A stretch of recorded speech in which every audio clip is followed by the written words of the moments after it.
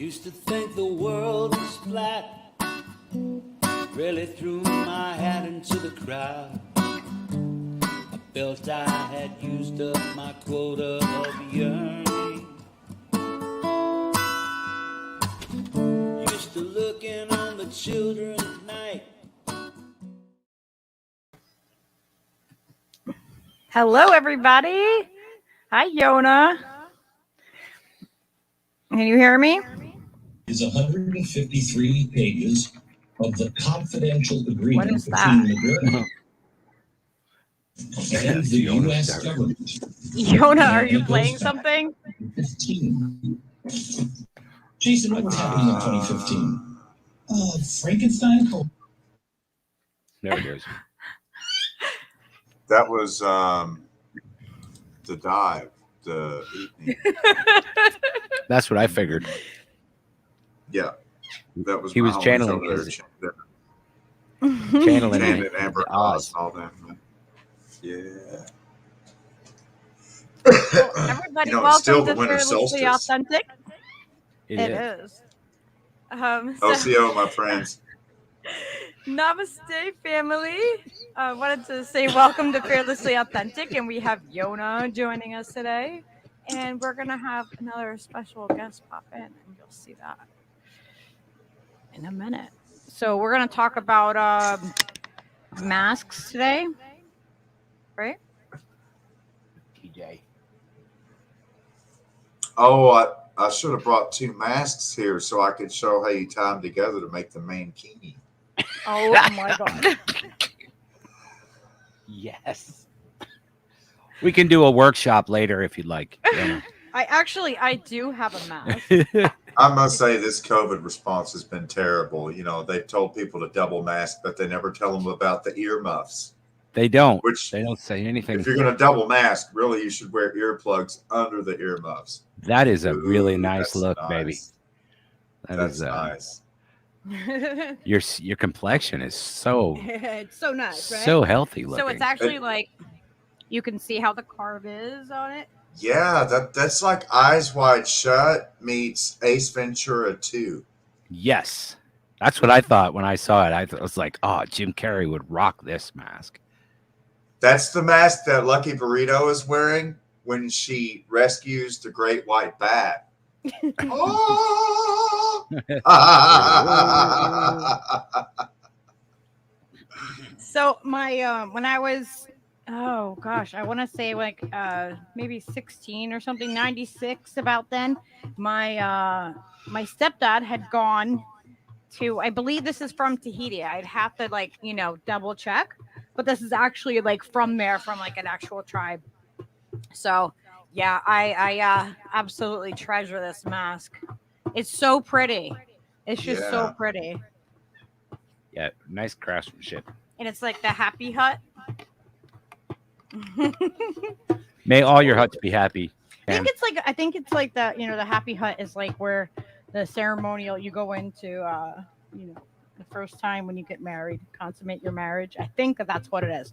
I'd have to look it up again. Well, that what hut is happier than that? So when they're needy in Tahiti, they get freaky in the tiki. Look out. Freaky in the tiki, baby. I love my words. I take words and my words make love with each other. They consummate, they congregate. It's a congressional act, I'm telling you. They do. It's a congressional act. That's what they said in the old days, Steve. We're going to make Congress. We're going to make Congress. Me and the missus. Taking the missus to K Street. Oh, I'm about to do some lobbying. Whining and dining. Who do we have with us tonight? Who we got? Who we got in here? I see Choosy and Charlie Brown. And Steve, that's how we got Steve Wolf, dude, phenomenal mysticism. Oh, yeah. And Yona and Steve and the Cutler. The Yona, and we got it turns out when it comes to Congress and corporations, the American Legislative Exchange Commission, or ALEC, it started out as like a yawn, and then the arm dropped over the back, and then it was like a back rub. And guess what, Lucky? It was more than a back rub. It was more. Yeah. Uh-oh. Yeah, and now look at the relationship with Alec in Congress. Like sometimes they even forget to remove the boilerplate shit on there when they read the first reading. Like, it's an abusive relationship. We, the members of insert name here, do declare. Excuse me. We need to make an amendment to that. Let me amend that. We need to amend some language here. We forgot to fill in all the blanks.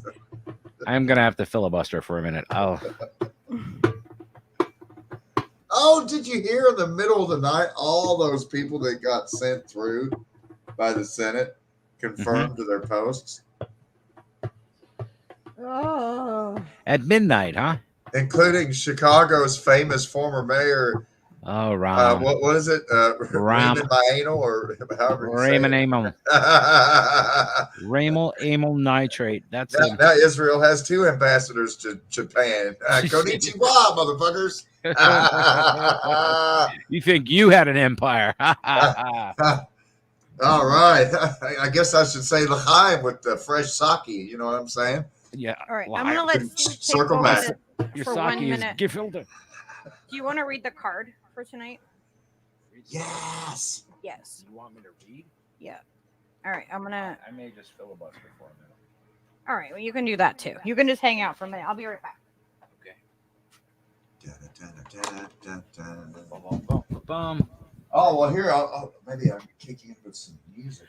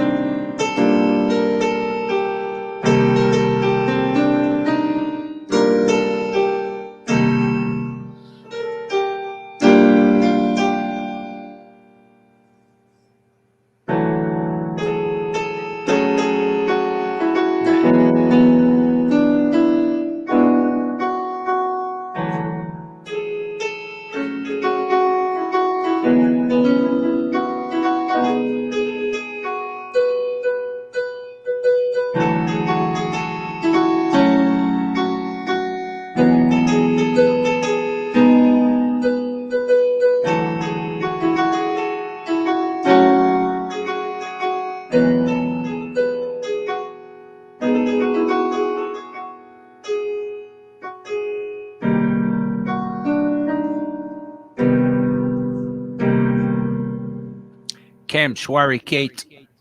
How are you? Nice to see you. Some nice modulation you got going there, Mr. Yuma.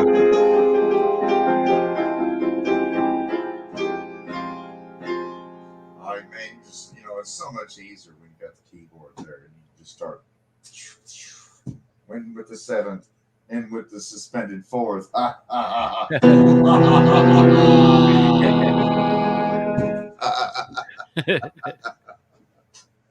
Just ripping it, man. Yes. I really like that Leo, man. That Leo song. Leo just demands the presence. He doesn't ask. Yeah. He demands. He demands the presence. I don't even have to explain to Steve. I don't even want to talk. I don't even have to say that. It just goes unsaid. It goes unsaid.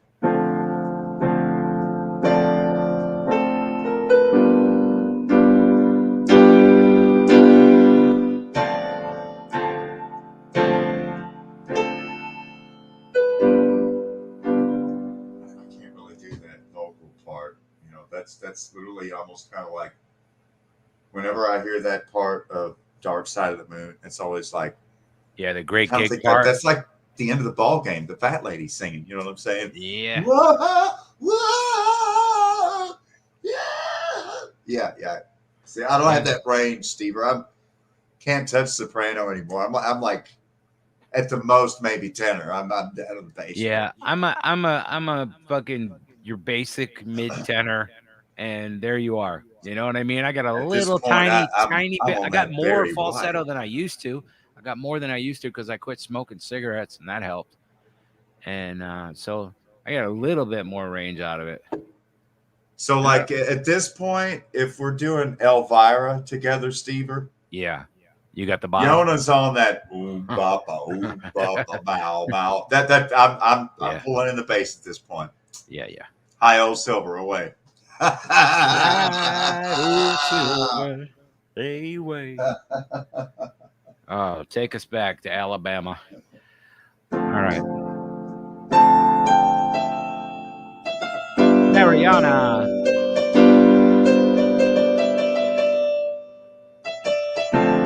Yeah, Yona got some chops on the boards there, Steve.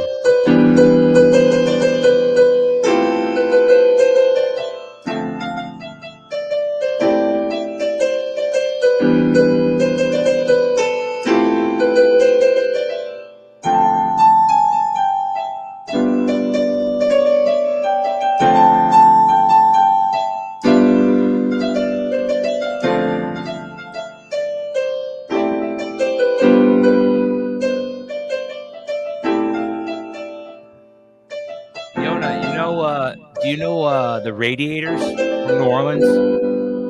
Heard Any of that? name before. The Radiators, the band, they were like a fucking cool ass bar band for like 100 years. They're really good. Really killer keys I've on heard it. of them in the Zydeco. Do they play any Zydeco? A little bit, but they're more like I don't know. They can do like all the things, like, you know what I mean? They could do like Afro-Cuban, they could do the fucking whatever. They can mix it up so well, and they cover things like that are just like all the best songs.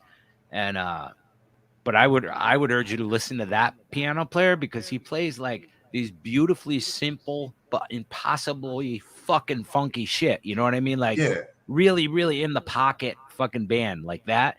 And well, see, I can see you have that. You have that what touch. warped So I'm me like, musically was good shit.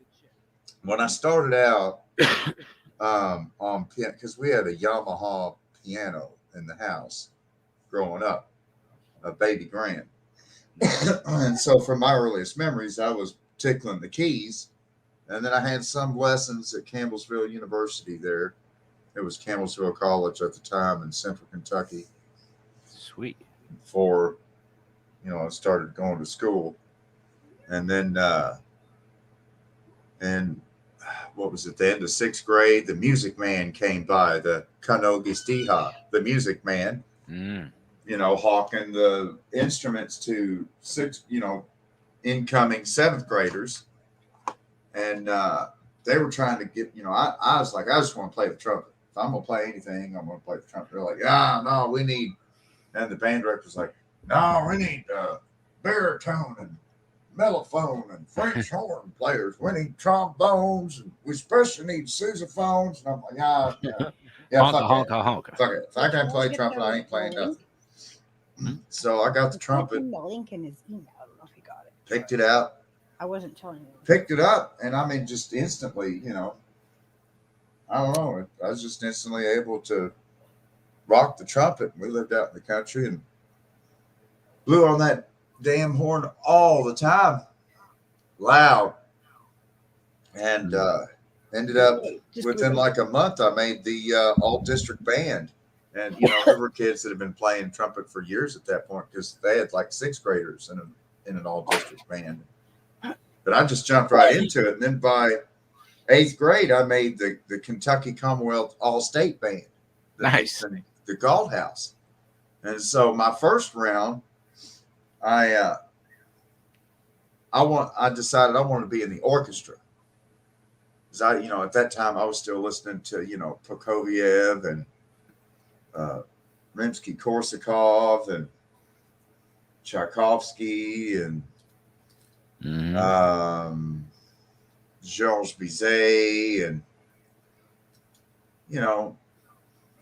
kind of, I don't know. And anyways, just a lot of classical music, right?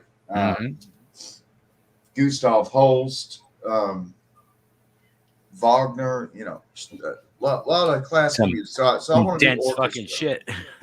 And then I got to play in the orchestra, and I was playing B flat trumpet, but sometimes it was for trumpet in C or trumpet in E or these weird fucking tunings, which meant that my ass had to transpose all this fucking music down to the right notes, as I found out real quick, getting screamed at by the conductor and shit. Right. I'm just a dumb. That's tricky. Man. The fuck I know. Anyways. Josh Davis. So then my freshman year, I make it back to Allstate, and I'm like, yeah, I guess I'll do the orchestra again.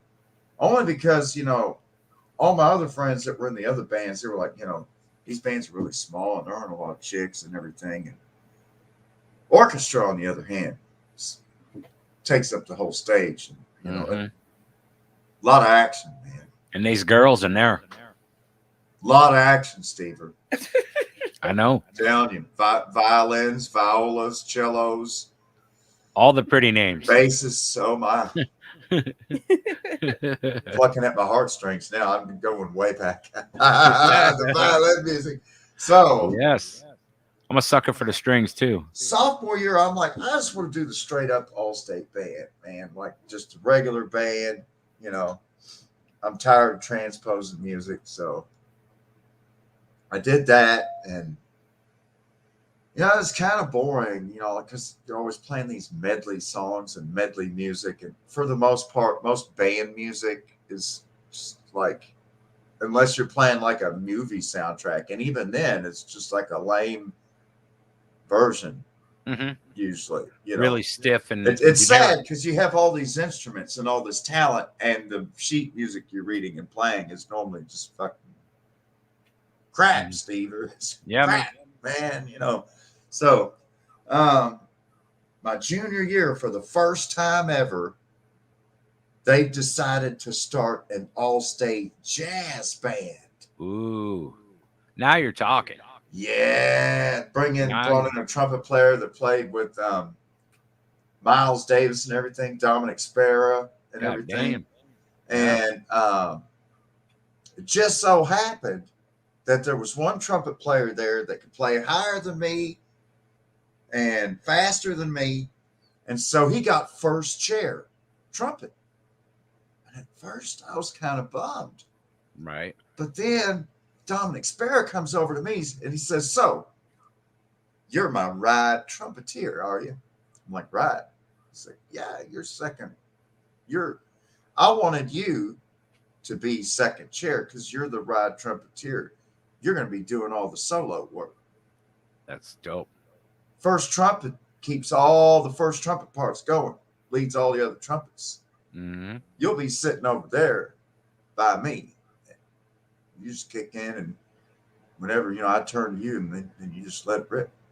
That's killer. I was like, oh, well, it's even more important. At that point, I'm used to playing out in the woods. I stage fright. I'm not used to being on display or people seeing my face. And the reason why I always did good in auditions and tryouts, because when you'd go to these band tryouts for district band or region band or state band, you only have like a gymnasium or a big auditorium or maybe the band room or something where everyone can go and get their instrument out and warm up, and they're all kind of in the same room, and it's kind of a mental thing, Steve, where they're all trying to psych each other out. And, you know what I mean? I don't know if you've ever been in that situation. I guess it's kind of a band geek thing because you're talking about the best.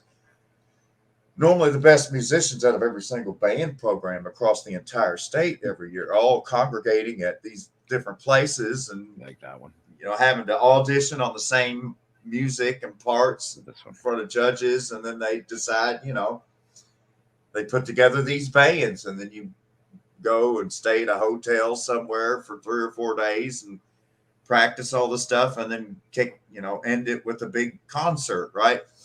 And so the jazz band, man. And then that's when I started listening to Porgy and Bess by Miles Davis, and then Via to Kilimanjaro, and then Coltrane, and then I went down the musical fusion wormhole, Stever. Yes, dude. And so it took my classical music your face. and added that pentatonic scale, and all of a sudden, yeah, man. Up a little bit. Yeah. It's so hard to figure all that in the right place. Wow. I can't see your hat though. I know.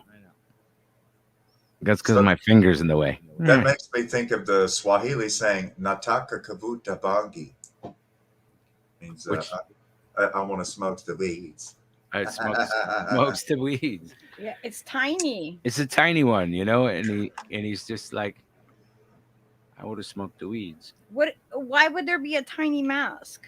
Well, after you salt the skull, it shrinks the head. You see. That's true. Oh no! At least he doesn't have human teeth. At least you don't have human teeth. All right, let me swap with That's you. a nice Lucky segue. Burrito, episode 214. Yoda teaches how to shrink skulls. Yeah, I don't know about that. Don't worry, that's believe you me, that premieres in the year 2029. Spoiler alert, you don't want to know what happens between now and then. Trust me.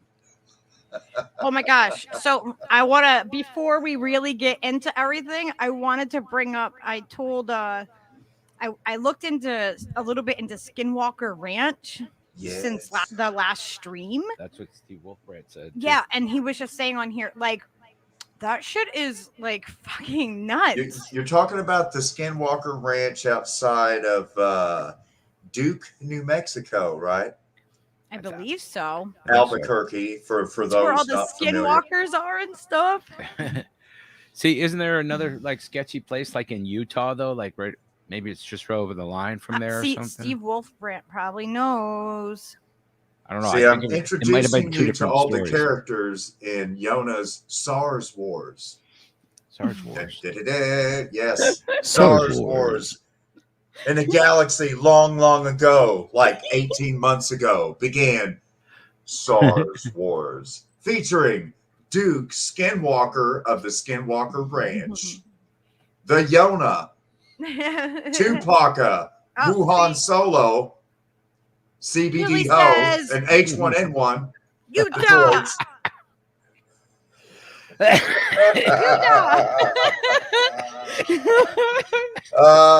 Welcome to Fearlessly Authentic, where we talk about ourselves and others in the third person. That's right. The more stoned we get, the more we do it. It is in Utah. Okay. Maybe it's also in Albuquerque.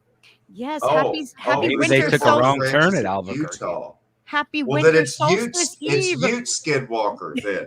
You Skinwalker. Ute, U-T-E. That's right, Utes. Really? Or a young person in Chicago, a Ute. A Ute. You know, a little shit. A little These shit. Utes over there. Order. That's funny. Man, I listen to Tony on that crime pays, but botany doesn't. Like, I watch entirely too many of those videos. They're fascinating to me, and I don't know. I don't know, like, what the fuck he all these things he's identifying. I don't think I'd ever be able to find them on my own and be like, hey, that's one of those beedle-deedle-deedles or whatever the fuck it is. Oh my God, Lucky. It's fascinating though. He's so what about fucking funny. on Oz just a second ago where they clipped out where Max called out Selwood? Yes, That was pretty good. He was kind of deer in the headlights. That's just wrong for a moment. And I kept hearing Funny Bot doing his awkward. And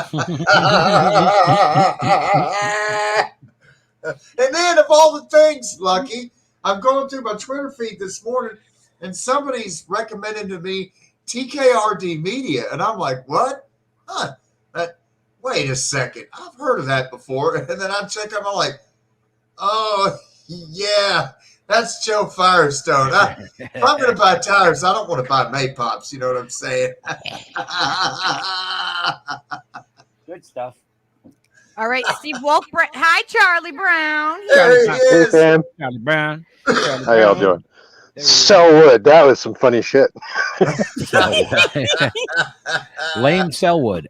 Dude, you were like a one-man troll factory on Rockfin lately. You were just tearing that shit up, brother. Loving He's it. fucking Dude, hilarious. what the fuck? What the hell was it you said yesterday morning in the Brown, shave your tank for justice. shave your buttocks for Wait, justice. are you on Graham Elwood's stream doing that? That is fantastic. Have you been trolling him? Not I. No, I was gonna say you said something else yesterday morning at the end of the Slow News Day stream. You were like just about to check out, and you said, "What the hell did you say?" You called Steve a mackerel-faced something or another. I don't know. It's so fucking funny. Mackerel face, No offense, Steve. I love you, dude. You're a good dude. Mackerel face Mac. Oh my god! Something, It goes back to the feeling like you get smacked in the face with a mackerel, like a yeah. So, reference. what was it, Monty Charlie? Was Python it you fish that dance. brought up? Did you bring up Skinwalker Ranch last time? No, I forget who that was. Wasn't that? Was it Steve Wolf, The hell dude? just happened here? Okay, he said he knows a lot about it. So guess what that means? That means You Wolf dude should come on and tell us. you're gonna come on the show. That's what that Righteous. means. You're gonna come on and like school us on that because Come on in there, Wolf dude. The water's fine. Skinwalkers. I think that's what's important is knowing as much as you can about. Well, here's the thing about Skinwalkers. Utah. You know what I'm saying? If you don't want to know about the Skinwalker, go to the Blue Rocks. If you're ready for the Skinwalkers, go to the Red Rocks. Go to the Red Rocks. God. That's right, Morpheus. Groot. so yeah. Who's psyched for the new Matrix movie? Come on. I never even knew there was more than like I wasn't one a or fan. two. Like I remember the first one, but I didn't watch like all the sequels. The irony is not lost on me now. Yeah, I got to see some of like the Hollywood. Just look out the premiere fucking thing window. That Occult Priestess was running last night, and the producer, director lady, whatever, the Wachowski lady, she was kind of looking like her hairdo was kind of like some cracked out looking Cyndi Lauper stuff. I was having vibes of the 1980s. Nice. Girls just want to have fun. Nice. Well, that's a positive image. I don't judge. Hang on, I mean, in my mind. Let me do this real quick before we get it into was everything. it was like Rastafarian Care Bear. Okay, so this is our Sure. fourth Wow. Oh yes, another card reading. I'm stoked. Yes. So wait, this isn't the right one, is it? No, I got the wrong. I think you read that one last time. Yeah, but I don't know if the back of it's the right one. Let me see. No, I freaking opened the wrong email. Oops. All right, hang on. Let me find the right email. We do it live, ladies and gentlemen. Yes. Hey, Wait, Charlie wait. Brown's Rebellion. I got a question for you, man. Isn't it always awkward when you hear? You wonder. I mean, I kind of wonder: is it self-censoring? Are they just saying that to like protect their YouTube channels or what? Like for example, when Jimmy Dore's like, now, we're not saying that it's totally bad because there's still some people that can get benefits from this, and if you're in the vulnerable category, and that blah blah blah blah blah blah blah blah. All right. I was fine, and I was injured, and I've had bad things, and so I'm done with. But now, if you and blah blah blah, and I'm always just kind of like, They just haven't caught up, man. Yeah. That's. I just think he's just like. He's behind the 8 ball with the YouTube and the fucking platform and all, and I understand that, but at the same time, you're telling people that you got injured. Why would you go a step further and continue to say, well, if you think it's going to be okay for you, you know what I mean? That just seems really half-assed. I get that vibe of an alcoholic housewife. I'm getting that alcoholic housewife of look, it beat me up real bad. I had paralysis in the leg and had to go to the hospital a couple times, but we got back together for a second round and they promised he wouldn't do it again. It's going to be better. It's my friend got a brain injury over it. My friend Graham. I got over the subcutaneous necrosis and thanks to the new medications, dealing with the effectiveness and the safety, it's totally. And so my neck still hurts. My old carditis is just fine.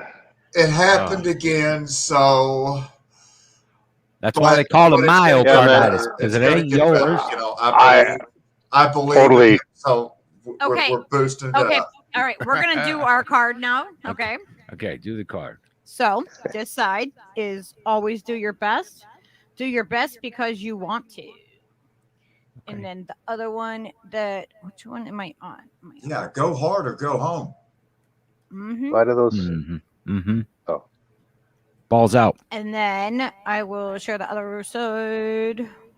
Go deep or go home. And that should be the fathom that. Oh, like bathymetry. Pathometry. So here's the back of our card. Don't use a P and an F in the same sentence, please. All right, Steve. Boys, hang on. I'm gonna let you go in just a second, and then you guys can go. Okay. Okay. Do your best when you are enjoying the action. When you are enjoying the action or doing it in a way that will not have negative repercussions for you. You do your best because you want to do it, not because you have to do it, not because you are trying to please the judge, and not because you are trying to please other people. That's a really good, lesson to think about. Do your best for you. Don't do it for anybody else. Wow. See, that totally ties into what I was just talking to Stever about when you stepped away. About a band geek thing where, for the musicians and band, whether you're playing clarinet or flute or oboe or saxophone or trumpet, there'll be auditions for honor bands. You can be in the region band or the state band or whatever. Sure, it's like that all across the country, and there's always the audition music that goes out ahead of time, so that for the most proficient players or those that are interested, they can, practice up on it and hopefully try and make the cut, right.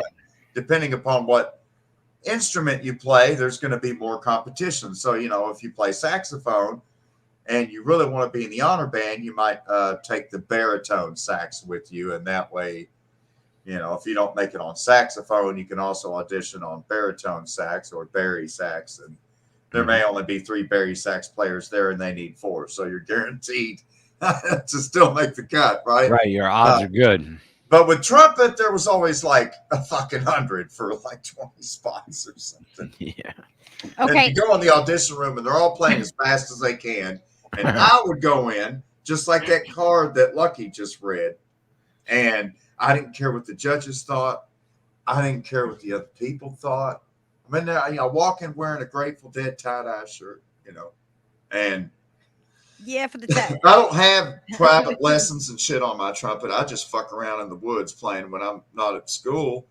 And so I learned how to play the Bugs Bunny theme and, Looney Tunes and Scooby-Doo. That's awesome. That's some jazzy stuff, man. Flintstones, baby. Right up.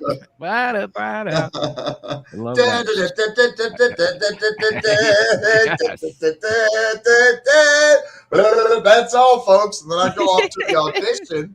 That's fucking killer. And I'm just fucking balls out, Stever, and boom, every time. I'm like ripping the top spot, and all these preppies are like, what the fuck is that? Hippie, man. What the fuck is that, man? That's all, bitches. It's like, he wasn't even serious. You don't even take this serious, man. The Roadrunner. He's stoned. Look at him. He's stoned. The Roadrunner was like the first cartoon thing that I started drawing in 3rd grade. That was my little thing. I got it down, and all my friends were like, "Can you draw me one?" I don't have a copy. I have no idea how good it is. It really was, but it felt like at the time, it was really good. I'm not going to lie. I've passed people on the road before, and as I was passing them, I've said, meep, meep. Me. I definitely have. I think everybody Maybe. should. Can we challenge The everybody? cars actually came. It was an option. You could get that little meep button. My buddy had a badass '68 Roadrunner. I used to call that thing the Rock and Roll Express. He'd get the freaking front end off the ground, go flying by, sick. meep. Funny as hell. My ex had gotten one of those horns that go wooga, you know, like a real old one, and he was like, "I'm gonna put that in the car." I'm like, "No, I will get like in fucking trouble for fucking scaring people." I would definitely. You will scare the paint off of people's cars with those horns. I got one other guilty confession here. While I'm giving guilty confessions. You know where this is he the winds place up to for the give them, pitch. though, you know, where the back glass has the back wiper and it's on the little. Welcome to Dirty Burrito After Dark, fam. You know, right on the steering column, you've got your little blinker stick, and it's got the little controller for the back windshield wiper. Yeah. And you know, even if it's not raining, it's totally dry. I pass somebody, if I've already meat, I'm going to hit the wiper when I pull back over the lane. You know, just because, like, you know, that's just being thorough. I think. You know, I'm waving. Exactly. I'm waving to you. Bye. Yes. Bye. It's safer than sticking your whole self out the window. You should have like a little string that you pull, and it goes. You have a little like. I think I've seen a little one thing of that those. shows up. It like drops Little bird down. comes up in the back window. That would be great. Why hasn't anybody invented that yet? Because I just thought of it. That's why. Hello. Come on, let's get on that. I learned that with my top lit up with the phone number and the pizza establishment on top of my vehicle, that, you know, when I would flip the bird, by the time I got back to the store, my manager already knew about it. So, because, you know, Karen has been a fellow motorist with me on the road a couple times. And she called and she called manager Charlie Brown.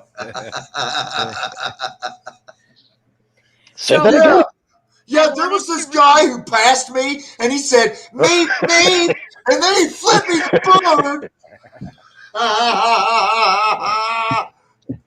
I want him fired. I demand 30 days in the hole for you, sir.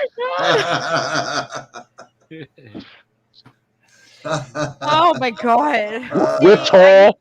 I need remains this. to be seen. You guys, I need this. This is like, you know, this is how I recharge my batteries, and I feel better. I come on here with you guys, and you guys make me fucking laugh.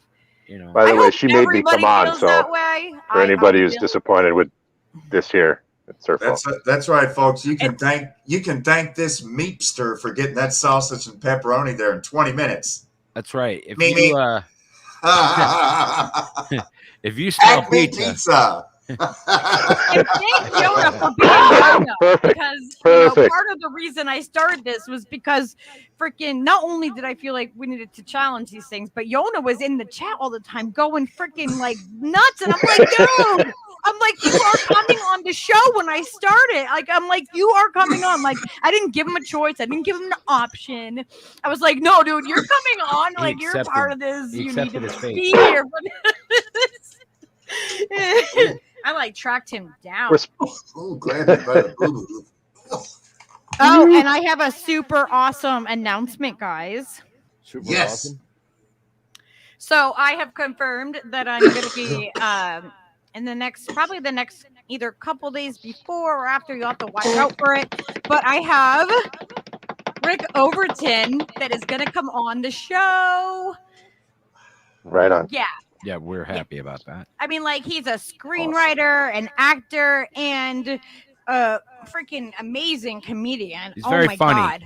I think ideally, if we had Yona and Rick Overton on at the same time, you guys could probably just riff until, 3-4 a.m. and it would be really funny. Rick Overton is the Overton window to my exactly. That is the Overton window. That's right. Exactly. There it is. He is the and moreover, person. I was just gonna say, he seems like a really good chick. He is. He reached out to me. Like, he contacted me. And so, like, I was just like, blown away by the conversation we had. We talked for like, I don't know, probably a good like hour and a half or something on DMs and stuff. And that like first time that he contacted me, and like so yeah, like we're gonna so yeah, he wants to come on. He's excited, I'm really excited, and We're all super he's excited. just a really awesome like Stoked. human, you know what I mean? I love his work that he does, but that doesn't matter as much to me as much as like the person themselves and who they are, you know. You know who else is really cool that might be listening? That's right one now? of the reasons I love you. You're awesome. Is Jim from the Rockfin chats. Yes, Jim from the Who's Rock. Jim? Yes. He was playing piano along with you reciting all this history and stuff, like these pieces, dude. It was fucking Our incredible. conversation, I got he was like playing I got recordings I want to fucking in time with when like live, like we were talking and he's playing and recording at the same time, So, like- as he's playing piano along with us. Oh, cool. yeah, it's a very like an improv piano, during very the conversation. documentary, like, you know. Ooh, you remember Fucking that last album live. that Jim Morrison did where he's just kind of like doing the Yeah. slam poetry? American Player, yeah.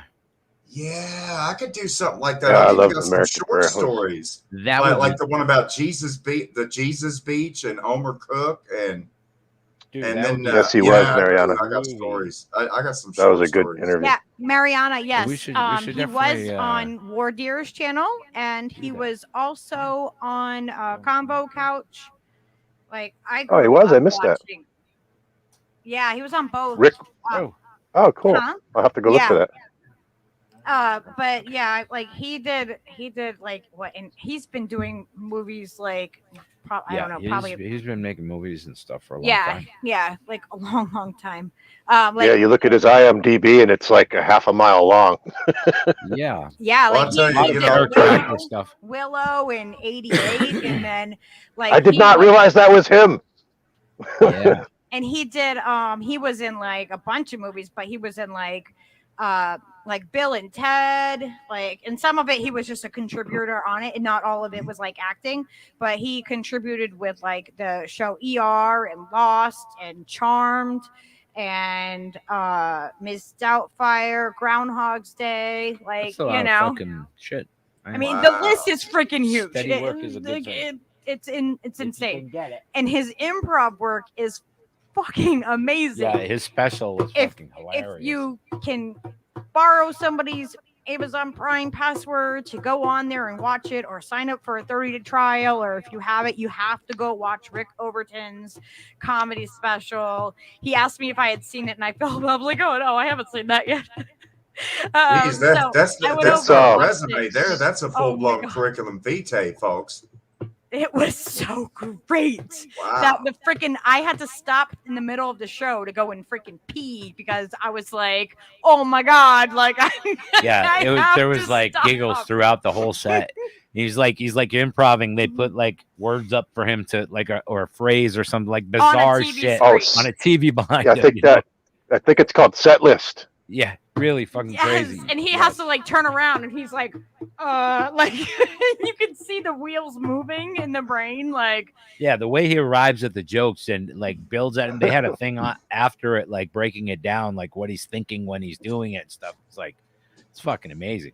That's what I love about the Rock Fan chat, because, you know, whatever show I'm watching, like, there'll be things that are being said in the chat. There's already threads to whatever people are joking about. And then there's always a way linguistically with some type of pun or some type of jingle or something to work in the farce, to work in the satire. To me, it's just linguistically meaning, you know, on a different level. That is the best shit. I love that. Yeah. here we go. The Legend of Yona Groves. Yes. SARS Wars. So yeah, we are definitely gonna have to look into the Skinwalker stuff. I know we just circled away from that and came back, but went back. Okay, yeah, you know what I mean. I'm stoned. That's the answer. It's always the answer. That is the answer. Master Skinwalker, use the farce. You must use the farce. The So farce yeah, is if strong. you guys should definitely check out Rick's thing. Like, he is such a cool human. Like, outside, you know what I mean? Outside of his work, he's just like he's a kindred spirit. You know, definitely. I like his voice too. He has a very there's something really distinct about his voice. It's I don't know. Yeah, he has like a real radio friendly voice, like a Rick Overton gives me giggles. He gives me the piss giggles. He does. Yes, man, big that's time. why I had to stop. Like, oh my god! So that night, he was like, "Oh yeah, will you go over and check out my thing, or let me know what you think, or whatever." Like, I was like, "Oh yeah, I'll go watch it." And I go upstairs, and the fucking remote control's not working. And I'm like, "What the hell?" I'm like, it like started. I got Rick in the search, and that was as far as it went. Okay, and I'm like, "All right, well, let me take these out and just sometimes I just gotta like take them out and like make sure they're clean and put them back in." No, they don't fucking work. I'm looking all over for like We need clean battery. power. I'm checking the fact like the one of them is a rechargeable, so I'm like, what the hell? I'm like, it's fully charged. Why is this not working? Usually, if you have at least a fully charged rechargeable in there with another battery, it will still work. It's just a remote control. It's low battery voltage usage. You know what I mean? Like, and nothing would work. And I'm searching around. It's like 20 minutes in. Like, I'm like resetting the freaking TV and everything. I'm like, okay, oh my God. Like, I am committed. I look at Steve. I'm like, I am committed. Where the fuck? There's got to be you have to have some batteries over there somewhere. Get me some batteries. And he finally did. And it worked. And it was, oh my, I don't think I wasn't laughing at like anything like the entire time. And then at the very end of it, there's like even after the show is done, they like him and the writer for it and the director, like they all kind of sit down and they like go over like where his mind was at when he was doing it, and it's fantastic. It's really, really funny. So I think everybody should go over and watch that and look out for when I will let everybody know when I schedule it with him. That is so cool. Yeah, he is such a sweet guy. Like, seriously. That's awesome. Yes, it is a full moon. And if you don't know who his dad is, you should look him up. His dad was a jazz player and his mom sang. I forget the exact stuff. It was, oh my God, I should know this. I think it was like the Lollipop song. Lollipop. Oh yeah, and there was a few others too that were pretty notable. Yes. I have a idea to bounce off of Stever here for the motion picture soundtrack to the Jonas SARS Wars. Okay. I'm a big fan of Metallica Master of Puppets, but I was thinking right on. we could have an Ewok cover band and call them Andorica. I bought the Ewok that would movie. would rock and be super adorable. Listen, featuring Kurt Widget on the main guitar solo. This is really important. That's right. Chop your breakfast out on a mirror. Listen, this is really important. Steve did not know about the freaking Ewoks. What do you mean? What? You didn't know about the Ewoks. I knew about it. No, you didn't. You didn't know that there was a movie. I didn't know the Say movie. hi. There's an Ewok movie. If you guys have not seen that, you should. I'm not in the Lucas cult quite deep enough to have known that there was a couple of Ewok movies made. That's like a full-length motion picture. Don't forget the Christmas ever watched special. it is fucking bizarre. It's best if you eat acid first. In my linguistic circles, I know other polyglots. Sorry, they can't hold a candle to this dude right here. Languages, and some of them have studied Klingon, and I've always thought to myself, the only language that I would ever learn that's not really a language would have to be Ewok. Yeah, because just the cuteness factor alone is, it's gonna. I bet Lucky knows the raise Ewok song. your I bet you've heard that Ewok song. It's awesome. It's a very, very jovial, jubilant Ewok I probably celebration have, song. but I don't know it. Ewok- No, I'm pretty sure it's just there's score to the movie. Yeah. Yeah, Oh, now we got to find it. yeah. Now we have to find it. Oh my God! Come on, you. Poops. Oh, the one at the end where they're all celebrating. Yeah. Did you see That was awesome. It's, some really good drums in there. See, it may be. They may be one and the same. Let's see. Did any of you guys see that the Star Wars Christmas special from back in the day? Am I going to piss off? I believe I watched it. I believe I watched it on TV. Spaceballs. I have that movie on DVD. I'm pretty sure. I have not watched that movie. That'd be like 1978, maybe. Probably. Yeah, I think it was like the year they were really trying to. That was really the whole start of the trend of capitalizing on film and all that. It seemed. Yeah, I'm pretty sure that Christmas special was like 78 or 79. It is not. I can confirm it is not the Ewok celebration song. It's something else. Oh, it is. Did you see that? Is it just like the folk music-y stuff at the beginning? I think it's Yub Dub, maybe. Yub Dub. Let's see. Oz Whistle says you got a black and white cat. Woo! I love those cats. I don't know if that was exactly how he was saying it, but that was my interpretation. Right on. It was my interpretation of the assumption of how Oz might say it. Yeah, there it is. Although that was pretty much. You're right, Steve. It was 78. I found it. 78. Yeah. Yeah, you were right, man. Oh my gosh. I was 10. Ewoks are a lot like wombats. Lucky, do you want to play that? It's called Perry Grip. PARRYGRIPP. Perry Grip. Yub Nub. It's even got Ewok subtitles for those that are not fluent in Ewok. Oh, that's handy. Okay, what am I? I know, right? Now, to get the English version, you'll just have to go to your settings on YouTube and go to Ewok English, and that should take care of it for you. Yeah, not a problem. Google's got the Unicode for Ewok. Worry not. Worry not. Back me up on this, Charlie Brown. Didn't the Ewoks do their Unicode submission to Google's? I don't take your word for it, brother. I bet they did. I wouldn't put it past them. Well, I don't know. Actually, Oz, yes, he does. Weren't all the Ewoks wiped out by wasn't the planet Endor destroyed by the Death Star? Yes. No, that was no, not Endor. No, it was Tatooine. No. They saved Endor from the Death Star. Yes, right? They saved Endor. I'm pretty sure. Thank God.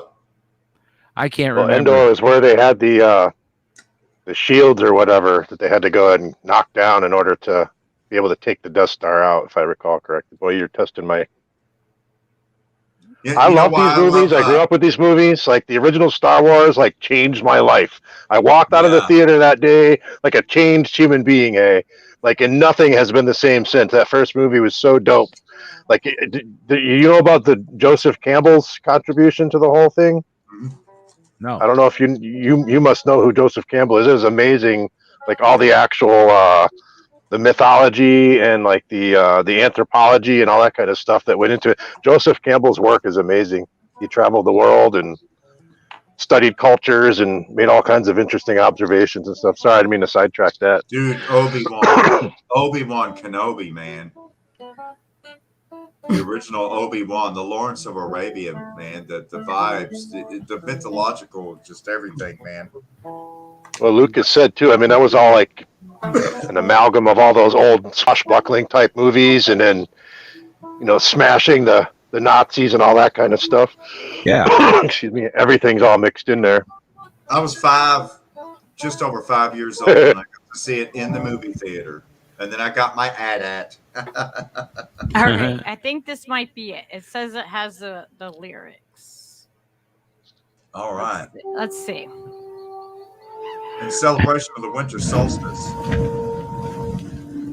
I don't know. It says the lyrics I heard. I don't know. Oh yeah, that's right. Range control. That's right. She said Tatooine, and then they said, "Oh no," and they whacked Alderaan anyway. You're right, because they were in proximity to Alderaan at the time, right? Hey, Lucky, that's not it. No. It's by Perry Grip, PARRY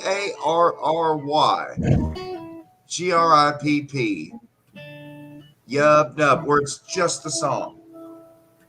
Okay. Just the song. Like Perry, like Katy Perry, PARRYGRIPP.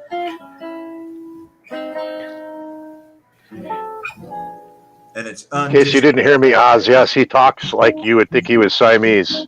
And when he wants his treats, he really won't shut the fuck up. That's cute. But I love it.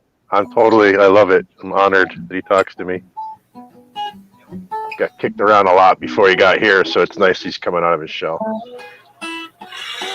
Yeah, I just put an Ewok Yub Nub and boom, it was the very top thing that pulled up there. It's like 189,000 views. You can you share it from your thing if you have it? Yeah, I think so. Let me see here. Like this brought me to freaking, I don't know why. It brought me to Yahoo, and then I had to go to YouTube, and it wasn't like my regular YouTube. All right, so share screen. Yeah. Like this brought me, I don't know why. It brought me to Yahoo. Whoa. All right, here we go.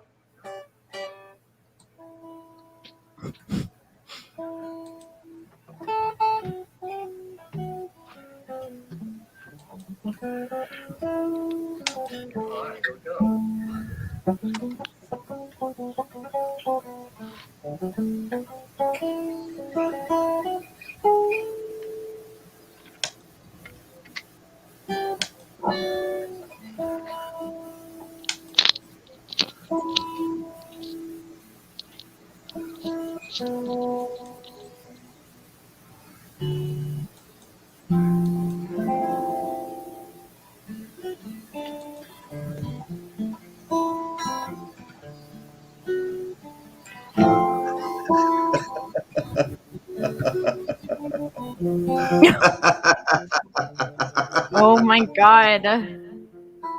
Is this playing? Is it working?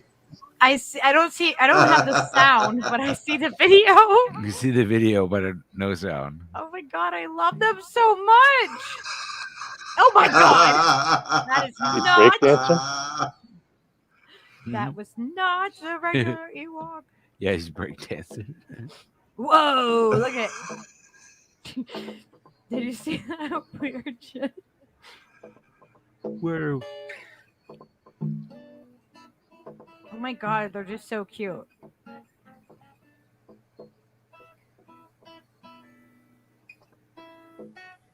That's not normal. It just keeps hanging up there. I don't know if I got it to work right or not. Was it working?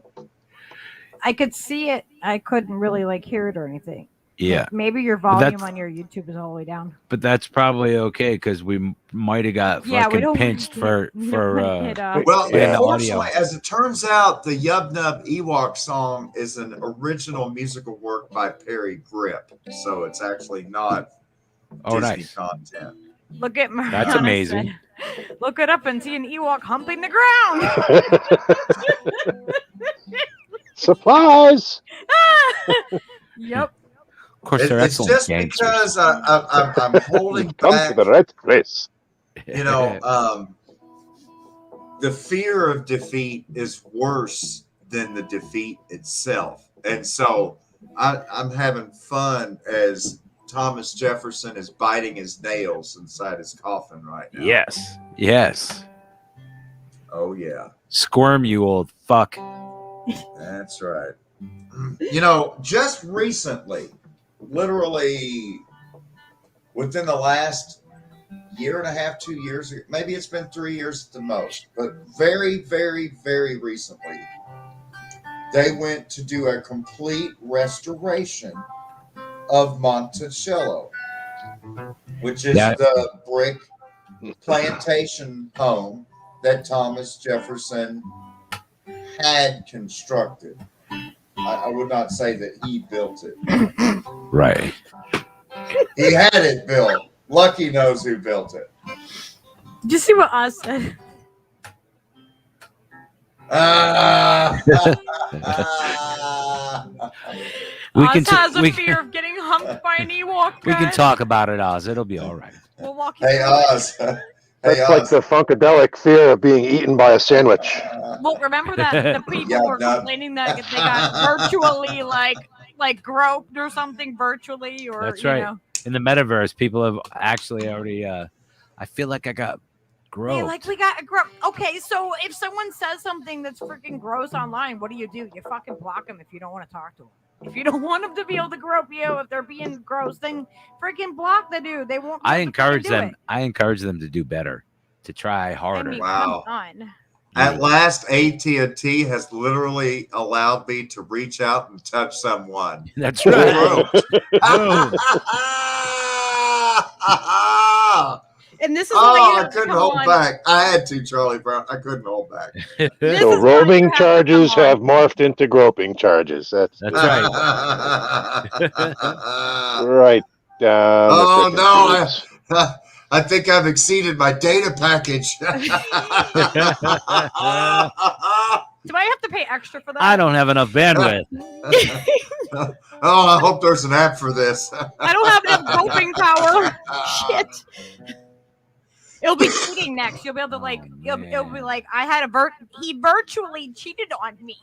Oh, so anyways, like within 2-3 years ago, they're doing a complete extensive overhaul renovation of the Monticello estate. Okay. And as they get into Thomas Jefferson's main office, and they're like removing the wallpaper and stuff and getting down to the lathing strips and horsehair, that the walls are made of, they find a secret door, Lucky. Ooh, a secret door. And the plot thickens. We need and so they go down this wooden spiral staircase that's behind this like little half width door that you have to turn sideways to fit through, right?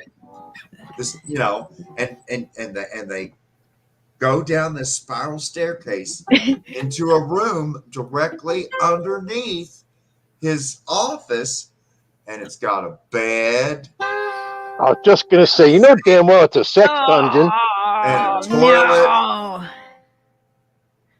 And it's still got the chains where she's chained to the bed. Because, you don't want your 12-year-old help to get away, Do not bring a blacklight down there. Like a father-in-law his concubine, So I don't know. Is that evil. Sexual harassment because he's the employer? Is that property abuse because he's the owner? Is that pedophilia because she's 12? It's probably all. I think because he may have also been her father. All of the above. You're gonna have to use the back of the sheet for this list, man. Christ take. Oh. So anyways, they found this cool passage to this cool, little fuck room.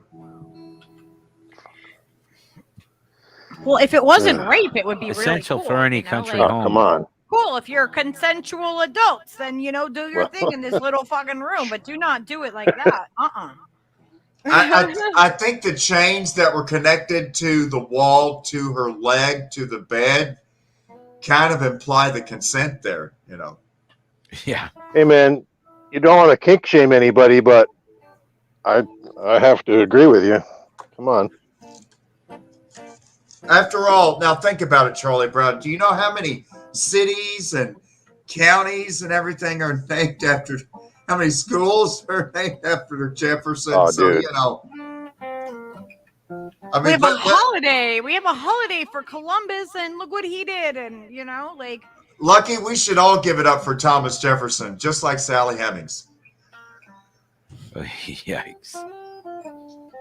I mean, hey, the boss is right upstairs up that spiral staircase. You know, when you hear that rapping upstairs, you know it's freaky tiki time. Oh my god. Somebody's hand is sore from writing the declaration. It's time to pound it out. Whoa. You know what I'm saying? Whoa. Yeah. Oh, whoa Oh my now. god. Hey, has anybody seen Jefferson Nickel here? Where he at, Jefferson? Ah, there he is. My nickel, Thomas Jefferson. My nickel. Where's That's right. Thomas Jefferson? Oh, he's down in the basement. Tommy's in the basement, writing up the government. It's Oh man. guys. And like, then the awkward thing when the African American descendants of slavery, and they go and they actually all come together and they submit their DNA, and the results come back, and they get DNA from the white bloodline descendants of Thomas Jefferson. Right? The show wasn't called The Jeffersons for nothing, right? Drum roll! Out walks Maury Povich. oh with my Thomas god, no Jefferson fucking Manila folder, Charlie Brown. Boom! It's You Manila are the folder. father! You are the father. And it's literally an ebony and ivory family reunion. what the Loving it. Beautiful. If you think about it, Thomas so messed Jefferson up. I don't literally think about brought together all races and all ages in the same workspace. The same workspace. I told you I'm gonna. I just Equal opportunity abuser. Flying elbows. Fuck. Oh my god. At least we get it with some laughter, you know, like. Well, you know, we got this Ghislaine Maxwell trial going on, and they're like, it's just terrible what these rich people were doing with 12-year-olds. And I'm like, oh, you mean like Washington and Jefferson and maybe like every Adams fucking and Monroe. Founding fathers. like The all the founding entire fathers. Catholic Church, guys. And like everybody in Washington, So- D.C. in the Beltway area of, you know, for 200 years. Sure. If you think about it, though, right? So, like, it's this open thing that the church is abusing children, has buried indigenous children in mass graves. All this happens, and they're somehow not a cult, and they're beneficial to the community, so they're tax-free. That is not Pillars beneficial. thereof. And why no do less. people keep bringing their children near people that are known fucking pedophiles? Well, like that one story I saw Crickets. with the CNN editor, where the stepmom like flew from Nevada to Massachusetts to meet the CNN editor guy, and then I think it was like $3,500. So, you know, that's a lot of money, right? You know, that's a lot of money. To me, it's a lot of money. I don't know. You know, how, especially you know. when it's not you that has to do all the sex work, but you know, the 13-year-old child that you're responsible for. Oh my god. Oh my god. Yeah. Turns out that's a crime, and she was arrested, and now the CNN guy's been arrested too, because you know, turns out that's a crime. Although she was arrested 18 months ago when she confessed to it and told them all about what the CNN guy did, and then 18 months later, they decided to finally arrest the CNN guy too. You know, after Cuomo was king, you know, because he worked on Cuomo's show. Yeah.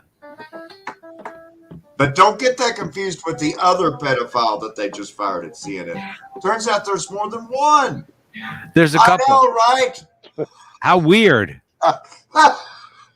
How It weird. seems like these kind How of like strange. there's something happening, guys. Like they're all kind of like gathering together where they know they're going to be like protected somehow.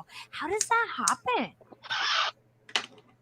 That's definitely not a conspiracy. I'm thinking more They collusion. congregate. How come like gym coaches and things like, football coaches across the country, there's always a scandal like every fucking 6 months. Why is that? What do you think causes that? You don't think it's the kids, do you? The internet. Yeah. Not like this shit wasn't going on all the time. No, just the fact that you know about it now, it's always gone on since the beginning of time. Yeah. These predators get jobs in those fields where they're close to children. Where they're protected too. Where they're protected. It's because we're defying the gatekeepers and we've retaken control of the First Amendment and exercising free speech. I mean, after all, go back to the pamphlet Common Sense that was authored by Thomas Paine. It was one of the main motivating literary works for the American Revolution. Right. Common Sense by Thomas Paine. He wasn't a published author, It was viral thought. Yeah, and it was the thought that went viral, and they weren't entire books; they were just pamphlets, And in that revolutionary period, there were all types of writers and pamphleteers who never wrote under their actual name. Right. They all had pen names, pseudonyms. Right. Like Horatio and Lucretius and Maxwell. Lots of Greek names. Charlie Brown. Sure, Charlie Brown. And sure. And so it's ironic to me today to see people, like a certain sect of people online, saying that when you're online, you should have to, give you should have to use an email address with your legal first and last name from your driver's license. And you should have to use your social security numbers, your password. Fuck that shit. You should not be able We're to. supposed to walk around with shirts with our names on it now out in public too, and you speak to somebody. Good grief, hey. I think there's some Hello, grandmas my that name is. There's some do they grandmas call that might that? have like that iron-on thing. You know what I mean? Like where they we can just iron it on for your shirt. I'm Nancy. I live on 12th Street. What does your name matter? Like it doesn't matter. You could use a normal sounding fake name too. Yeah, though. pseudonyms have worked for centuries. Well, I mean, come on. Name, What business is it of anyone else's? Quite frankly. Yeah, there's certain circumstances. You can legally change it. Certainly. Like, what does your name mean? Like, all it is a label of how to identify you, but that doesn't mean if you know somebody's real name. Doesn't mean you have to keep the same one all the time. Like from now on, I want you guys to call me Ricky. Now here's the thing about it. When I first began reading the pamphlets, I was on the other side of the coin. And I thought, this shit by Voltaire is so dope. Why didn't Voltaire use his real name? Right. I love this shit. I love this shit that that these guys are writing, but why are they hiding? Why are they hiding? Because it takes a while to unravel your mind from all the propaganda and the bullshit that you're subjected to in the United States. You're telling me a little bit easier because I lived in the woods and I did a lot of reading from books, and so because I limited my exposure to television so much throughout my life, I've not had as much to unlearn. Lucky. And on the other side, I've learned a lot from elders and from. So anyways, it's fascinating to me. These people that were like, well, if you don't have anything to hide, then you shouldn't fear people knowing who you are, and you should be able to be held accountable. And anyway, so I was on the wrong side of the coin. It wasn't until I began to learn about logical fallacies and, ad hominem attacks and, reductio ad absurdum, how many pins can dance on the head of a needle, and, right. Red herrings and ad hominem, all these different logical false flags.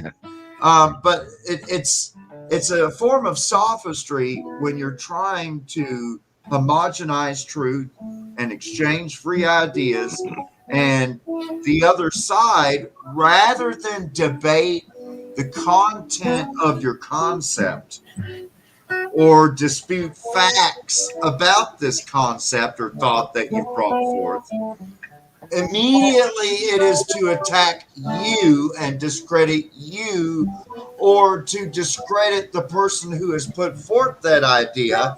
Again, all to avoid the actual idea. Obfuscation, deflection.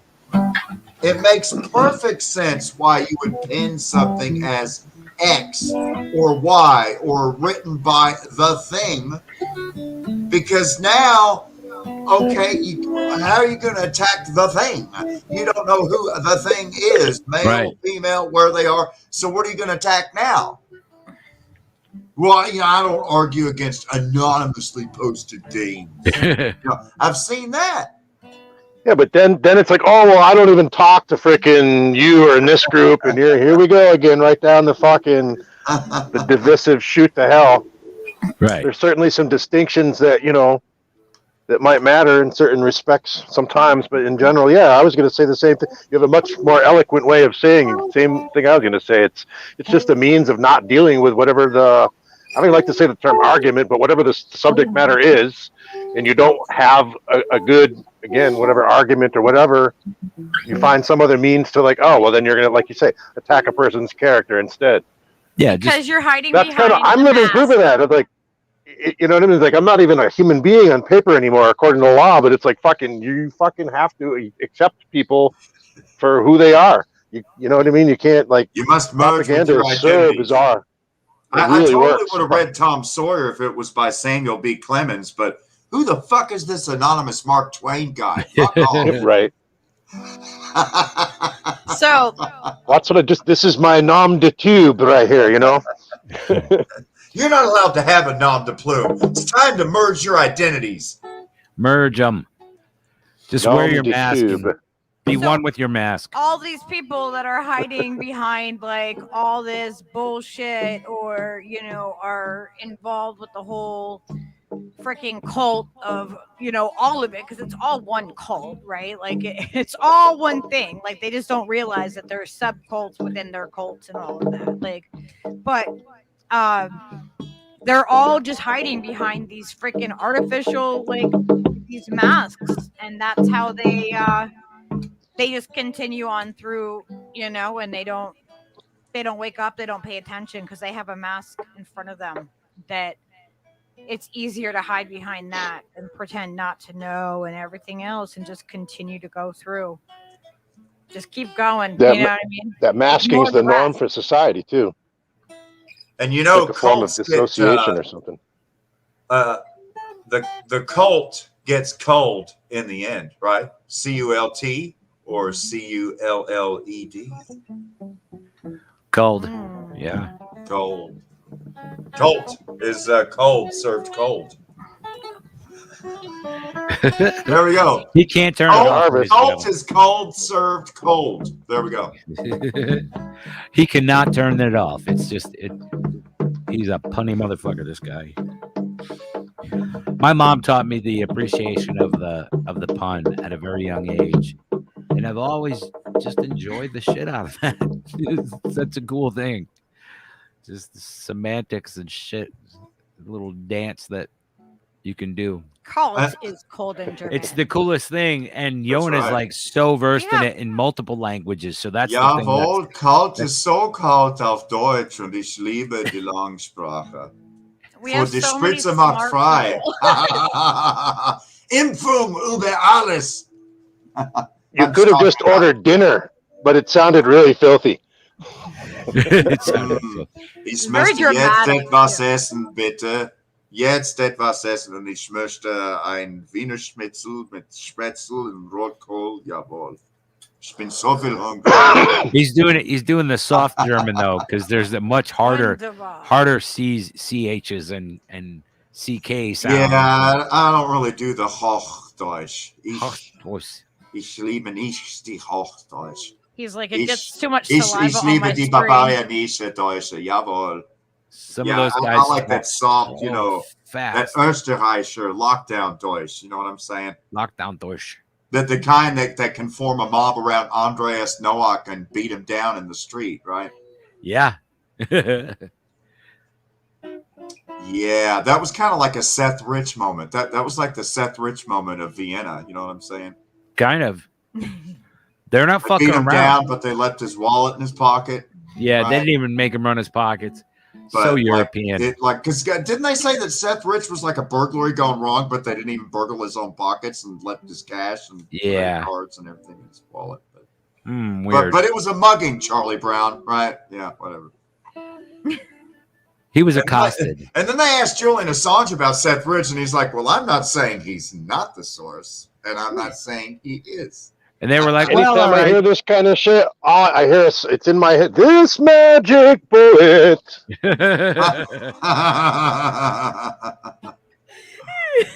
Oh my God. I can't get Ewok Yoko. It's like the same old fucking story. Ewok Yoko. All I got is like fucking. I see Killery with the screaming face. Und Gesundheit und gar nicht Krankheit, ja? I scream when I see her face. Prost. Wow, I didn't know I was going to dust up. I didn't know I was going to dust off the Deutsch tonight. That's what we call in Cherokee. Ani Deutscher geworden ist. Well, danke schön. I wouldn't make a Scandinavian like horse, like carve it out of wood. But all the wood I have is so hard I cannot do that. Like what do I have? Like oak or something? Yeah. The one I chopped down. Yeah. You should make a Norwegian horse and call it a Norse.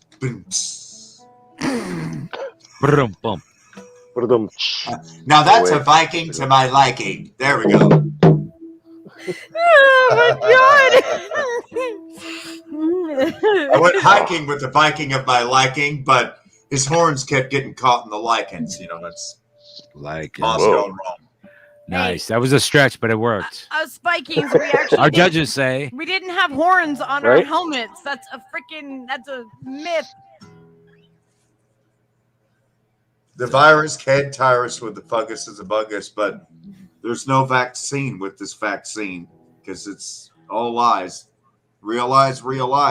Listen, you might get a cold feeling like thing, and so you better get something that might make it worse than that. But you might get a headache or a runny nose from the Omicron. But so, like you could think you're having just a headache because. But if you ain't got the vaccine, you could get a myocarditis or something cool like that. But I mean, did you guys see Jimmy Dore tonight? Yeah, I was checking it out there for. Did you see him read off that spiel on the yellow card someone had written up? It went from it was like the 12 doses, the 12 jabs of Christmas or something like that. It was fucking. The 12 jabs. It wasn't quite that, but it was Jesus Christ. That's great. There was a nice turnout in London yesterday, I guess. Was it London yesterday or the day before? A good couple 100,000 people, I think, in London, yeah. Saturday. Good, man. Peaceful. Yeah, they're not playing in certain places, man. They're just like, fuck you and your mandate, fuck you and your mandate. And that's what it's going to take. It's the commonality thing, man. More people can be pissed off about that thing and being fucking broke at the same time. We could change some shit. Well, it's definitely coming in waves. Yeah. And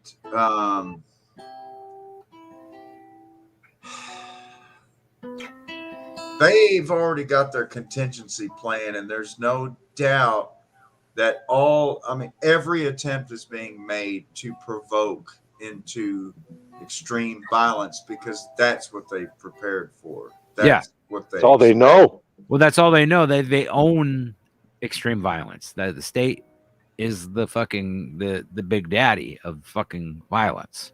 But here's Didn't John Lennon say that the only thing they understand is violence. They don't understand love or humor. Yeah. This is the thing about what they've not considered. They don't treat their own water. They don't treat their own sewage. They don't grow their own food. They don't haul their own supplies. They do none of those things, the powers that shouldn't be. There is no need to engage on their kinetic level of absurdity. No need whatsoever. Yep. Everything that they require to live, we provide to them every day and every night in this great country as we work ourselves to fucking death. Yep. The cash cow says moo. Period. Moo. Fuck. Okay? Jeff Bezos ain't driving none of these fucking 48-foot long and 53-foot long trailers with a dick painted on the side. Says pride. I'm going to show you something. Wait. Bill Gates doesn't fly the planes that hauls his crates full of Microsoft software around the world. You're right. This is the London protest. Okay?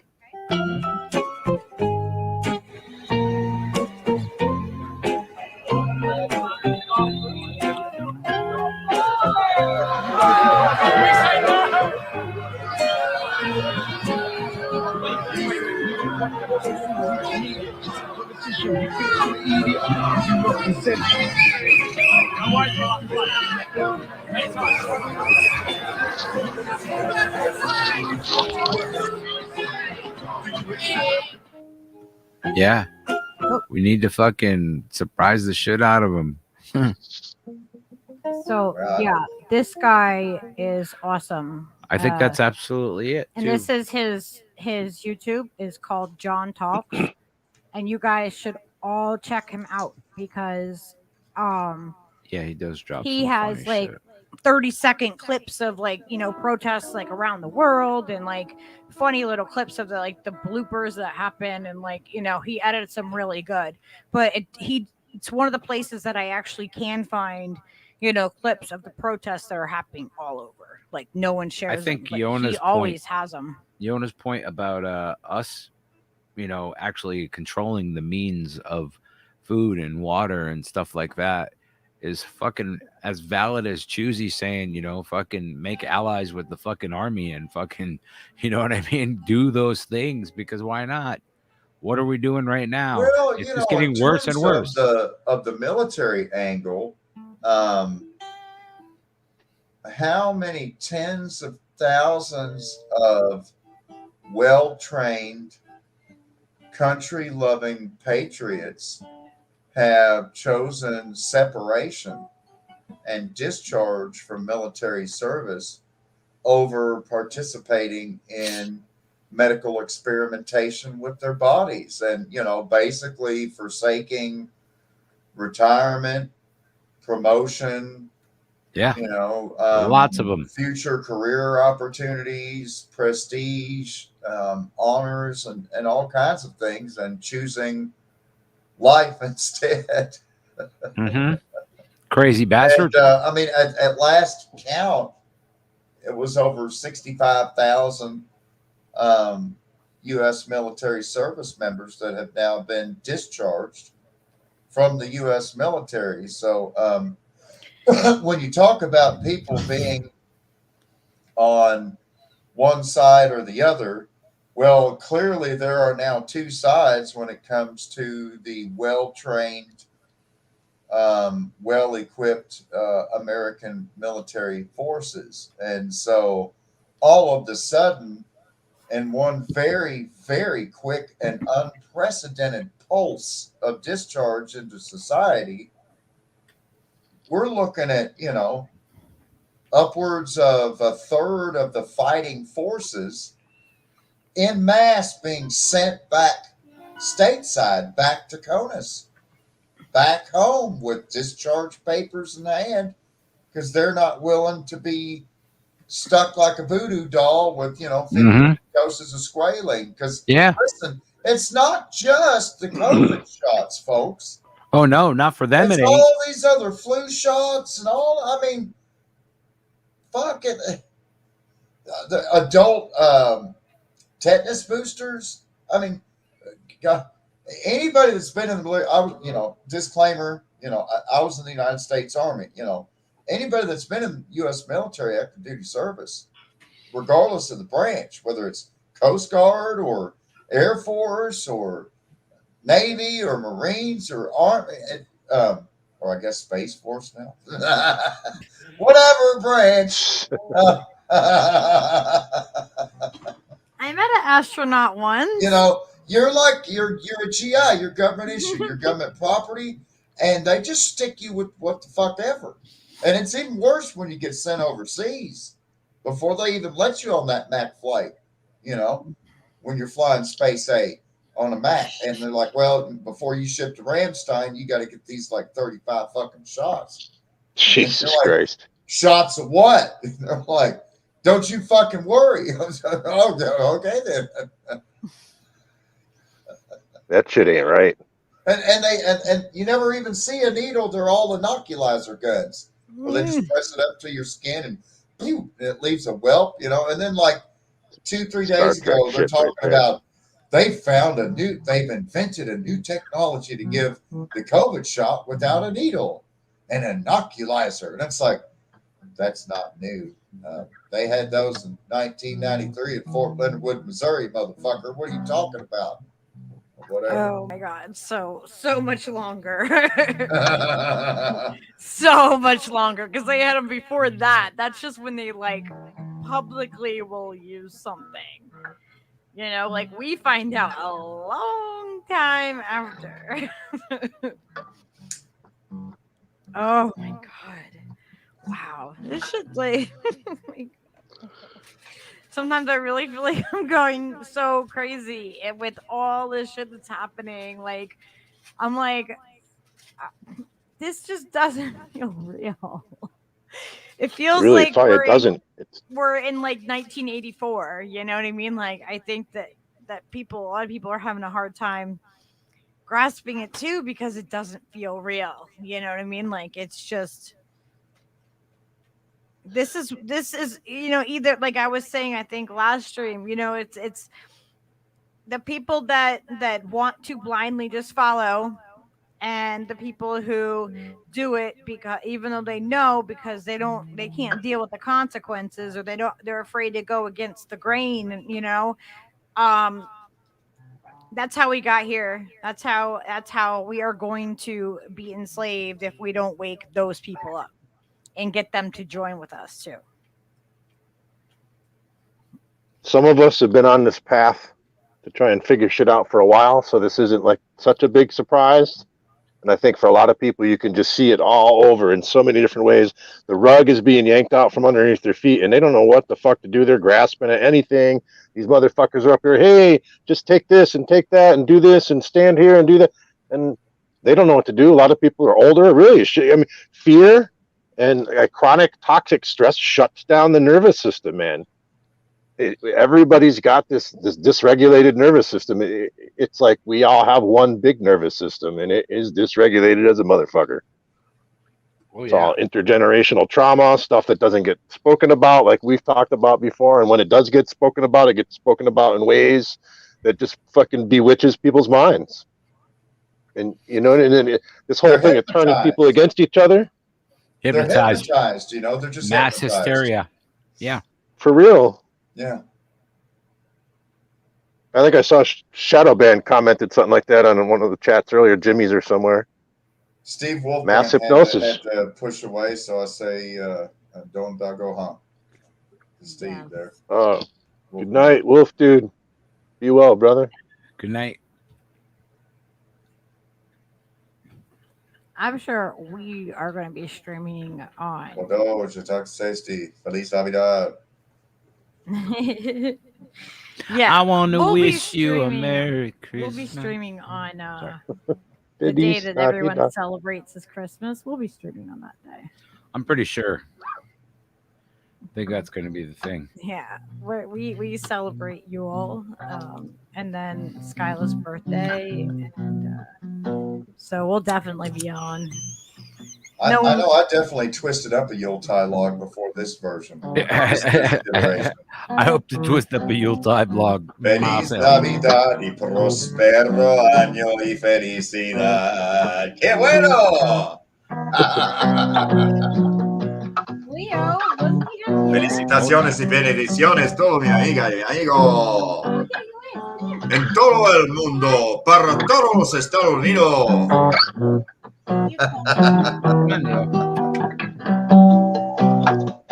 We got an international audience here. Charlie Brown knows.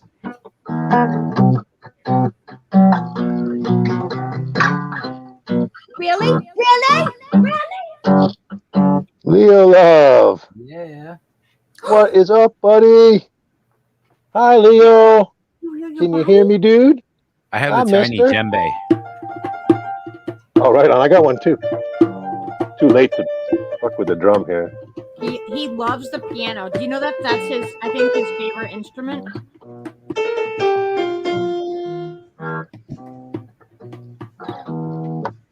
Leo always bonds with the piano player.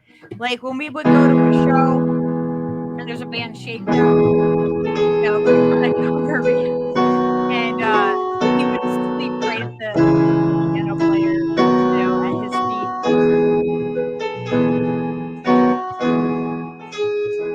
And Mark Mercer from Max Creek, that's Leo's like buddy, and he's a piano guy. But yeah, he likes the piano. He does. He Amadeus. likes it. Yeah, he loves it. Amadeus. Oh my God, what are you doing? Why are you sitting? Amadeus was Wolfgang, right? Amadeus Wolfgang, yeah. Oh, sorry. Eat me, I'm a Danish. Dude, that's an even better one. Delicious dance. Así. Bendición por la aventura, por la voluntad de Dios.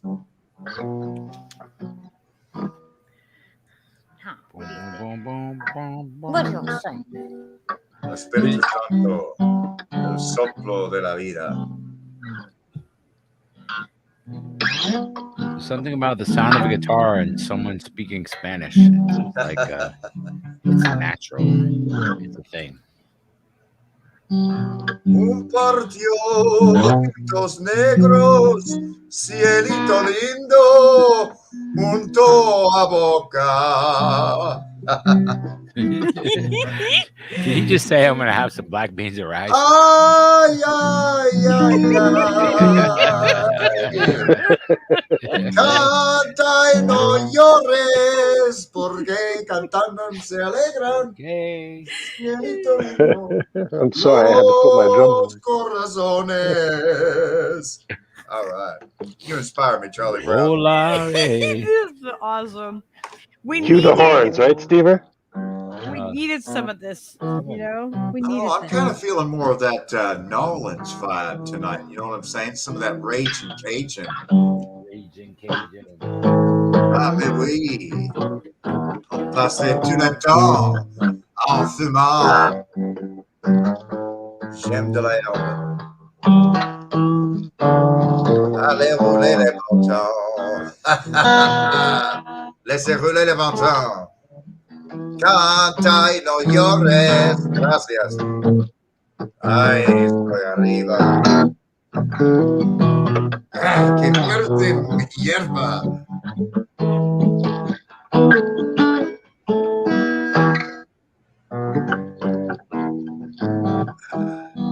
Pero en francés, sí. En français. Should work now. Is it working? Oh, I don't Comme le know. vous carré. À la nouvelle. Yeah, that's- À la Nouvelle-Orléans.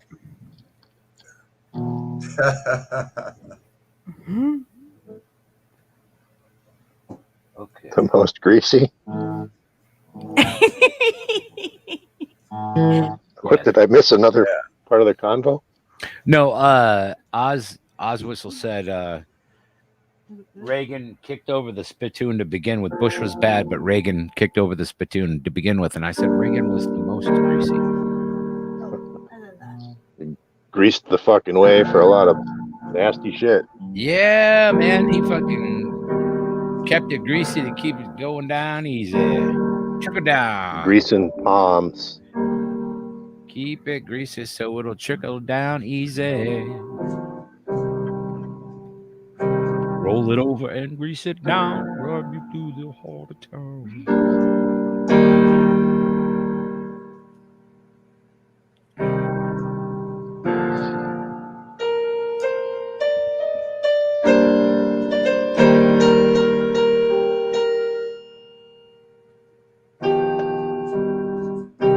I feel like there should be like a golf announcer, like saying some heavy shit, or hey, Yona needs to like record bits of his playing like that, and then do the poetry over the top of that. Well, your talking's kind of cool. It's sort of like I listen to a lot of lo-fi hip hop and sort of stuff. Yeah, I'm just trying to chill out. It's like old school, like on a rainy day. It's mellow. Gonna build back better, we gotta build back. but they tear down faster. We gotta tear down faster so we can build back better.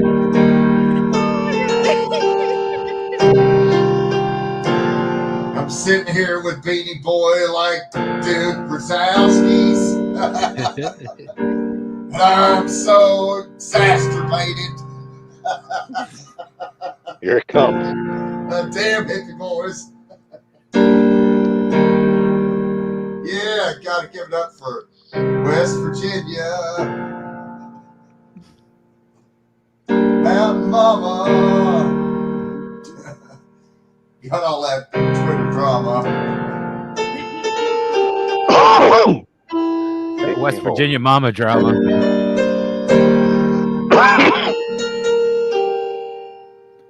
How about this?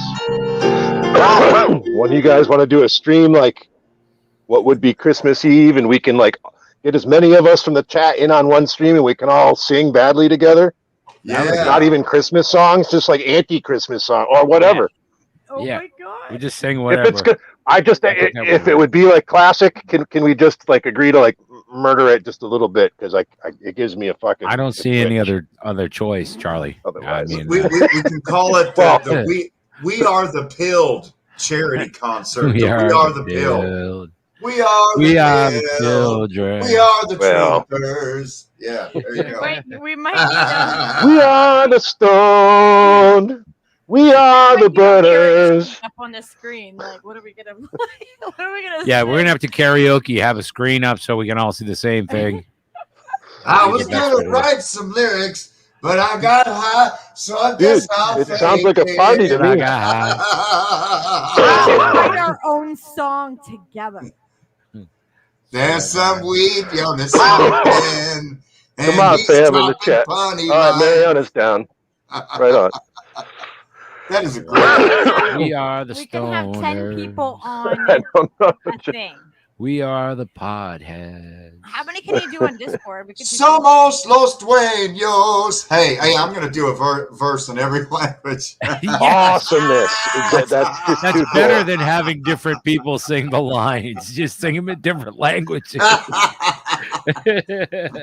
Fumala They could have saved a fortune. That You gotta charity get could have made so much more money. You got to get like a different color T-shirt for everyone, or like cut the screen, switch your shirt, come back with another language. Maybe do your hair a little different. do some pigtails. Just wear authentic clothes for whatever nationality you're representing at that moment. Oh, that would be shit! fantastic I gotta find video. my fucking later hosen. Oh, Man, Mariana, gotta save right that on. shit for the end, bro. Oh my god, that would be funny. If- We could definitely write that. We are the stoners. You know. No, but look, that song. Yomle, Yomle, yomle. Then I got Then I got high. But then I got high. But then I got high. Afro I Man was for the gonna win. write a Right there. song, but I got high. Actually, it's sad. Like, I've written so many songs, and then I like listen to it, and I'm like, wow, that was amazing, you know. Exactly, And then Oz.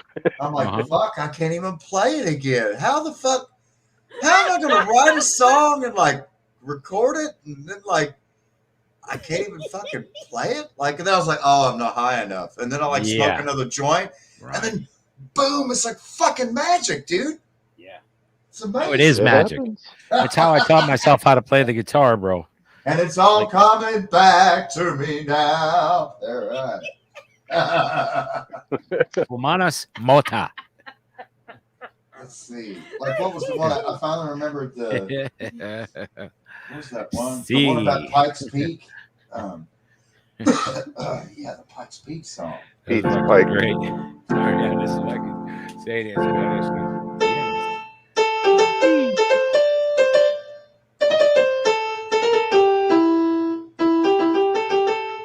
Wait, Oz is singing it to the tune of "We Are the Champions." I was thinking "We Are the World," but I'm it's with all you, relative, Oz. you know. Yeah, man.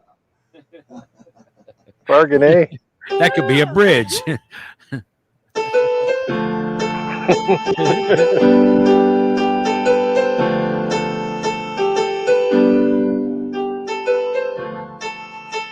sing out of tune and black as fuck, absolutely.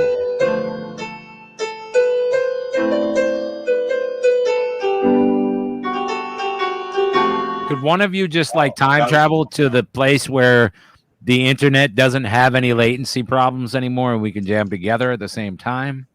Yeah. And then just come back and share that technology real quick? Unfortunately, I think our internet line out here goes through a couple of moonshine stills, so we have some problems sometimes. Yeah. Yeah, my laptop runs off of kerosene, so. And Leo farts. We have to. Leo farts and It's kerosene. the methane. I gotta readjust my tinfoil over here every now and then. Yeah. It's the only way you can catch the damn signal. I know. Oh my god. I got an old converted tennis racket, you know. I've heard tinfoil referred to as lumnum-foil. Lumnum? Lumnum. Aluminium. Aluminium. Foal. That's like FOAL, right? Lumnum. Yeah, foal. like a baby horse. Lumnum foal. I like how they say aluminium. Aluminium in the laboratory. That's great. Right on schedule. Always dug that too. Yeah. I like how they put emphasis on different vowels, like from time to time, just to fuck, Americans up, basically. Like, if you think that's cool, Stever, have you heard how like Kiwis and Aussies do the whole E thing? Yes, I love that. Like we've got to send a message. A message, yeah. Yeah. Dennis. My friend Dennis. He sent me a text message. Oh my god, we watch these magnet fishing guys on YouTube. I love it. And there's a Kiwi kid, and he's like in Amsterdam with his friend Dennis, and it's fucking my god. Kill. Aluminium. We all have to collectively learn more Aussieisms. Like, I think that's only fair dinkums. Yeah.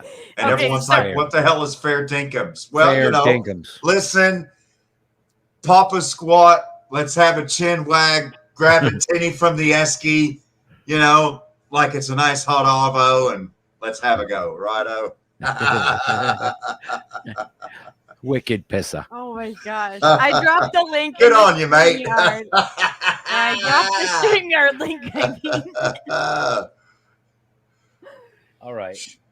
Too much macas and acadakas leads to heart attacks. It's not the bloody jab. I think it's that weird accent thing is fucking awesome. Like, especially if you're like your countries are right next to each other and stuff, and you just talk totally different. Like, you guys are speaking English, right? But why does it sound different?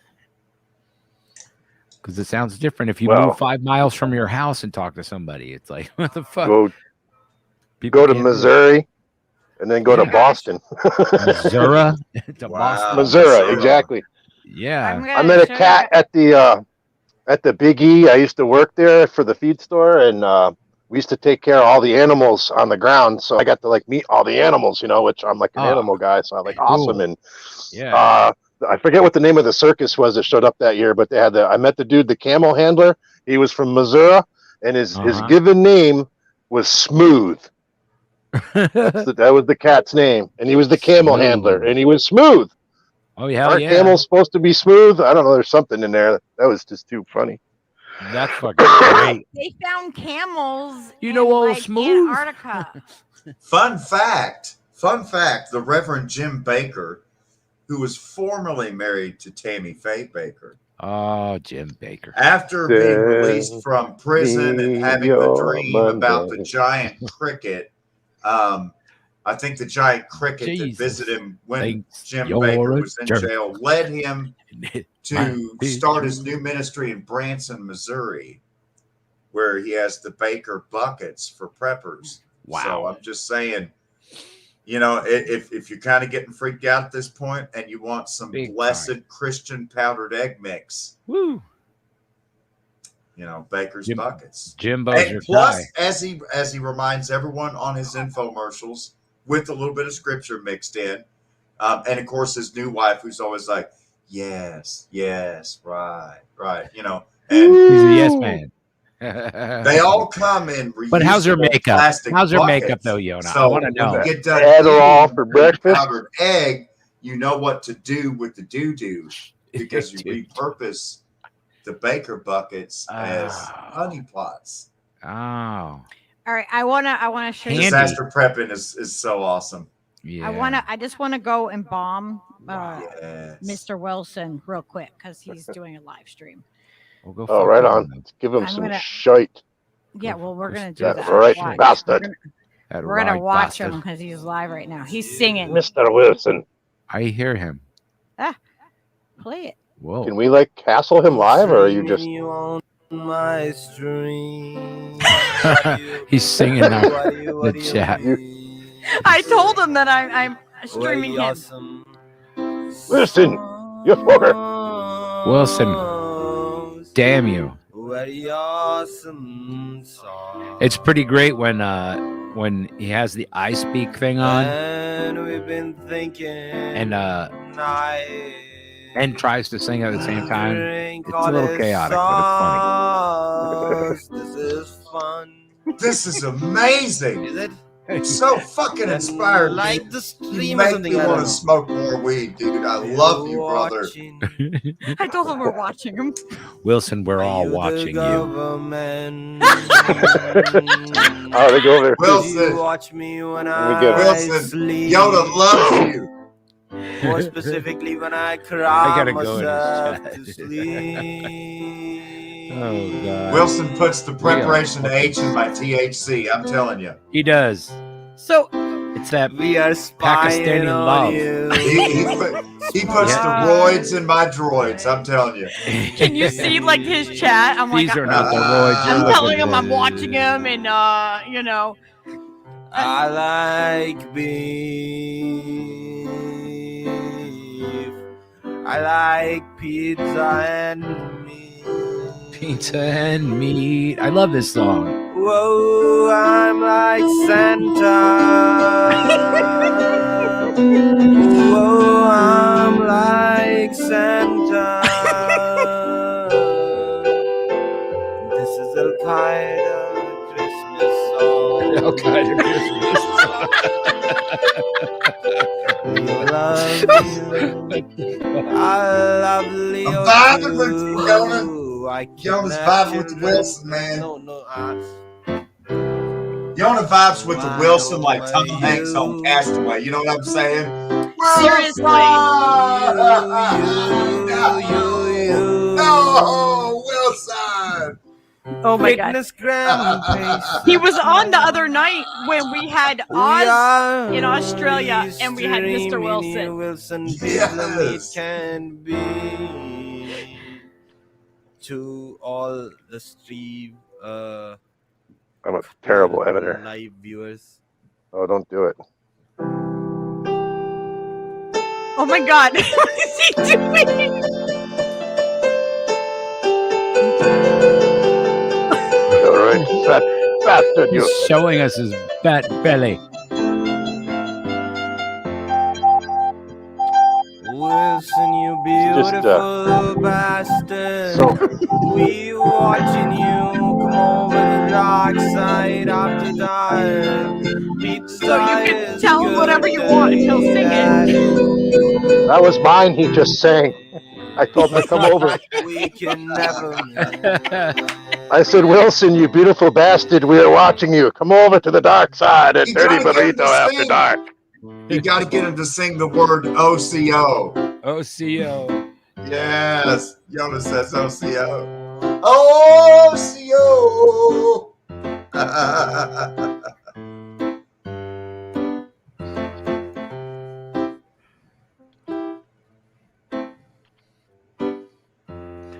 Silly goofy goofy goofy. Your beautiful body. Oh, like and subscribe to Mr. Wilson.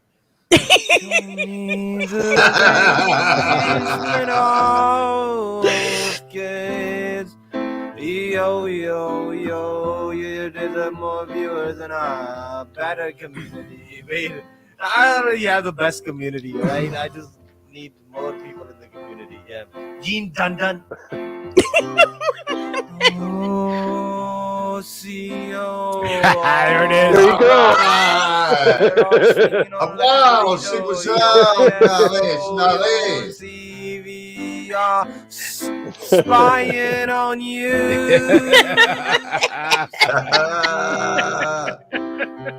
Silly bee. This show has gone off the rails. I love it. Yeah.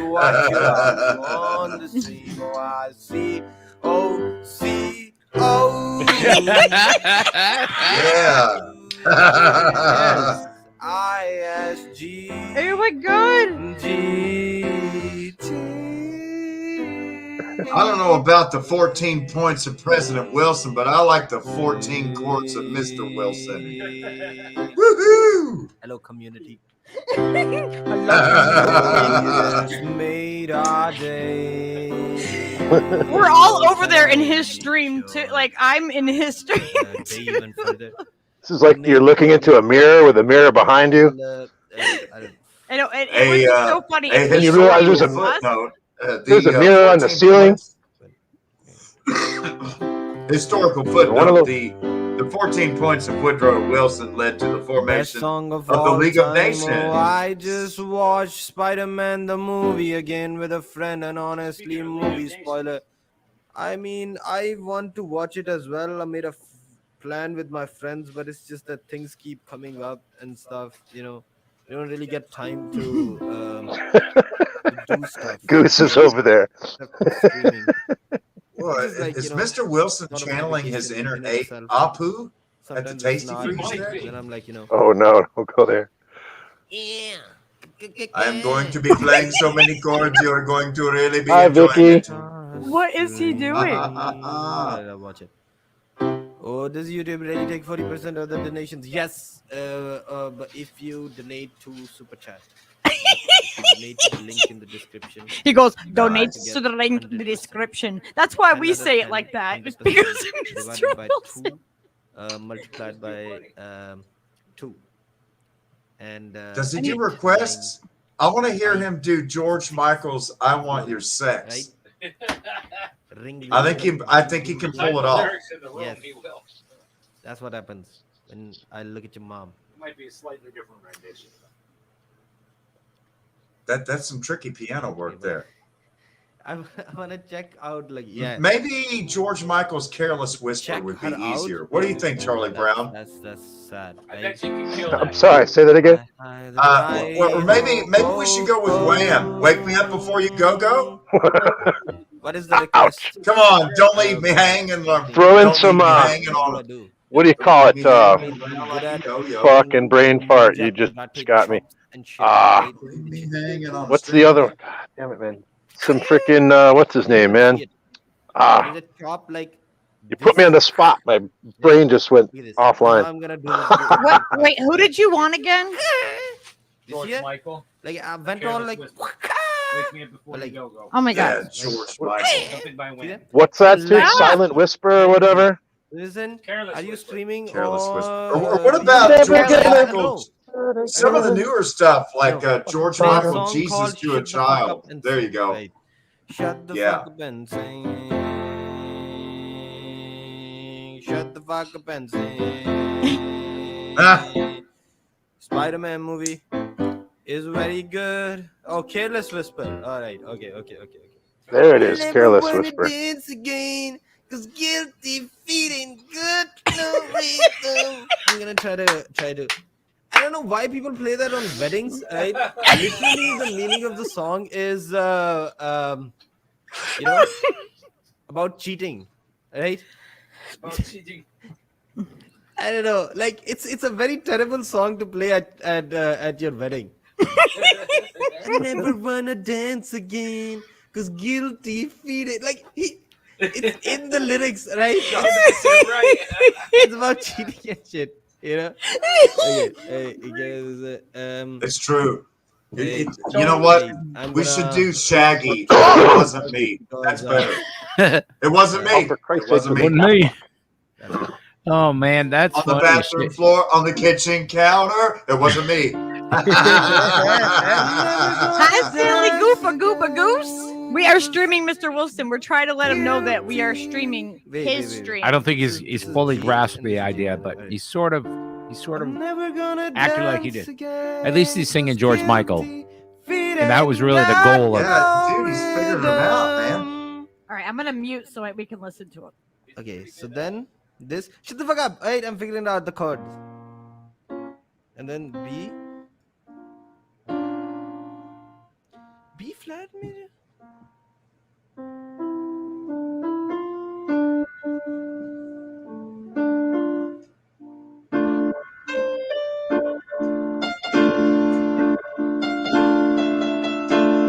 Never gonna dance again. Guilty feet ain't got no rhythm. Though it's easy to pretend, I know you're not a fool. We saw you over there fucking with Mr. Wilson there, Goose. That was a good one. Need a friend, and I waste the chance that I've been given.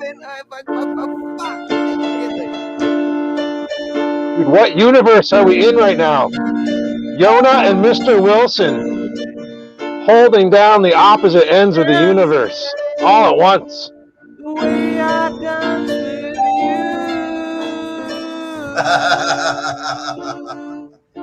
It's good. Too groovy, hey. Hey, that's it. Guilty feet ain't got no rhythm. Now, fucking, yeah. Dark side They is got rid of- now it's real. She'll never. He thinks he got rid of us. I was playing a duet with Mr. Wilson. Cover George Michael. Yes. The chorus part. Yes. I only know the part where it goes. Rest in peace, George Michael. Dance again. I found him through There you go. I was thinking of Boy George. That's who I was. You said George Michael. I was like through my. Test here in the game, right? I know. You're welcome. Wow, that's a very hairy chest. Oh God, no. Very hairy chest. What? It's like What? Back here, Veera, you doing? he's like Jim Morrison's illegitimate Pakistani love child. Don't sing too well. He reminds You me of the might get a pianist copyright from claim. South Yes, you're Park. right. Pianist. I found you. Couldn't find the bathroom? He had the pianist. Lucky burrito. The pianist There we go. peanuts taste God, like penis. no. I love you more. Because they were in his pocket. Mr. Wilson will send my subs to you. How long will this stand? I'm doing good. Wading through the deep waters. Hey, Charlie Brown, did you hear they're making a sequel to Tom Hanks' Castaway? No. It's going to star a Spalding. The co-star is going to be a Spalding basketball. Is that a state of being? Spalding! That was a good movie. And just doing math. I've never felt the same way about a volleyball ever since I saw that movie. I always want to smear my blood on it and make eyeballs. I'm kind of, I don't know if I'm weird in this way or whatever, but like I've always like Like obviously, you go to a movie and it's entertaining on various levels, I feel like depending on that's a what you're different watching, situation. especially. Excuse me, but When was the last I forget how long time ago it you was, but I read the Confessions of Saint Augustine, oh and he was Yeah. describing in there like the origins of the right? morality plays of ancient Greece, and I've always really dug that. Like, Right from the and I front, realized right I've been doing from that my whole life. Like when I go to a film, yeah, again, just kidding. I enjoy Listen, I the slept entertaining all night. factor of it, but I've always Now my like arm is killing me. because of my like sort of fight for survival in my life, I I'm guess. sorry, your arm is I've killing just me. always sort of sussed out the humanity out of it, and like put myself in the place of the actors and ask myself, how would I feel? What would I do? And all that kind of stuff. Might seem obvious, I guess, but like, I don't think a lot of people seem to do that. And certainly I'd say the genre, well, I mean, we know now it's all fucking propaganda anyway, really, nowadays, but if I think perhaps if people realize what the roots were, It's not the kind I was looking. maybe It it'd make was a little dark. more It sense. was just Maybe like they'd make plain better Yeah. fucking movies. I don't know. rose, right? Wait. Well, Charlie Brown, some people ask, what would Jesus do? The Yona asks, what would Mithra do? Yo, What would Padma is being Dionysius fucking do? passive You know? aggressive, boys. Hey, what do we do? Might as well. Wilson.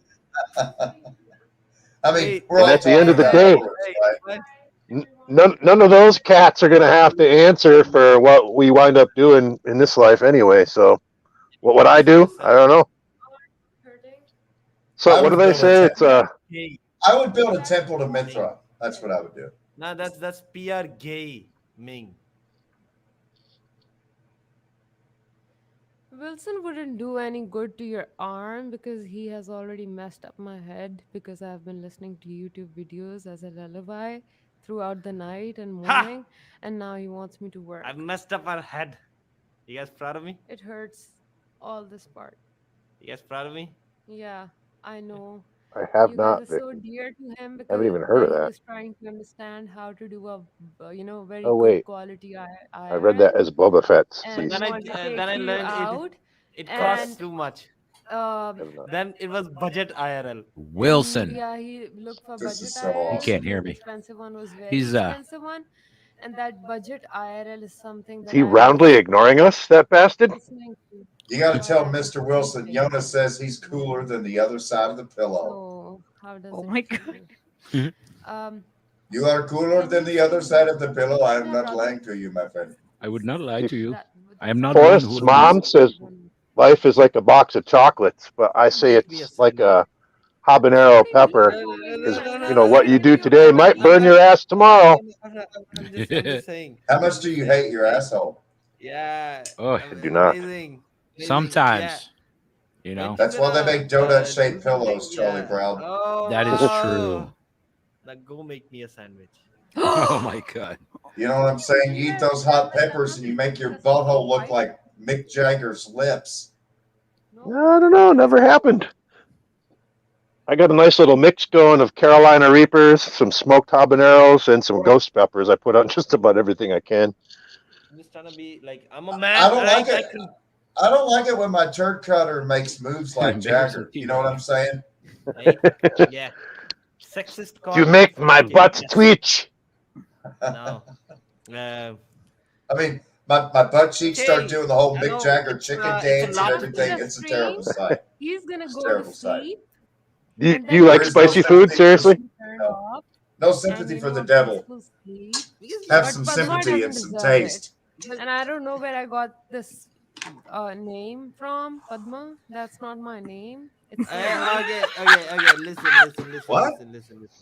I rock her world, alright? Rock I my don't world. Her real let name is don't let Sylvia, her sleep. but he told Since everybody I her thought name was so. Padma. 12 till 11. For She's Christ's told- sakes, I was going to say hi, Word. Sylvia, the other day, and then some bunch of like a half a dozen touch holes were like, Padma, Padma.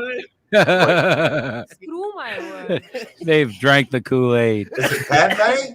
I thought that was on Star Wars. Yeah, Padma. Yeah, he was It's calling her that. Pakistani. I don't know, but her real name is Sylvia. She told us. 11 p.m. here. Wait. You know, I used to rock her own my own word, business, right? and I had this girl that worked for me. Yo, so Okay, how does this but work? Right? I had to fire her because Like, she she was could have told always me just patting my wear- timesheet. There you go. How are you going to say you left at 10 o'clock? We all left at 4 o'clock. Come on, Padma. What is happening with Mr. Wilson? We're playing Mystery Science Theater with Mr. Wilson Joe. I like it. Perfect analogy. I love my asshole. It's even better this way, isn't it? Is afraid to say. It's much better. I like the original.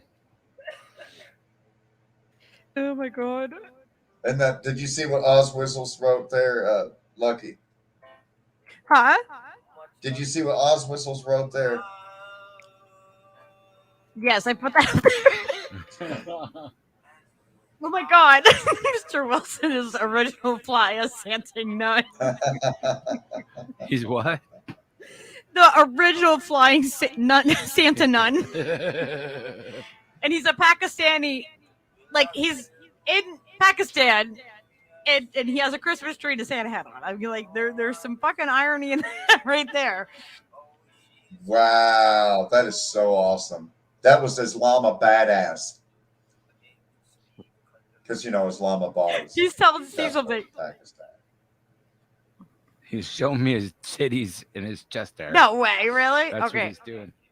That's We're very close. We used to go to different schools together and take off our pants and hold hands. 7-Eleven also. 9-11, Oh. Let's fucking go. Right? Wilson, you're a simp now. Shut up. No, don't unbutton the shirt.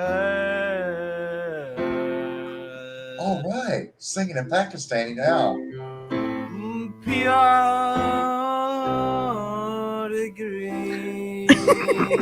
Shukriya, shukriya.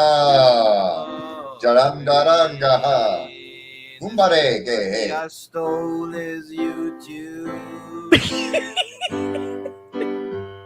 Mutual friends are subject to market risk. Hey, what the fuck?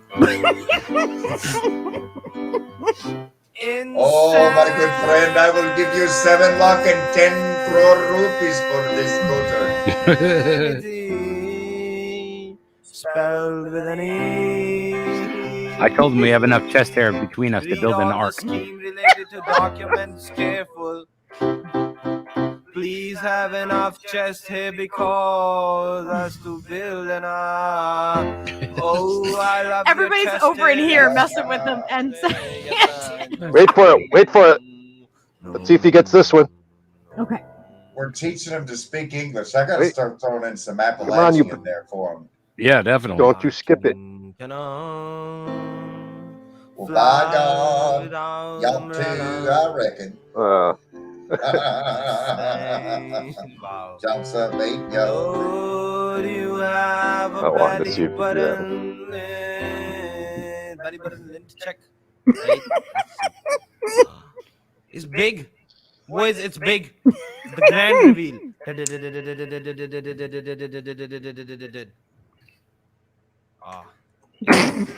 That's fucking rookie belly button lint. Oh, I got something for you to say. I smoked crack with Imran Khan. That's the president of Pakistan. That's funny. That's oh my God. funny. Steve, can you type it? That's funny. I smoked crack with Imran, like IMRAN, Imran Khan. You know what? You want to quit your job? He was a very, very good cricketer. You see, Right? and now Imran, he's what's the his- president. What's the last name? Have any job? KHAN, Imran Khan. Excuse me. Khan. For real? Khan. Dude, Like the Wrath I don't of know. Khan. Yes. Like I'm held hostage. Star here, Trek 2. Singing every single Khan. I don't know. I what smoked it crack with is. And do Imran. a flip for me. Yes, do it. Do it. If you're feeling down, let me do Now that's something that'll make you Islamabad. happy.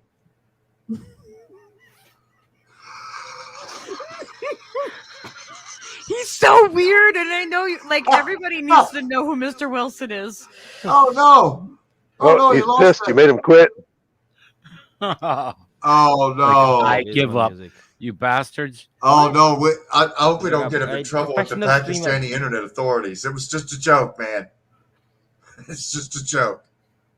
I like Imran Khan. He's my day one homie. It's all good, man. What happened? What is he doing? I don't know.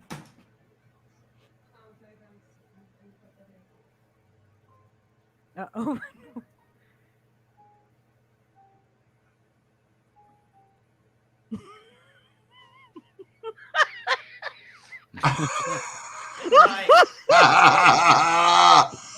Wow, I think he did smoke crack with Imran Khan. He might have. Him out. He does some performative dancing thing. He's like, how the fuck did they see me?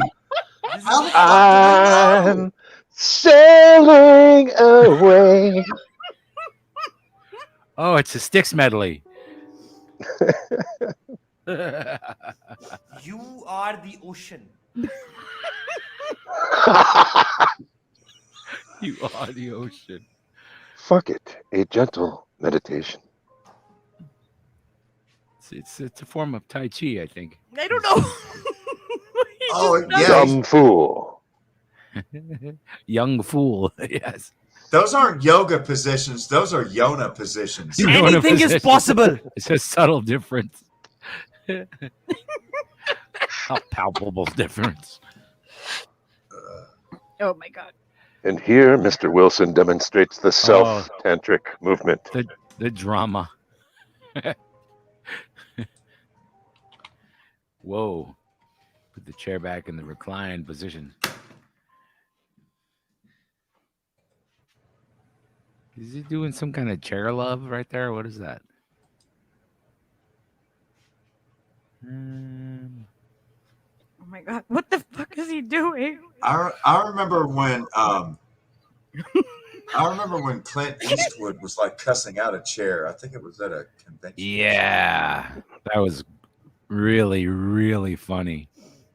That was pretty dope. Is that a for real thing? That that really happened. The joke was on him, I think. Yeah, I don't think Clint really got it.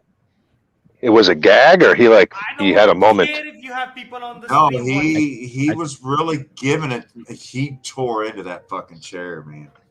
I kind of felt bad. God, what is he doing? He's giving it hell. He's humping like the Ewok. He was not nearly as nice to this chair as Wilson is in his statements. What is he doing? I don't know. He's a very strange man.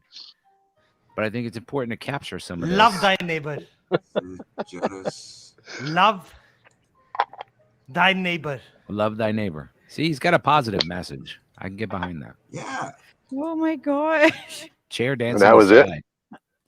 Was that like coitus with his chair? I don't signifying know, something? Oh my gosh. That was great. That was great. That's an excellent place to segue. Wow. After you do a dance like that, just drop the mic. Wow, and he's out. He's out, folks. Mic drop. Yeah. Mic drop. That Boom. was fun. Like, we needed a little bit of Mr. Wilson in our lives. I think everybody does every once in a He's while. going to come in here and be like, what the fuck? You know what that reminded me of? It was this one time. Look at Oz said. Look at Oz said. It's Mr. Wilson's whale song. That reminds me of a pre-internet episode my brother and I had. We were tripping balls. We borrowed my girlfriend's Bronco, and we blasted way out in the middle of nowhere in the snow. And it was my birthday, and we're faced, and she had a CB in her rig. So I get on the CB, and we're just channeling. We caught a little squawk here and there, and a few conversations, and then we came across this one kid. He called himself Captain Blast. I'll never forget. He was freaking amazing on the fucking guitar. He was just Awesome. this young kid, and he's just on his electric guitar, and he's freaking on the other end of his freaking ham radio or whatever it was, and He's just ripping it. fucking dude, he was awesome. And he had no idea. He was an amazing musician, but he was square as fuck. We were dropping all these obvious hints that we were tripping balls and we were fucking with him, and he just didn't get it. It was it was so funny. We fucked with him for 2 or 3 hours. It was awesome. But that was pre-internet, you know. Yeah. Those kind of reminded me. You know, those are cherished ones from when shit like that happened back then. Oh, it'd be awesome, We Lucky. You need to definitely tell got to come on here. Mr. We need to have. Where is he? came on- Yeah, He's in Pakistan. He came on the other night, and we he need should to. be on right now. He's back on. Well, let's tell him to come on our stream. He's a freak. He's like, click the link in the description. Yeah, tell him to come on ours. Everyone go over there and tell him to come on our stream. I'm never gonna dance that way again. What? Guilty feelings got no reason. Guilty feet have no rhythm, my friend. I always had those lyrics wrong. God damn it. Wow, that's awesome. There was a time when I don't know how the hell do you. I had the George Michael 5 o'clock shadow. I think everybody I knew did for like 2 weeks. Mr. You Wilson sexy came on beast. stream Yeah. Oh yeah. the other day. He was on, and we had Oz on, right? It was Mr. Wilson and who he calls Padma, but her name isn't Padma. Sylvia, thank you very little. Sylvia, yes. All the trolls. That's her real name. And yeah, but he told us her name was Padma, so everyone calls her that.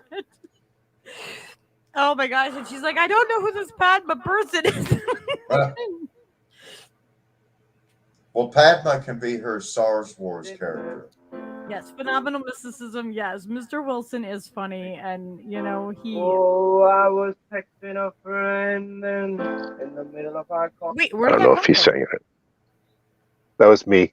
Oh, I was like, Sorry. whoa, where did that come from? I'm like looking He's- around. I'm like, where is Like he? Wilson's gotten into the system.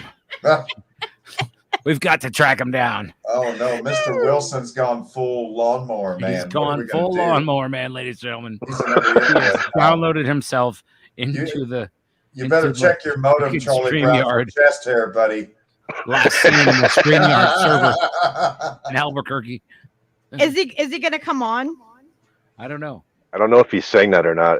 Hey, Lucky, I didn't- Might have how said- awesome would it be if you had to get computer tech support and Mr. Wilson took your fucking call? That would be fantastic. Oh, Lucky, please, could you try looking to see if it is plugged in first? Have Is you plugged turned in? it off and on again? Will you try turning it off and turning it on again? Yeah, we please? should ask him. Why is it always like why is there always a Pakistani man that does the computer tech? I really would like to know. You Yeah, know but what? I want to see his response to that. I just realized something, Being Charlie a man Brown. from Pakistan. Mr. Wilson can help us defeat Bill Gates because nobody knows more about Microsoft than fucking Pakistan. Bam! This is the alliance we're forming with Mr. Wilson that's going to save the whole planet. Technological revolution. Or get Lucky's channel taken off of YouTube. Or one or the other. We're coming for you, Bill Gates. We're coming for you. It's a race. It is. Truth and freedom or fascist bastardism. Well, And I promise I will not mention any of the other illicit drugs that I've used with the president of Pakistan in his chats. I promise. ever again. Not the mushrooms, not the ayahuasca. Oh, after those cricket games, let me tell you, Charlie Brown, the parties. Ragers. Certainly not going to mention the Viagra, I assume. Well, But shooting heroin with the Saudi prince, that was fine. Don't worry about talking about that. yeah. Or who was the one that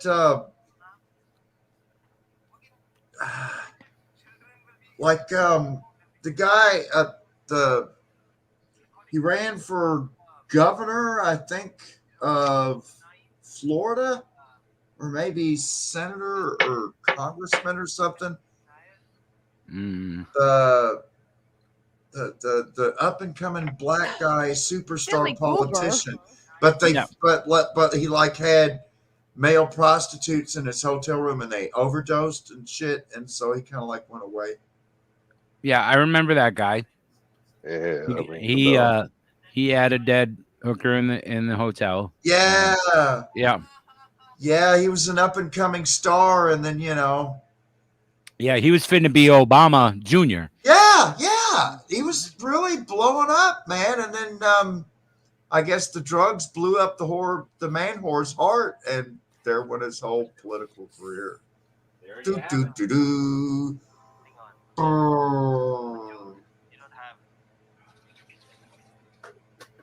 But then there's that one guy like in LA that like keeps having like people die at his parties, and yet he's still like just running around.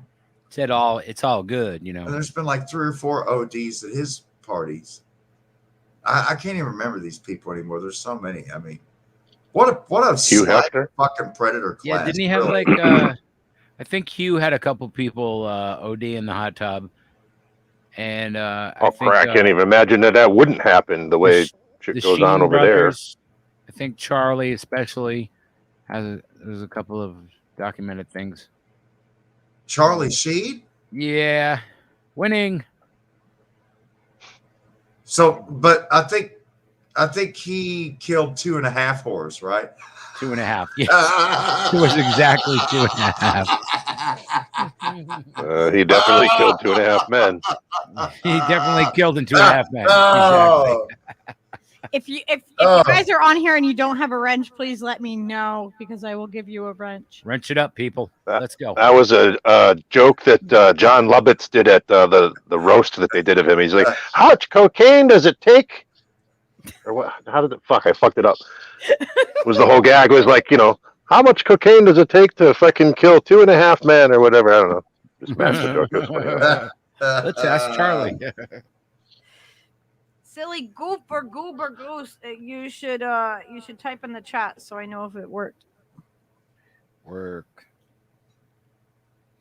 If everybody wills it. Oh, fuck that. Goose doesn't like Mr. Wilson. You get no wrench. He's in there all the time. He's in there all the time with Mr. Wilson. He's paid opposition. Everybody has the power. Yes. Up in here. Unless you're like intent to spread that shit. So troll thing. Deal with it. The bot. The VTech troll thing is just misunderstood. When it comes in, it says that V or it says tech or something like that. That's a bot. Yep. I looked it up. Like you Bots can look are up just like misunderstood. certain things that they say in the chats. Okay. And they come in with some regular of them names too. Elon told me that bots are okay and we should just accept them for who they are. I don't like it. I don't know. It's weird. Why would people have bots? Like, where do the bots come from? If you stick your foot in his Bot transhumanist arsehole, does he feel it like normal or? Yep. Yep. Is it adjustable as to how much boot I can stick in his fucking ass?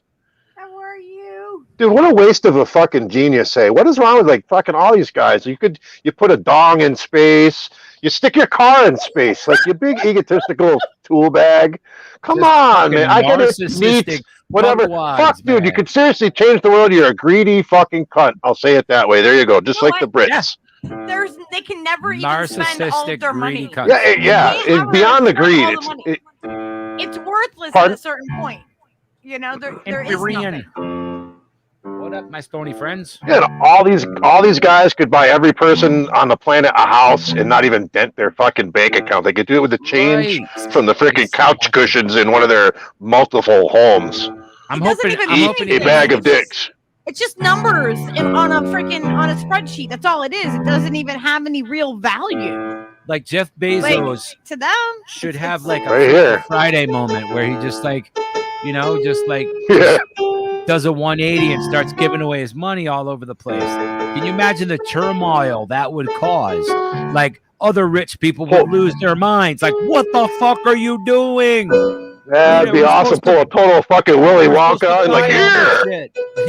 Yeah. He's giving it away, and they're like, no, we need to gentrify this stuff. Well, what's that cat's name who had that really successful like carpet industry or whatever, and he quit it all, and now he's like an advocate for not being a rich prick? What's that dude's name? You know what I'm talking about? The one that had I forget his name. Was he running for president?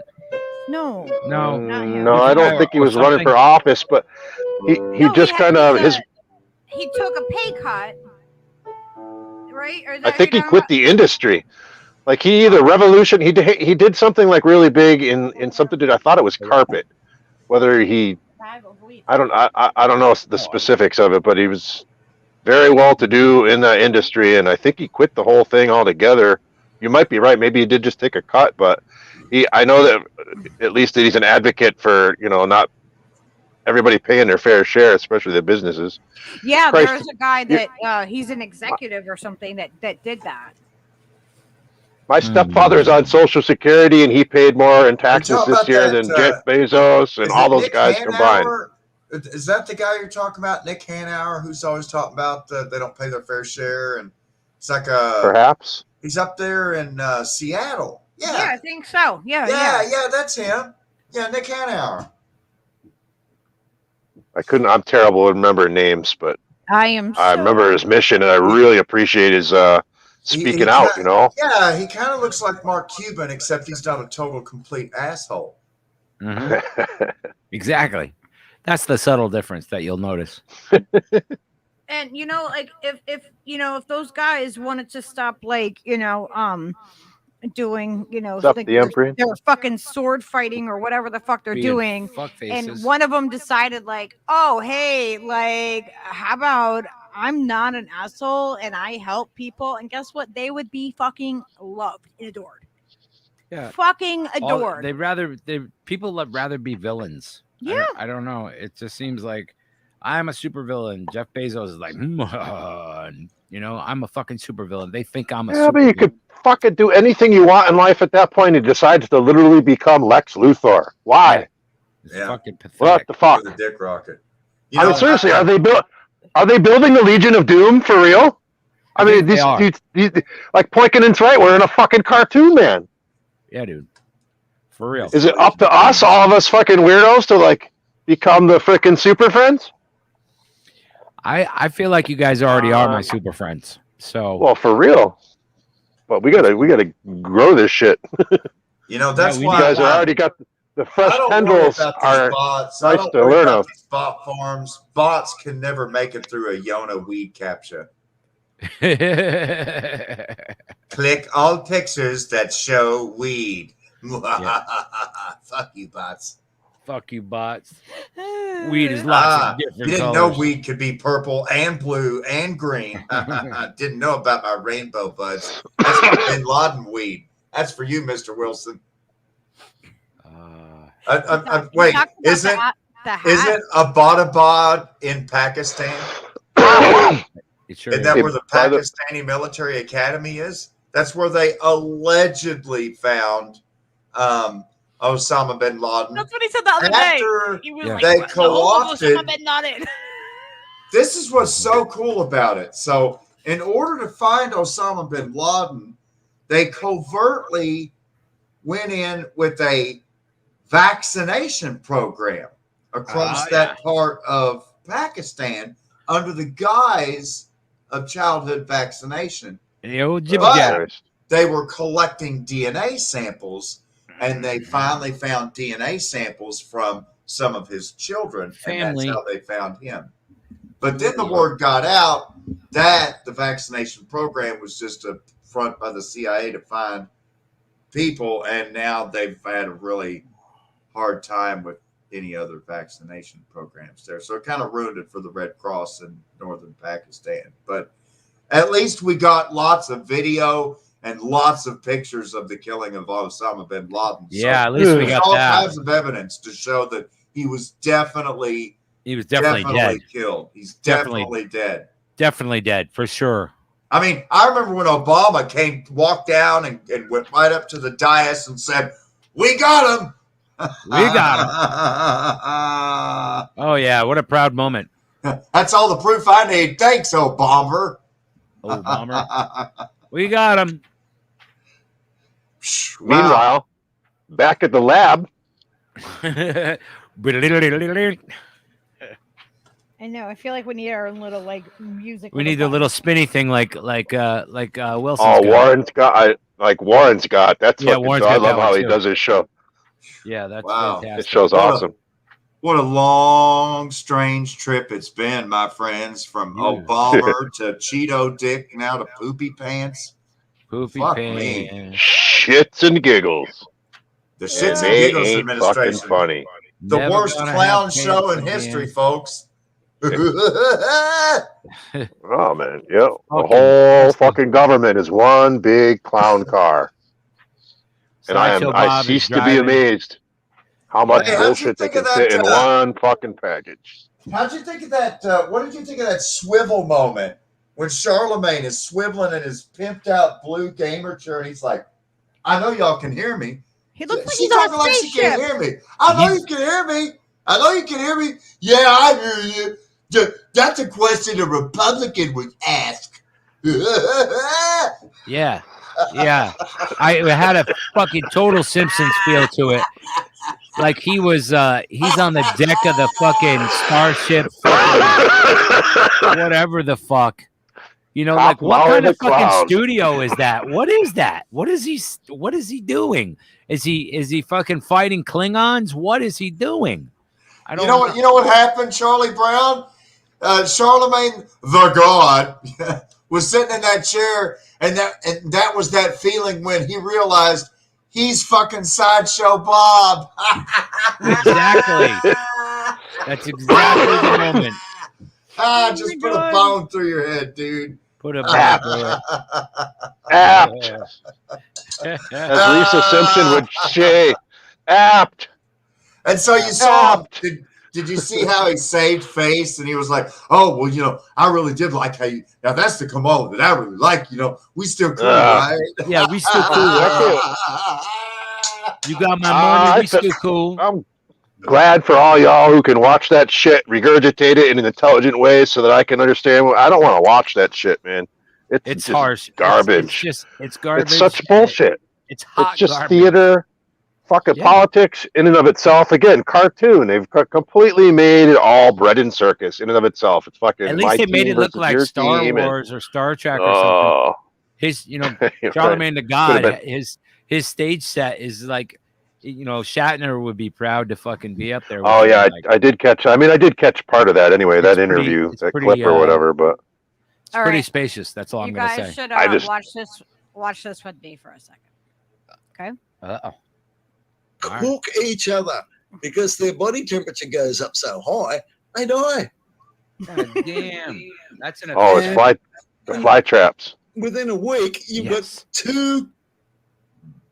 Here we go. The cone traps them, and then the ants come up, and then after about 2 years of the traps, there aren't any flies. Whoa! Not for miles around. Yeah. And what does that do to the environment? What about? There's about 100, Mr. Wilson, 100 to 200,000 flies. For real. Do those flies have any other jobs? Like we did weigh them. Pollinating or anything like that? Do those flies? Flies don't pollinate. No. They just eat dead shit. They eat shit. So you kill the flies and the shit hangs around for the dung beetles come up. Go ahead. Okay. How did Goosey go? Wilson's like, what the fuck are you talking grass about? Gets greener and stuff. Thanks to Dr. Anthony Fauci, we also know that flies love to eat delicious beagle puppy face flesh. Ugh. All right. Fucking evil bastard. All right, hang on. In my defense. Okay. Wow. Hang on. Way too much shit going on. Hey. Beagle puppy face We have flesh. an opportunity to get all band the name. fucking billionaires up on Mars. Who doesn't love beagle puppy? I think that's worthwhile. That's worthwhile. That's worthwhile. Oh, Laurie. Oh, Laurie. We need a bigger rocket ship. Yeah. I You know. mean, We're gonna fit them all. bigger rocket ships. Oh, man, they don't want to go to Mars. They want to go deep underground in New Zealand. That's kind of a mistake. If you understand, isn't under New Zealand like a what do you call it? A crock pot? a big giant crock pot, isn't it? Oh, you have to remember that Maoris, when they went to New Zealand, they ate everyone. all the Polynesians, they hate them. Very intolerant. And then they go, oh, come, all you rich guys, come to New Zealand. And they go, oh, this is going to be the hungy of all time. You know what a hungy is? I think so. What? A hungy is you got a pig or some whole beast and you dig a pit and you cook the thing in. Oh, yeah. And you have a great big party and you eat it.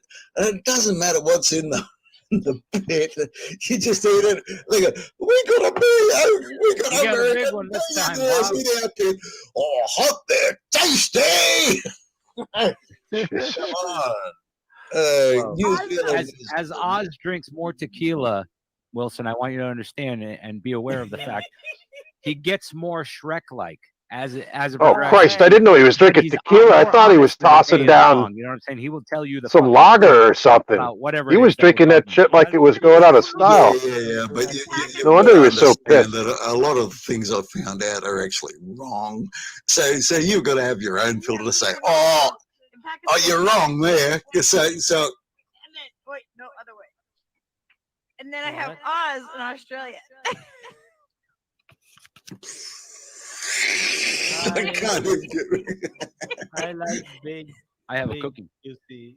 I like big cookies, and I cannot lie. Yeah, was Padma. All right. Send her our love. Oh my God, I have an echo the whole time. She's breaking up with me. She's breaking up with you. Yeah, she breaks up with me every single day. No. It's just like because it's 7 o'clock now. She's breaking up with you. Yeah. I think we should break up. You know. It's that time I of think day. where is this going? Let's just break up. You know. It's like, good night, honey. We're breaking up. I'll see you tomorrow. Yeah. I'll call you in the morning. Wilson. Breaking up with you. Yeah. Hey, Wilson. Hey, Wilson. Here it comes. Yeah. What Talk to me. Right, I'm talking to you. Talk to me, Wilson. Talk to me. Homo sapiens that have landed in the political environment of geoscopic thermal interaction. Can you add some more esoteric primary images to that before I could actually understand it? More Would you prefer to simplify your question? Yo, boys, Padma is breaking up with me. All right, you guys need to tell her to not. Oh, It's very sad. Please don't break up with Mr. Wilson. He loves Don't you. break up. We had his back. I wanted to ask you about the goddess Durga. I mean, what country are you in? We are from a country called none of your goddamn business. Yeah. I'm from Pakistan, man. He's in Pakistan. Oh, okay. Same country where Osama hid. Osama bin. Yeah. Look, They're very proud I people. love Pakistan. And rightly so. What did he say? It was Al Qaeda? So you're kind of Muslim, yeah? No, Kind of? He's a Christian. He's got a Christmas tree behind him. Look at Got him. a tree in the background. Come on, A man. Christian in Pakistan. Oh, we must send aid. We must send aid. Send aid. Missionary. Oz was in rare At form once. that That's night. not my stream. Oh. He was on one.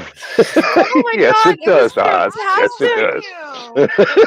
Thank you. Background, it looks Oh. like, there are the mushrooms. See Mitch pissed. I like your mic as well. Oh Yeah. my gosh. Yeah, she lives in a mushroom part of the kitchen. Mushroom part of the kitchen. It's like a mushroom You forest, what? you know. I'm in hyperspace Oh. right beside her.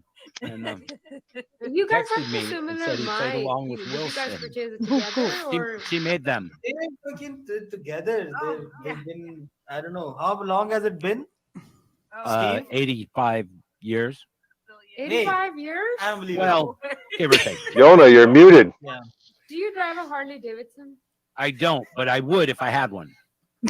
You're on mute, brother. He's having a good time though. Here. Am I on mute? Yeah, he is. There you are. You were for a second. It looked like he was having fun. Yeah. Oh, Oh, you can yeah, hear me now? everyone needs to go back and watch Yeah, that. we got you. It's the We got Do you now. Politics Even Matter podcast. If you have not seen that, Do politics, man? I think Mr. Wilson answers that question. He Who does. got We that have a whole hydro? interview that Who we're gonna got that clip. light green? Who got that Bobby Brown? Who got that Bin Bobby Laden Brown? weed? 3-6. But yeah, I wanted to show everybody that cute little. I am from Pakistan, and then he's like, "Oh, where Osama bin Laden hid." I knew Yona was a Crip. I knew it. I was like, I have to find this one spot, and I didn't know how far it was in, but I knew it was there. That was sweet. See, it all ties together. It all circles back. Don't got our mask on. Always. Right through the caves of Tora Bora. Right through the caves of Tora Bora. I mean, remember in Rambo 3 when Rambo was helping bin Laden and the Mujahideens fight the big bad Russians? Story, anyway. Right? And Rambo gets on the Russian helicopter headset and he's like, I'm your worst nightmare, you know. Your worst nightmare. I'm your worst nightmare. No, Adrian. I can't wait for Rambo 19 to come out. Rambo 19, Pure Blood. I just can't even with those fucking movies, especially. My ex-girlfriend used to love anything war related. She loved it. I like zombie movies and all that kind of shit. So it's like there's a war zombie movie we could kind of agree on it or whatever. I'm just like, I've always instinctively known it's propaganda. So cool. Rambo 19, Pure Blood. You haven't heard about the plot of the movie. Okay. Rambo 19, Pure Blood. He's never been vaccinated. He hijacks a TV reporter, a traffic helicopter, right, from the TV station. And Rambo gets in the weatherman's helicopter and he flies to the humanitarian shield in Green Zone to the COVID camps and he rescues the Pure Bloods. Yeah. And finally, they have to call him the Colonel because they're like, you know. He avoided the whole pandemic by living in the jungle of Vietnam for 30 years. Yep. Or since the last Rambo movie, anyway. Yeah, he was over there building dollar stores. Turns out Dollar General's they're in Cambodia now too. That's right. Dude, the owner of that store is like all about being predatory. Like they purposely target areas. Like I was reading an interview with him and it's gross. Totally out. I mean, I guess at least he's honest. I don't know. I give him credit for that, but it was pretty fucking gross. He's like, yeah, we purposely put this shit in communities where, they're poor or whatever. I forget. It was like the way he worded it. And it was, I don't know, that doesn't give it credit for the nefariousness that it was the way I'm. Hey Charlie, have you ever shopped at an Aldi's? ALDI''S. We have those here. Yeah, I think they have those over in New York by my cousins. We don't have them around here though. But yeah, I do believe I've been in there. You've heard of them in Connecticut. So, do you know what that's about? Aldi's. See, Aldi's is a contraction for Aldrich Discount. That's the largest grocer in southern Germany, Bavaria. Aldrich Discount. Aldrich Discount is ALDI. Aldi's for short. It's the largest grocery chain in Germany. When the food expires, they put it in pallets and send it to the United States and sell it on the cheap to Americans at Aldi's outlets in the United States. So if it doesn't sell in time, we get to eat the old bratwurst and stuff. Used to shop there. I still do. I love it. I'll take expired, German sausage. Well, we don't eat meat. We don't eat meat anymore. So it's like the only thing, the new thing that we found was down the road. There's a Steals and Deals store. And they have all kinds of organic stuff, all the organic shit that costs fucking 4 times as much at the Stop and Shop. They have over there at this store. Bob's Red Mill. Super cheap. It's like a like a fucking Home Depot for food. Wow. And it's badass. They had all kinds of stuff in there too. Well, Skylar We're said just they have excited, like lamps and everything too. Yeah, all kind of things. It's like a surplus type store. It's like all stuff that like last run or whatever that they didn't fucking move in the other store. So Jack is in the chat. Jack. Oh my God. Good day, mate. He wants to know where the marmot is. The marmot. Where is that marmot? We have a marmot. He's on the door. He's on the back door. In the Hydrogen He's Collider. magneted on the back door. I thought he was in the Collider again. He's a goddamn marmot. Yes, marmot. The marmots can't drive, man. They're always colliding. They can't drive. You know, for this Christmas, I want to honor my Aussie and Kiwi friends, and I'm having some Vegemite with my Christmas fruitcake. Bloody right. And a tinny from Mieski, a fresh tinny from Mieski. Bloody right. Yeah, you've got to keep your Vegemite in the esky, because it comes from beer. We have another clip. Can I have one of the pink clips or something? What is Vegemite? It comes from the leftover yeast from beer, and you cook it up to 60 degrees and keep it there for a couple of hours, and it turns into this dead yeast, which is very tasty. You see him? Yummy. Well, I've tried it before, but I didn't know what the hell it was. Somebody I knew had it. I tried it. I didn't care for it that I recall. It's just like yeasty, malty stuff. Yeah, don't use too much. Is it supposed to be eaten on its own, or like as a condiment of some sort, or like a cracker or something? Or how do you normally take it? It's a local joke. When Americans get here, we Jack can see your offer marmot. for them to eat some Vegemite, and they always take a big spoonful of it, and we just sort of sneak out, and then we start telling them about the drop bears. My buddy. You know, we do the same thing here in Appalachia when people come into West Virginia and they say they're dying for a drink of water, and we give them a cup of shine to drink instead, and that moonshine about burns the fucking air out of their throat. Jack, you should come hang out with us. Hey, Oz, have you ever heard of that's my marmot. Have you ever heard of moonshine down there in Australia? You see it? Moonshine. That's the marmot that was responsible for the cartoon that we live in right now. Yeah, the marmot did it. So this marmot was actually a real picture that Jack took, that Jack's in the chat, and Steve took it and made it all psychedelic, and then we printed it out, and he hangs out. Now he lives under the mushroom. And his, marmot. Right on. his name is Little Buddy. In England, their version of Vegemite is called Marmite, which is, it would be really interesting to try and spread a rodent on your bread. Yeah, I was thinking. You probably need a lot of butter. I don't think that marmots would survive very long in Ecuador, considering what they do to guinea pigs. Right? Yeah. That's a good It would be roasted meat on a stick. It would be a marmot kebab. Yeah, like in China, parrot on a stick. You heard that one?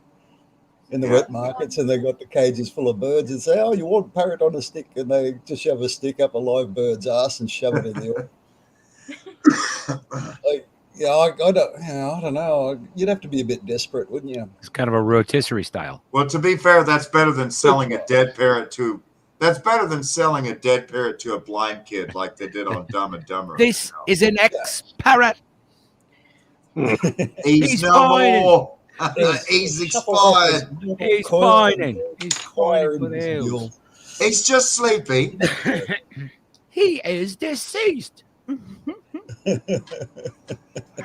Oh my goodness. No, I know too much Monty Python. Too much. Too much in there. Hatchback or porthole window?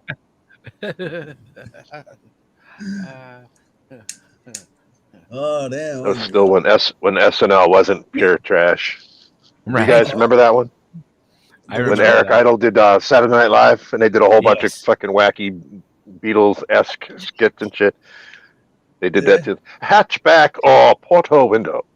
I don't know. The weird random down shit. there.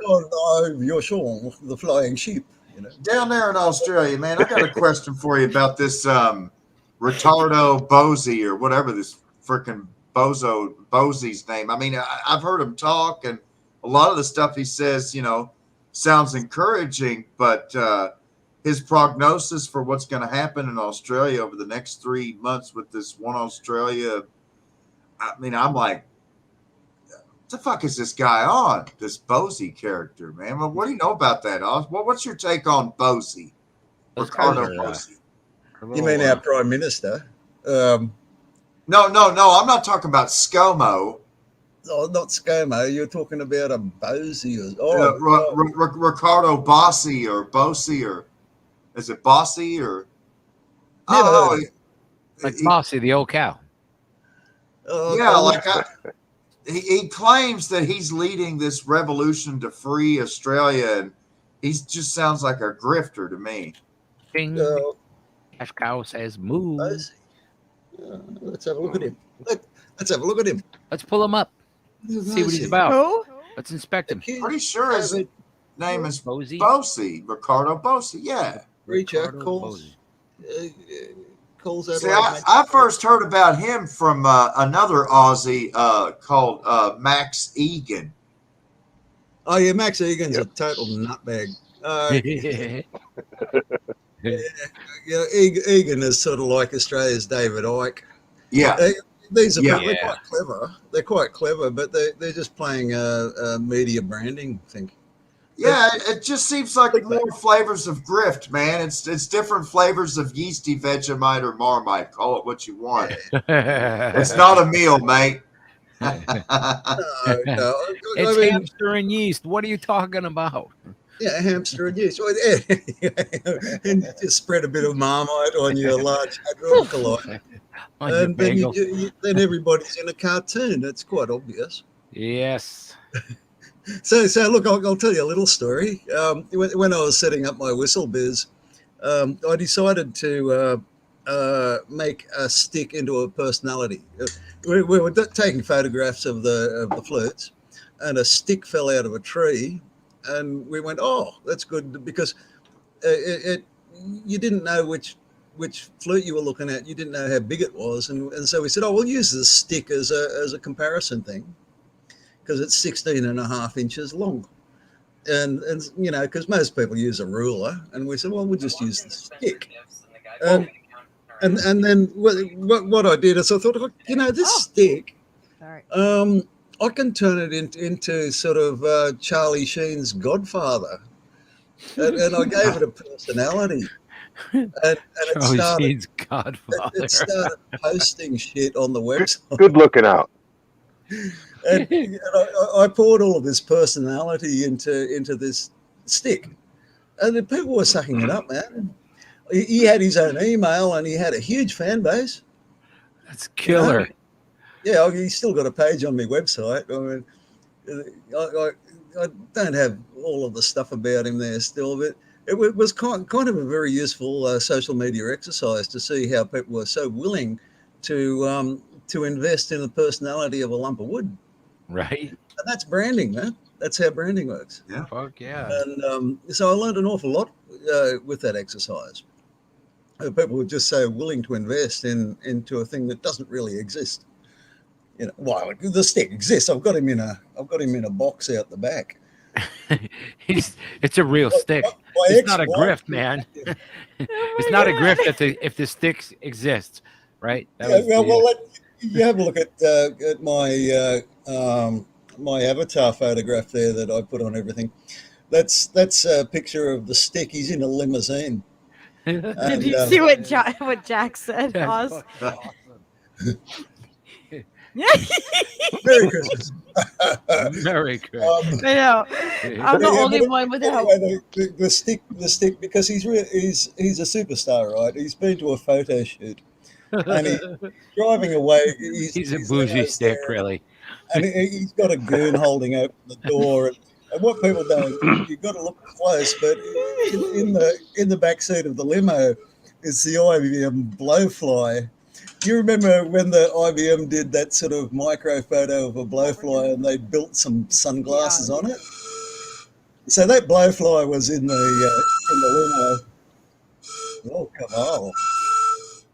Wow. And, See, all of my canes double as pipes and flutes. Yeah, well, that's what we call a Caval. You blow the end of it. It's like, it doesn't have an embouchure thing like a whistle.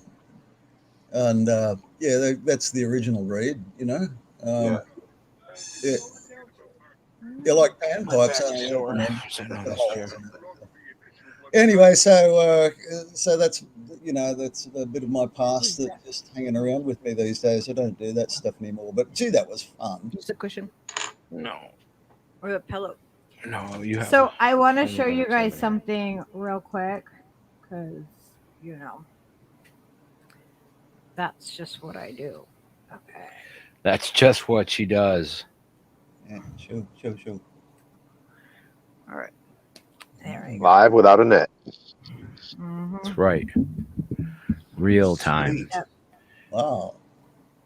I walked into Spencer Gifts, and the guy behind the counter asked me, "What are you looking for today?" Spencer. I stood there and asked myself, when did the world become such a busy place? Was I supposed to be walking into this store with an agenda? Are there people with shopping lists that say dildo, tiny backpack, lava lamp? Has anyone answered his question with, yes, I'm looking for a t-shirt that says bitches be trippin'? In fact, anyone ever said, today's the day I'll buy a Patrick from SpongeBob keychain?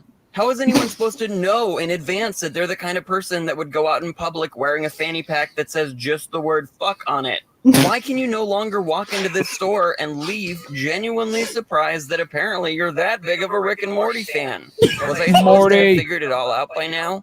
Is it too late for self-realization? If there was anyone I thought would judge me for not having my shit together, I never thought it would be you, Spencer. You gotta hold it up. Oh, that's brilliant. Oh my god. I love his stuff.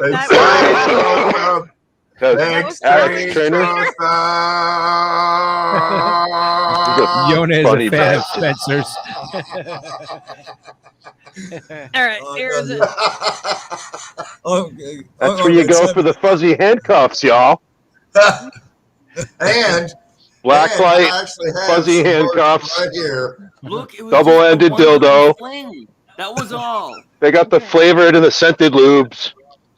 And the original ashtray. All right. I love the ashtray. Really? That's fantastic. I have another one for you. I now. personally just go in there for the rubber dog shit. I don't know about y'all. Just strictly rubber dog shit. I'm just here I for have the the dog need shit. of those other things. I was merely stating that I've seen them when I was there. Okay, I'm gonna play It's you got guys fresh another one. puppies too. I have another one. Look, it was just a one-time fling. That was all. I know I made a pledge, but it's not so clean and simple. But look, we didn't snuggle, and there were no huggies. She was just the barkeeper's friend. Can I finish? Stop being so He's extra. riffing like a Yona. You know, it's dawning on me, I should be glad this happened. Or else I wouldn't be Oh, no. Scott. Did I swallow? No, baby, Straight I up only swallow you. old school iPod. ashtray. It looks more like a damaged pair of truck nuts to me. It does. It does. Yeah, there's something not right going on there. They certainly didn't put any. You should full screen, yo. Oh, this man, I'm glad I tuned in today. I haven't laughed so much in ages. You know, just for you, Oz, mate, I've had this bloody ashtray under my desk for months and months. But when I saw you, I've got to open this up, and it was lucky that brought it out of me. Yeah, because I sent the vibes over last year, and they were a bit lagged. Well, I'm glad you got it. Oh my god. So in Australian, would this be translated as a dunny bin? No, that'd be classed as an arse in a dish. An ass in a dish. You know, and if you showed it to someone, they probably feel a bit. It's hard to get an entry level.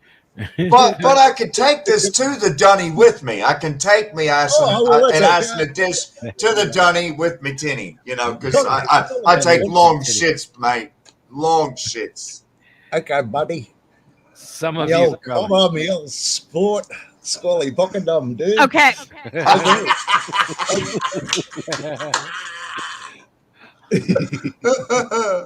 Flat out like a lizard drinking.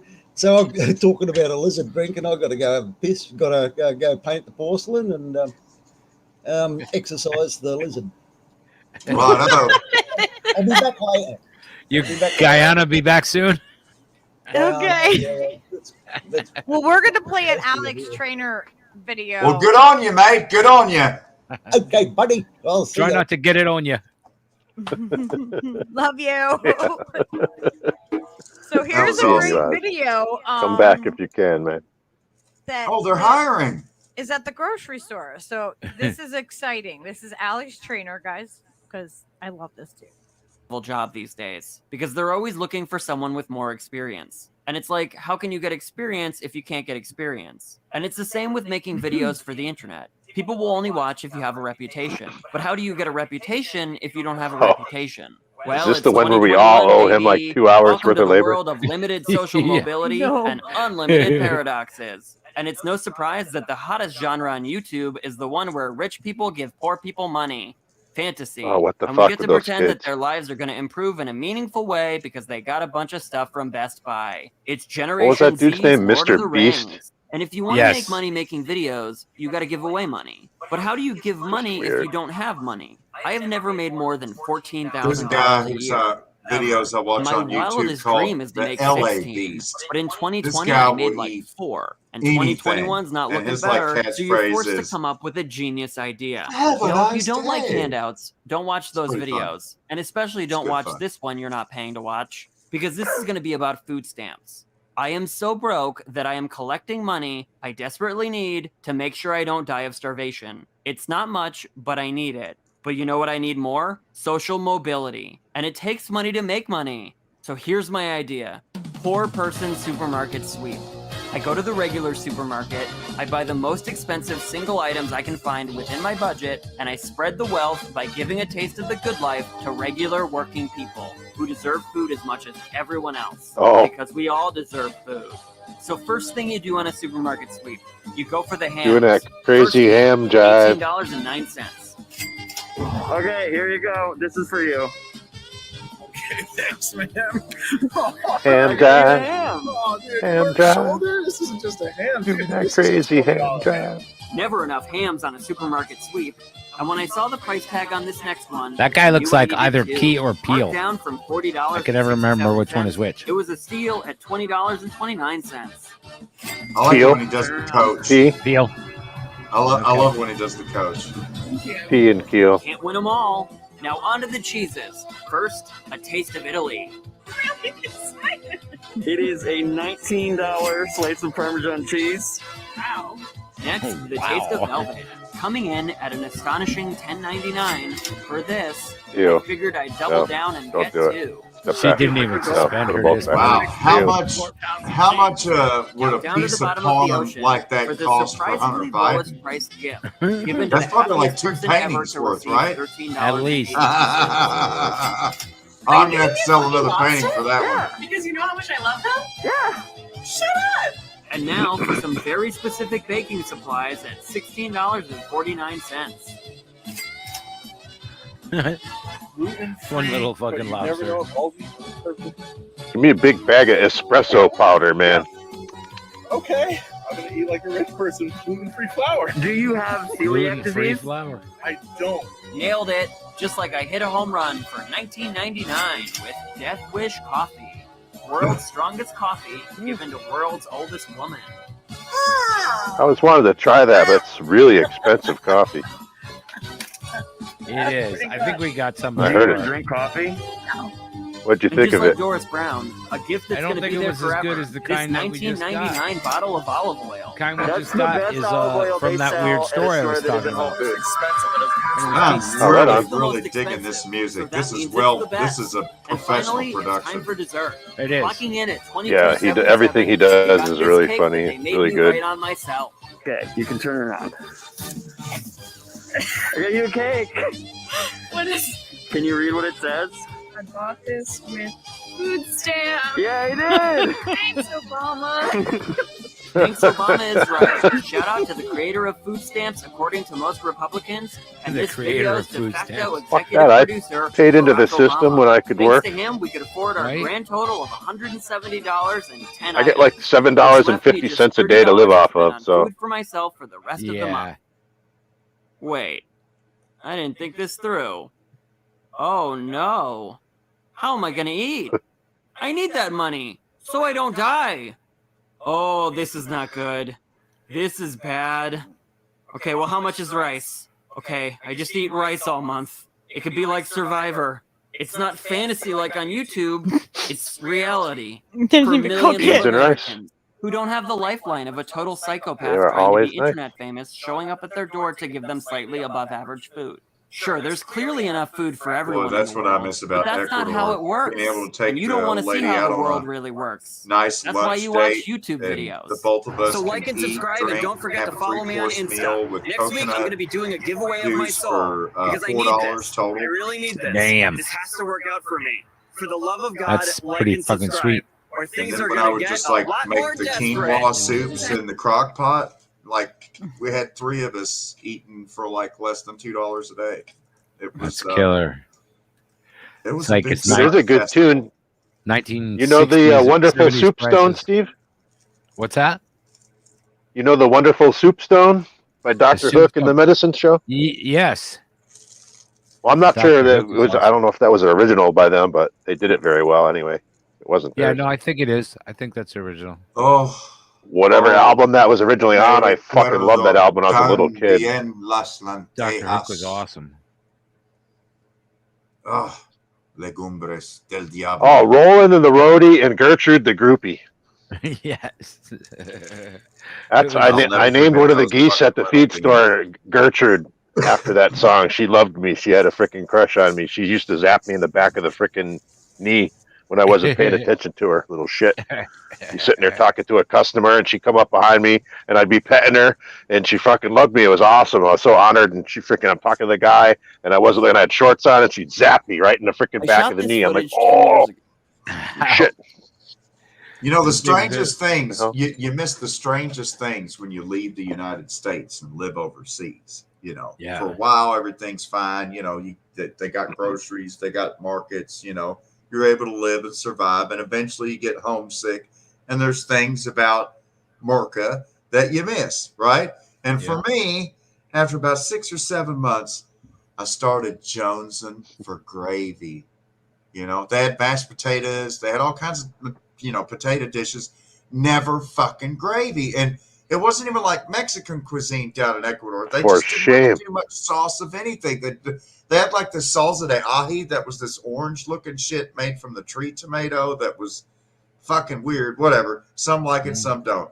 My old lady loved it. I not so much. But that was the only thing really. You know, they didn't have like salsa and cheese dips and stuff like Mexican food. So, you know, anyways, I'm jonesing for gravy. Well, then I find out from my buddy, dude, there's a KFC in Cuenca. What? Kentucky Fried Chicken? It's like, so the best gravy. So I haul ass to fucking KFC down there. And it was at the Millennium Place. Anyways, I get up in there, run up to the counter, and I'm looking at the fucking menu, and all of the combo meals come with lentil beans and rice. Damn. So then I'm like, okay, I don't really know the word for Stand in the place where you are. So I'm like, would it be like, sorry, would it be chicken sauce? Would gravy be chicken sauce? Salsa de pollo? So I'm like asking all about gravy and trying to think of it. And then, of course, the lady's like, I don't understand your Spanish. Are you asking about gravy? Because we don't have no gravy.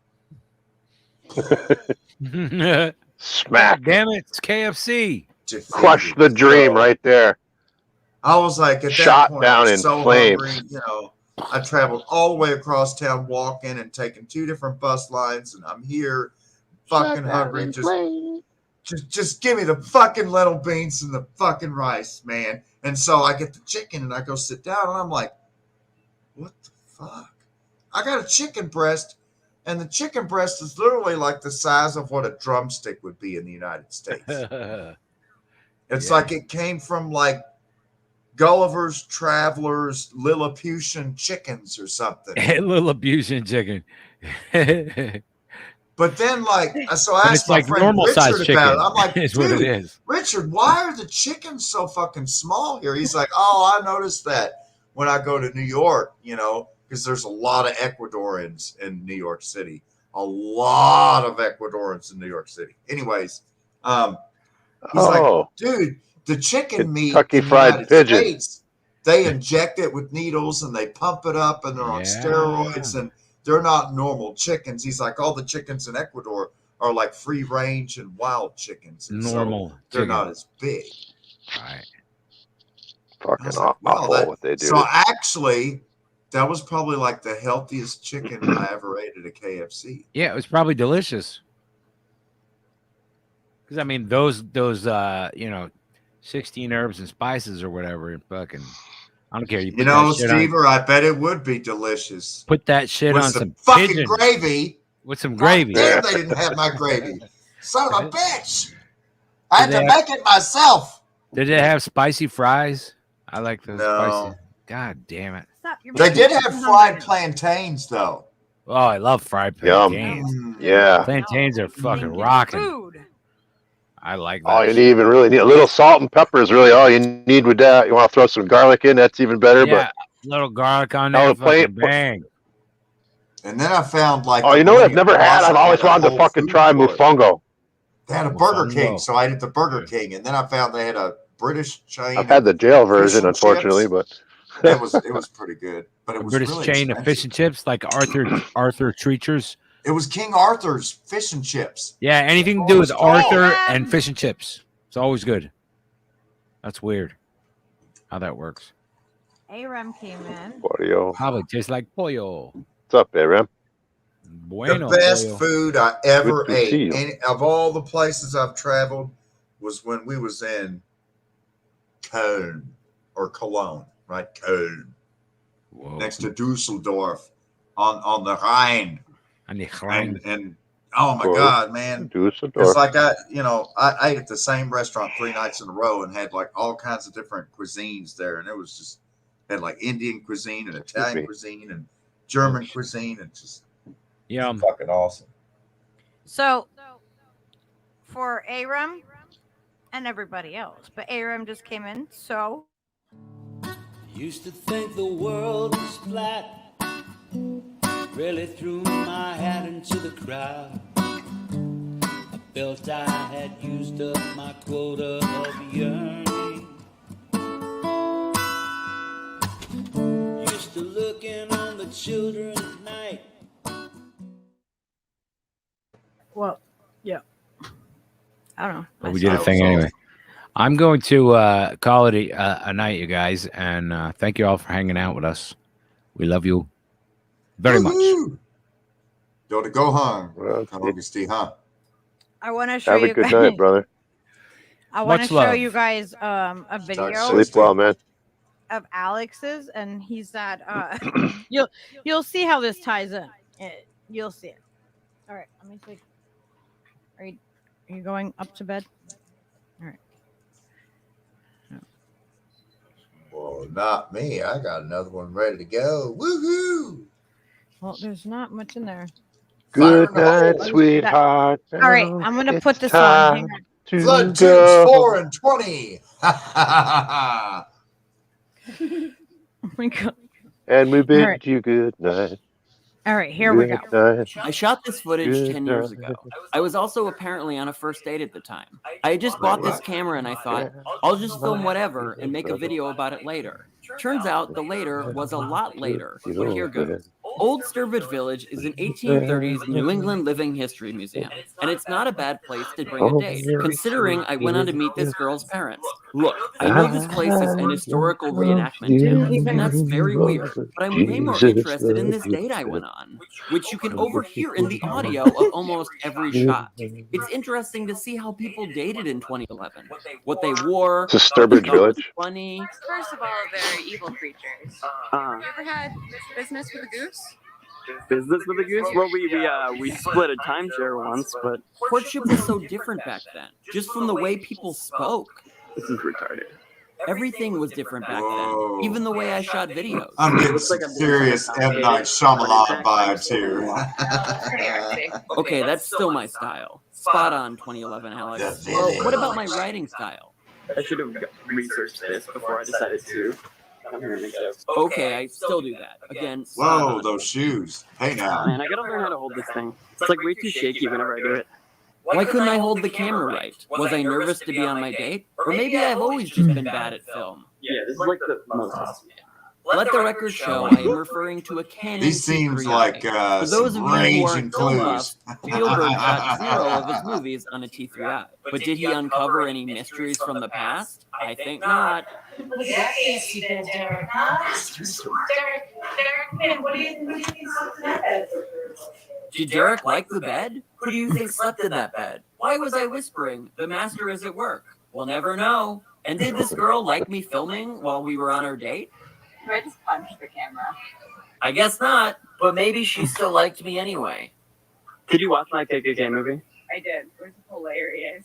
But then stopped liking me when I kept asking if she had seen my videos. Did you see my video on the internet? 127 seconds. Though it has been 10 years since this date, so I'm sure I've changed in a lot of other ways. You know, this is gonna be, it's not even a movie about Supergirl anymore. It's a movie about my sadness. Yeah, it happens. Oh my god, I haven't changed at all. That's exactly what I do now. I take a regular thing and I make it sad. Like how I'm going to talk about how it's upsetting to not have evolved in 10 years. How I've learned nothing. How I can't just grow up like everyone else. Oh wait, I'm doing it again. Okay, I'll pivot back to happy just to spite old me. Interested in particular information or just check all the sites? Just kind of wandering around, letting it all out. That man is probably dead now. I mean, it's been 190 years. And I still haven't learned it's maybe not the best idea to say to your date, do something interesting. Do something interesting.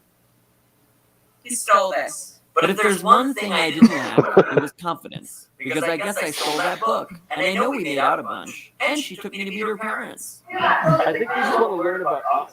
What's it make to be on a date?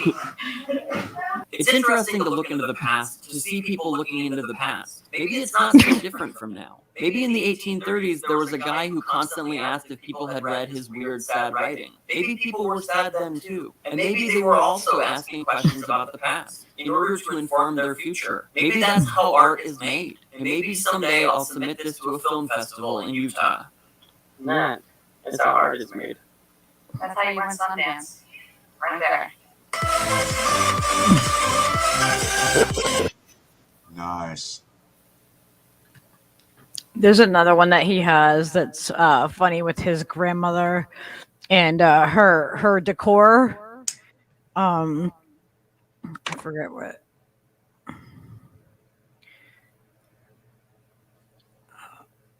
Oh shit, it's getting cold. Where's my baby shark blanket? Do.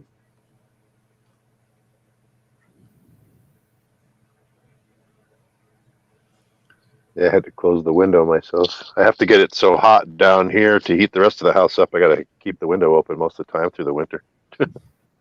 Yeah, I keep like the Doris Brown is 103 years old.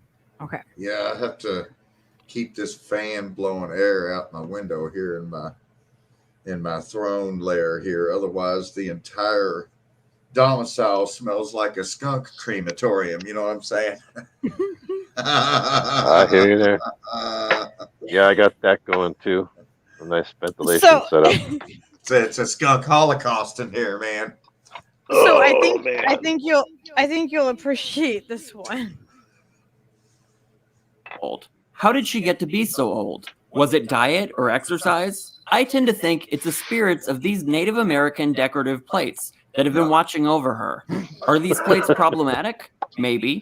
But she's 103, so shut the fuck up. If there's anyone that gets to reduce an entire race to a mere decoration while living on their stolen land, it's absolutely this cute old white woman. And then there's some other stuff on the wall, like these swords, and this photo of a kid who used to have hope for his future, and this cowboy hat, which maybe puts the Native American motif into perspective. Then you turn around and you got the clowns. Which I mean, yikes. And they live in the cave where the old TV used to be. So also yikes. And you can watch them from this chair, which is such an old woman chair.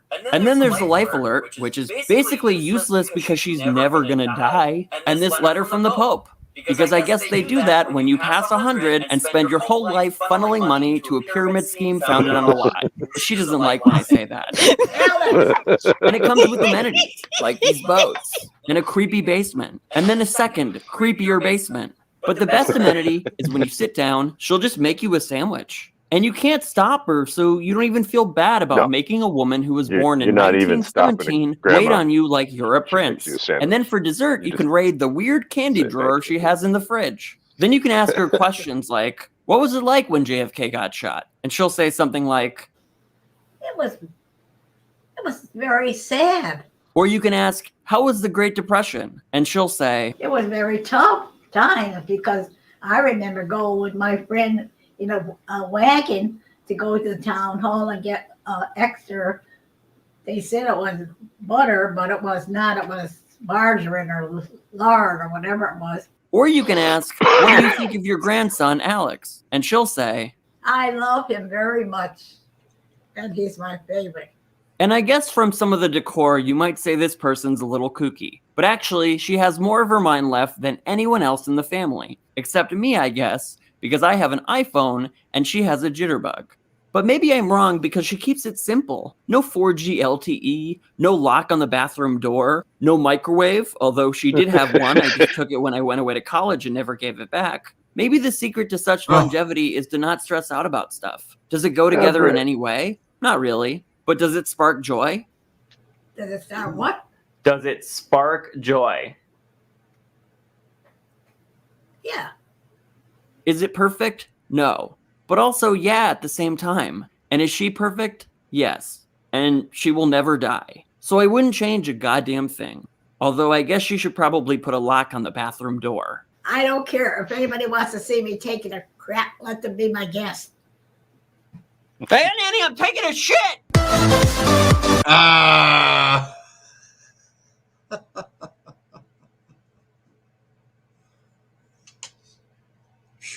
I must say, you know, the probably the biggest single formation on my life growing up had to be the fact that I got to spend so much time with my grandparents.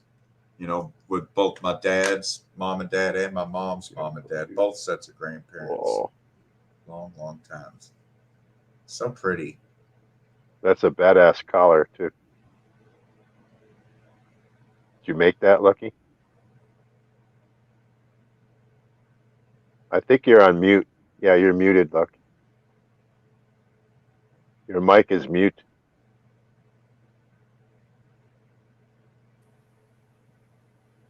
There you be. There we go. Yeah, he's got the. I didn't. Oh my god, he's purring so loud. You gotta go. Oh, that way. Okay. What am I doing it wrong? He's a handful.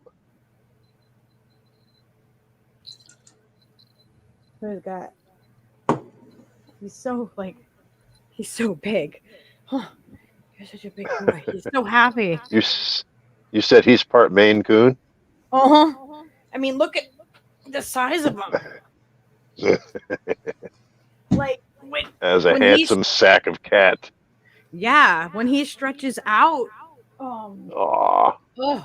he can go from my toes all the way up to my hip, like if he stretches out. He's long. Huh. Can you guys hear him?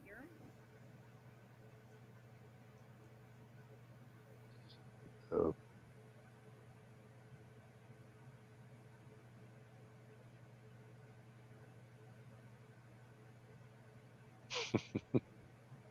Can you hear the purr? No. Oh, he purrs so loud. Huh, yes.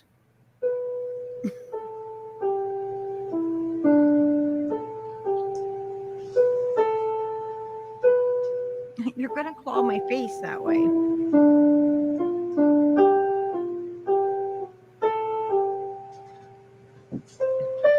He's a cuddle baby, like just laying here like a little baby.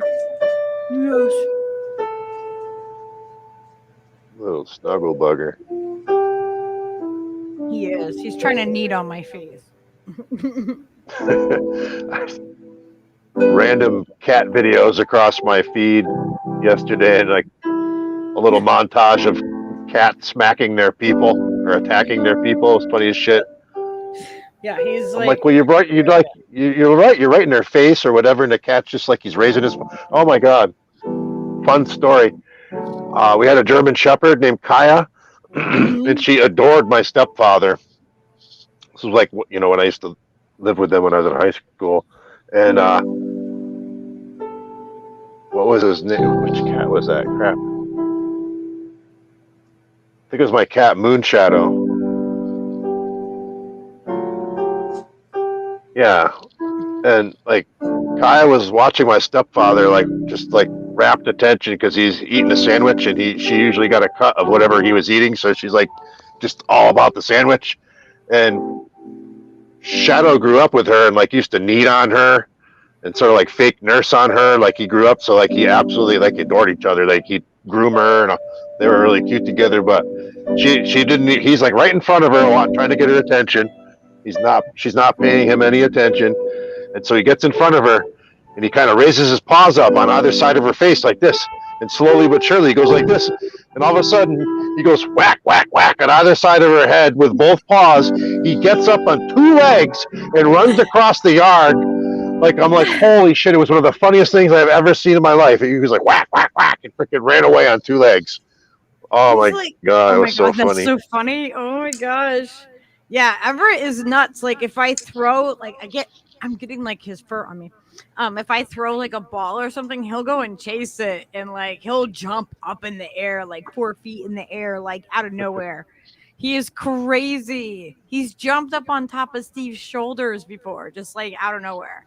Like he's laying across me, like he's huge. But he's not like fat. Yeah, like he's just freaking long as hell. Yeah. But yeah, I saw something about how Maine Coons are the closest like to a dog. They say like the cat species of, you know, when they have Maine Coon in them, it's they're closer to being a dog. And it's funny because like Leo raised him, you know, from the time he was 6 weeks old. I had pictures of him when he was smaller than Leo. Oh, yeah, like he's huge and he's so pretty. Huh. The Gravy Process would be a good name for a band. Sorry. Oh, look at that belly. I have to say that. Oh, I ended up making the gravy. I had to make my own.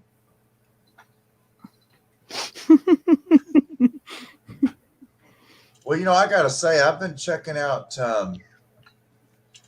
Tim Truth and his channel where he came on Rockfin, and you know, I'd watched him before on like BitChute, I think. Yeah, I was looking for yours. Is yours on Rockfin, the one that you do on Sundays? The one that I watch? No, do you do a show on Sunday? No, on Sunday nights there's Grand Theft World with Richard Grove, the Grand Theft World podcast, and it's like, is it on like Rockfin? Capsule. Yeah, it's on Rockfin. Oh, okay. I was looking for it, and like I was like, oh, maybe it's on. Well, Rockfin. it's on Rockfin. It's on the channel of Richard Grove. Okay. Grand Theft World podcast. I gotta write that down. But and then like where I joined Grand Theft World, like with a monthly subscription, then they have like a town hall every Tuesday. And so I've been going on like the town hall, like What was Richard's? What was his last name? Is Grove. Okay. Okay, cool. Yeah, I was like, I went to look for it, and I was like, I don't really know what I was looking for, and I didn't have my my tablet with me because that's how I do Rockfin on my phone. It's so like tiny. I don't have a big big fancy phone. But I tell you, it was just it was stunning to me catching up on because there's also this other thing. I think it's called the Organic Consumers Network. Maybe it's Alexis Boddenmeyer, and she has Dr. Steve Ely on there. And like for the last several months, I've been tuning in once a week because they break down the latest data dumps to the VAERS reports from the CDC, looking at what's come in through the pipe in the last week in terms of reports to VAERS. And what was their name? That's Dr. Steve Ely, Ealy, Dr. Ely. And where did you? And that's at I want to say it's Organic Consumers Network. They've got their on Rockfin. Organic Consumers Network. It's one of the organic channels that I tune into. Yeah, but then, I subscribe to them, I think, but I just like sometimes I forget to like go and check out the ones that I subscribed to but didn't like watch enough. The last two shows that Tim Truth has done have just been absolutely brutal, going through all these new VAERS reports about miscarriages and stillbirths and all these different things that have been happening to women. Because I mean, we've heard. Granted, there's been a high number of I'm sorry, tongue-tied here. There has been a high number of myocarditis and pericarditis reports to VAERS that have been mentioned. There has been publicity about that. But at the same time, there's actually been even more reports of menstrual irregularities. Oh yeah, women are bleeding for like long. But also like what's called subcutaneous necrosis, where there's like rotting flesh and blood sores. Just like just all kinds of horrible stuff. And for some reason, I guess because they're women's reports or something. I mean, like, for Christ's sake, only just a few months ago, they finally came out and said the FDA is now going to spend X amount of dollars to study all this shit that's happening to women, after the fact. Is kind of an afterthought, but we're going to spend like $100,000 to take a look into this, That's like, wow, that doesn't sound like a lot of money to do a very extensive study. No. They obviously don't really give a fuck, but I mean, it's insane. Like it is so insane that people like Skylar was told by her grandma on her dad's side that she cannot go to Christmas at their house. Oh, here comes Shirley. So yeah, my daughter was told that she can't go to her, go to her house for Christmas because her brother my daughter had get an echo. Had like cancer or was going through chemo or whatever. And I'm like, this doesn't make any sense. Like, seriously, you like, first off, you don't see her anyway. You don't see your grandchild anyway. So, like, whatever. And we don't even celebrate, Christmas. But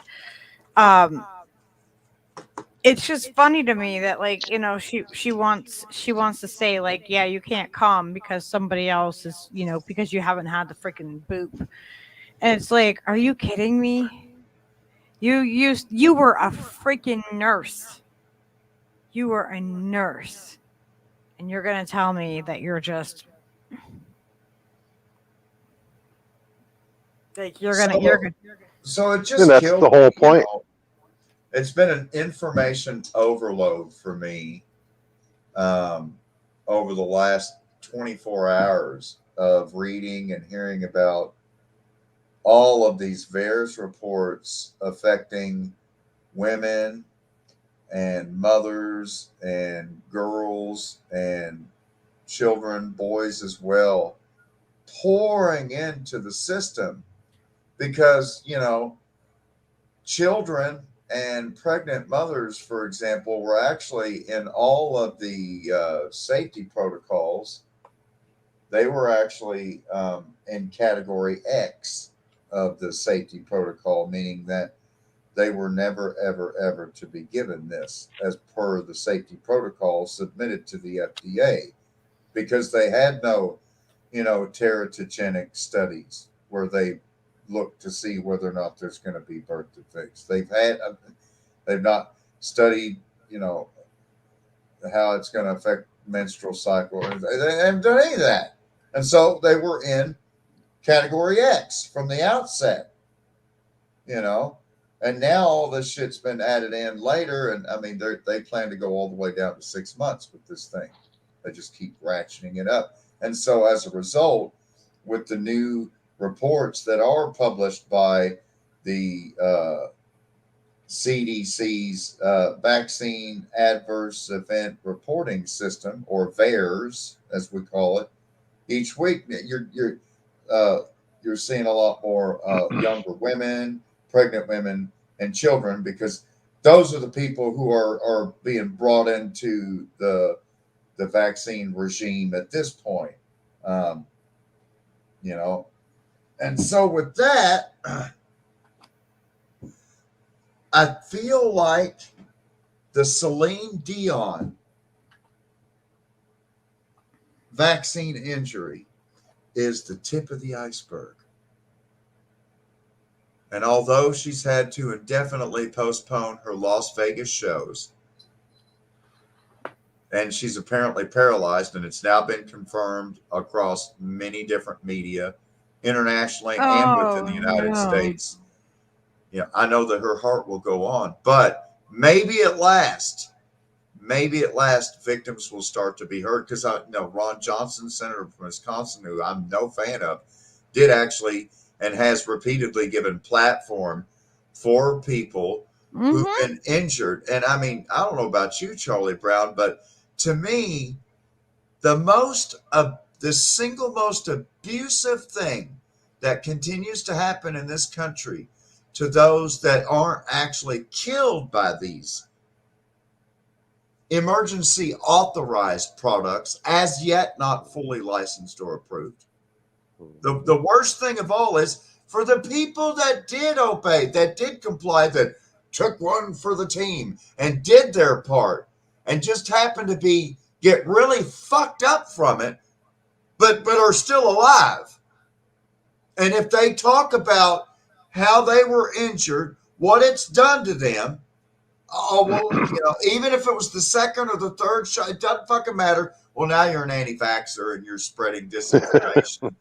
And it's like, but motherfucker, I did everything you said. And now I can't musical fucking goalposts. I'm just all out by myself. No one will cover any of my medical bills. All the doctors think it's in my head and I'm crazy. And, liabilities on you. The vaccine. I mean, I'm not in their position. I'm not in their shoes, Charlie Brown, but I try to put myself in their shoes. I just try to walk in their shoes for 1 minute to imagine what it must be like to have been so trusting and so loving, and think that you're doing what in your heart you feel is best for mankind, notwithstanding the hypnosis and the manipulation and the coercion, just dealing with the amount of abuse that is focused on these people who have just been, you're re-victimizing people who were just victimized, maybe paralyzed, neuropathy. Fuck, man. It's so beyond, so completely beyond. These are people who literally, most of them were making this decision to get this shot, thinking, I'm going to do this to help my community. I'm doing this for you. And then they get injured, and then all the motherfuckers in the community are like, anti-vaxxer, ban him, deplatform him, put a note on every post they send. And people have lost their fucking minds. This shit has broken people's brain boxes. You can smell the freaking transmissions upstairs grinding. It's fear, like I said before. It's fear shuts down the human nervous system. You can't recover from it. It's chronic. It becomes toxic. You know what? And you're so easily manipulated because you're not using your full capacity. You're just not. So I have a question that I haven't heard asked a lot, and I ask Steve this a lot. How many people do you think got worse or got more sick or more symptoms because of placebo effect? Because they've been told this whole time that you should be feeling all these symptoms. It's going to be bad. You might end up in the hospital. All that fear tactic that they're putting in people. What about the negative placebo effect that people could automatically put on themselves? You know what I mean? If you really believe that you're gonna be so bad, you're gonna end up in the hospital. You're gonna do, your body's gonna do that if you're really believing it. Well, I think if we were talking about a bona fide, authentic medicine, that would absolutely be applicable. The placebo effect you talk about is totally applicable. But I mean medicines. I'm not talking about the shot, though. I'm not talking about that. Just all the propaganda that's been put on everybody's head about how bad it is to get it. You know what I mean? And you're going to be this sick. You're going to be this sick. You're going to be this sick. You're just talking about the exit. It's how your body's going to react to just whether you have, if you do get it, if you do get COVID, like how bad, I would get sick. If I believe I'm going to get really sick, then I'm going to get sick. And if I believe that it's not as bad of a thing, then that, you know what I mean? Right. Your body will react. That's what I'm saying too. Yeah. If you're in a chronic state of fear, worry, anxiety, all that stuff, it's totally going to smash your immune system. That's what I live with. That's what I'm trying to, deal with, recover from, however you want to put it. It's crazy. To be fair, what you're talking there's a about, resilience in all of it, certainly. A placebo effect. To be fair, again, I say, to really talk about a placebo effect and people presenting with symptoms largely psychosomatic based upon how they felt emotionally and what they were thinking before they received the injection, based upon what they've been hearing. If it was a case where this was like all the other vaccines that have been administered, where it has a death rate of 0.001%, and there's only 200 to 300 reports for an entire year of total adverse events, but you think you're having all these things, then I would say there's definitely some placebo effect going on there. But again, what we're talking about in this case are by no means traditional medicines. We now know they are custom engineered bioweapons. And furthermore, based upon the Center for Disease Control's own reports from their very own VAERS systems, we now have over 1 million adverse events that actually have been published. And according to the Harvard University Pilgrim Health Study, that's probably only about 1%. So there's actually been 100 million adverse events. So instead of 20,000, we're talking about 20 times 100. Well, what's that? What's 20 times 100? If it's 20,000, 10 times more would be 200,000. So 100 times more is 2 million deaths. So, I mean, you're not talking about a placebo effect at this point. You're talking about the single most damaging, unsafe medical products that have ever been administered according to the CDC's own data, which when comparing to all other medicines that have ever been tracked for data, this data from this year from these products alone exceed all those reports combined. No, I'm not saying anything about the vaccine. I'm just saying, like, in general, if someone feels like, no matter if they've had that or not, if they feel like they're going to be worse because that's what they're constantly told, and they're not told like, oh, this new one is going to be like a cold-like symptoms, and they think like, oh my gosh, it's going to be, you know, if they believe that fear that's going around, they can make themselves more sick because they believe they should be more sick because of what they're being told. You know what I mean? So I'm just saying it could be, you know what I mean? If you believe you're not going to be as sick, if it's a positive thing, then that's fine. But in the negative aspect of it, they could be internalizing that and making themselves more sick. You know what I mean? Because they're believing, oh my God, I'm going to be really sick. And then you're stressed out and your body. And then and then on top of it, they get the other shit, you know, the freaking shot, and then it makes it even worse, you know? I absolutely agree, but I would compare it like to someone being afraid of needles and getting an actual medicine versus someone getting bit by a poisonous snake, okay? If you're bitten by a poisonous snake, you can freak out and scream and holler and cry and get all delirious and all panicked and anxious, and it's going to make it even worse. You're still going to need as much of the snake bite venom pulled out, and you're probably going to need antidote.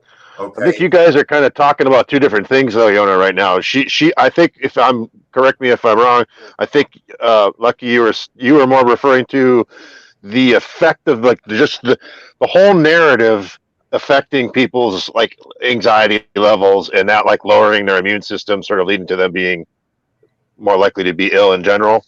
And absolutely, they would be more vulnerable. Virus out there, you're more likely to catch that. And I mean, is that what you were talking about? Versus, I think you're more specifically referring to the boop boop itself, right, Yona? Well, I'm not talking about vaccine. I'm not talking vaccine placebo. I'm talking about just the narrative that like you're going to be so sick, that you manifest that own sickness even worse in yourself. Oh, absolutely. You're constantly hearing that. And then if you go and get that too, it's just like there's going to be that to injury. It's you know what I mean? It's just going to make it worse. The placebo of serious. You know what I mean? Literally. Just the constant injury like, to injury. You know, oh, I'm gonna be sick.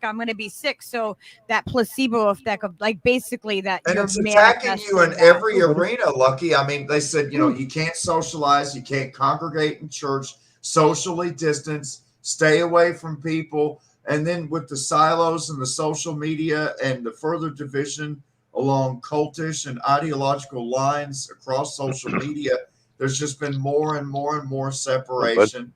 And then they introduced the meta. It's like, wait, that's how you think that people are going to reconnect? And so,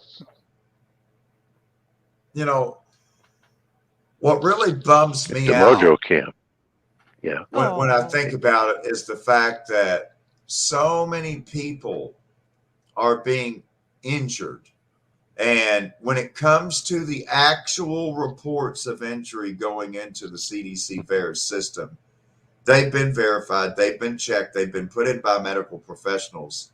There's no doubt that, in my mind, that these people who have had VAERS reports submitted are just, in fact, suffering mental illness, and it's all in their head, and it couldn't I don't possibly have anything to do with the. I wanted to point out too, if I may interject for a second, VAERS is grossly underreported.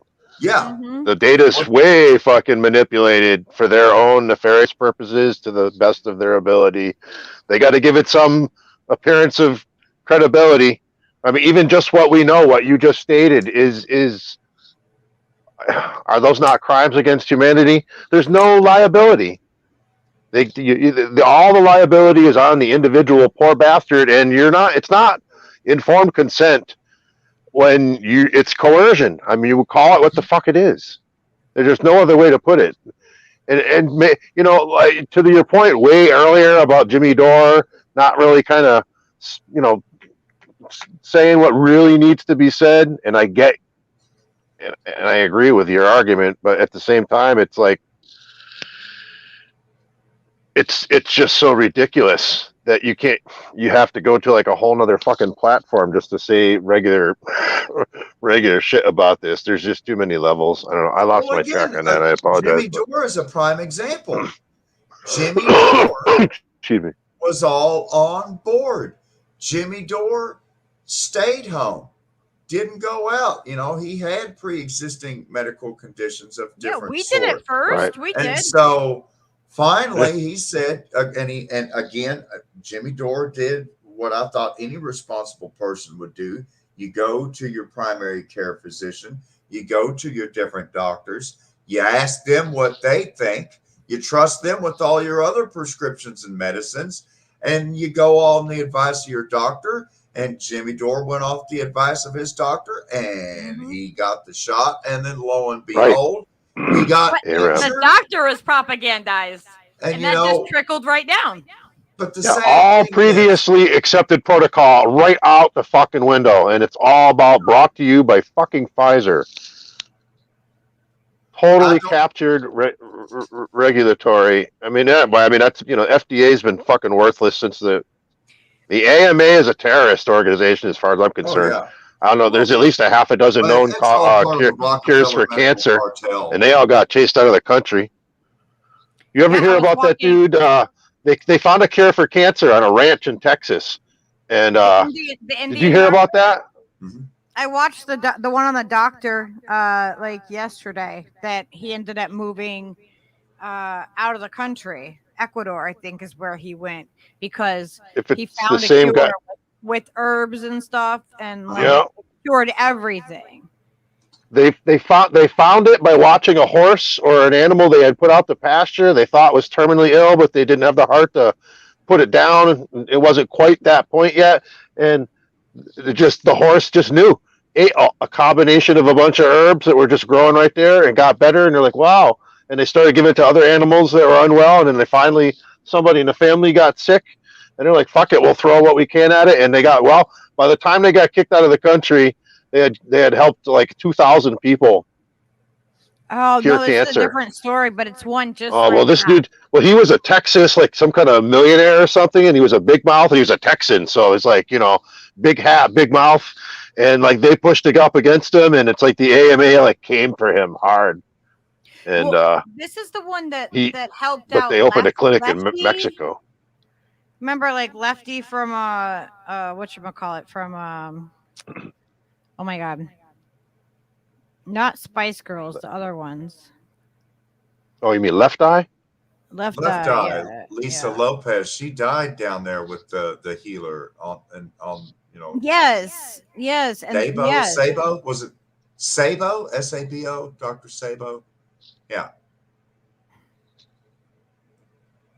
He was a brilliant healer and everything. I don't think he's around anymore either.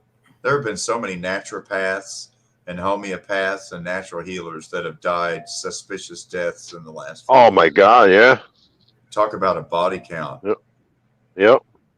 But back to the main crux of the issue. Of course, CDC has known there's been underreporting issues with VAERS, and in fact, at last, congressional funding was appropriated, and a study was commissioned by Harvard University, working with Pilgrim Health, and the Harvard Pilgrim study, in fact, reported that round and about only 1% of adverse events are being reported out of VAERS. And so they took it entirely upon themselves at Harvard, with their brain power there in Boston, Massachusetts, to completely design a brand new comprehensive adverse reporting system. And they contacted the CDC and said, hey, We've studied the fuck out of VAERS. We found everything that's wrong with the system. We highlighted everything that was making it difficult to make the reports. And so we took our IT department at Harvard and made a brand new software application, streamlining the whole process, and we'll give it to you for free just to improve the system, just to improve patient safety. Never heard back from the FDA or the CDC or any of them. Totally got ghosted. They shut down the study, buried it, never wanted to hear about it again. Oh, of course not. Fucking bastards. So long Harvard's story like short, the I'm hearing freaking CIA freaking kitchen sink anyway. all these reports about children and women and girls.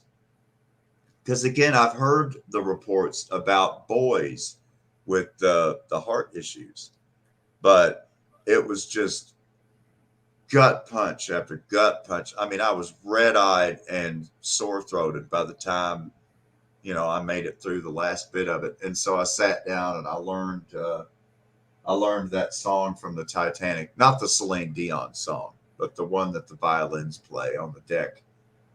He's got me pinned down. Oh my god, it's so cute. My dude. It's called My God Closer to Thee. But hey, I guess I was going to send out, before I cut away, I was going to send out a special dedication to all those parents.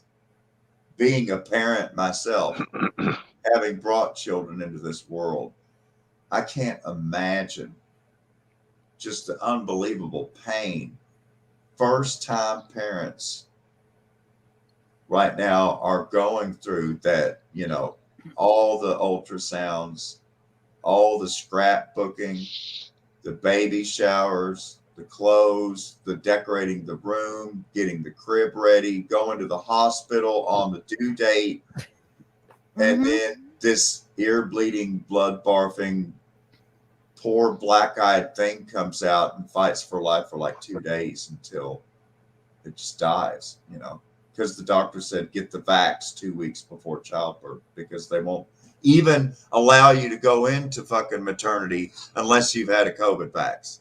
Like, yeah. So this is My God Closer to Thee. My God Closer to Thee, I think is what it's called.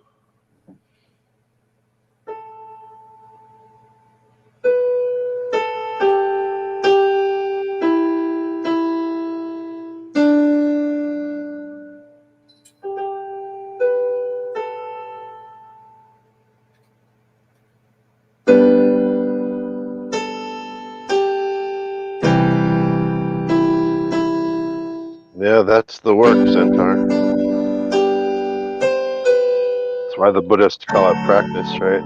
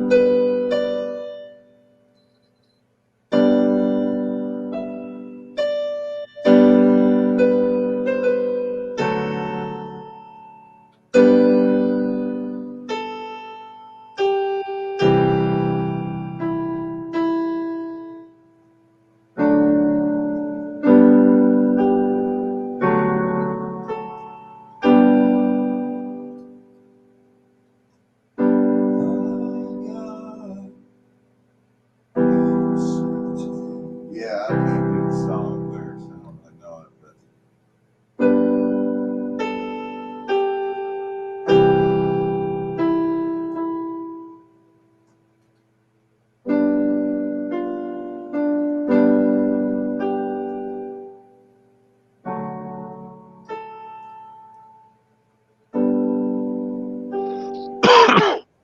yeah, I just figured it out by ear earlier today. It'd be easier reading sheet music, but it's the thought that counts, I guess. I mean, I guess Nice, man. figuratively, Well, It's figuratively fitting in many ways because I mean that's the last song that people hear as they're loading into the lifeboats. Those lucky few from the deck of the Titanic, right? Because the violin players are like, let's play one last song for old sake's time, right? While the deck of the Titanic's already leaning and pitching from the sea, right?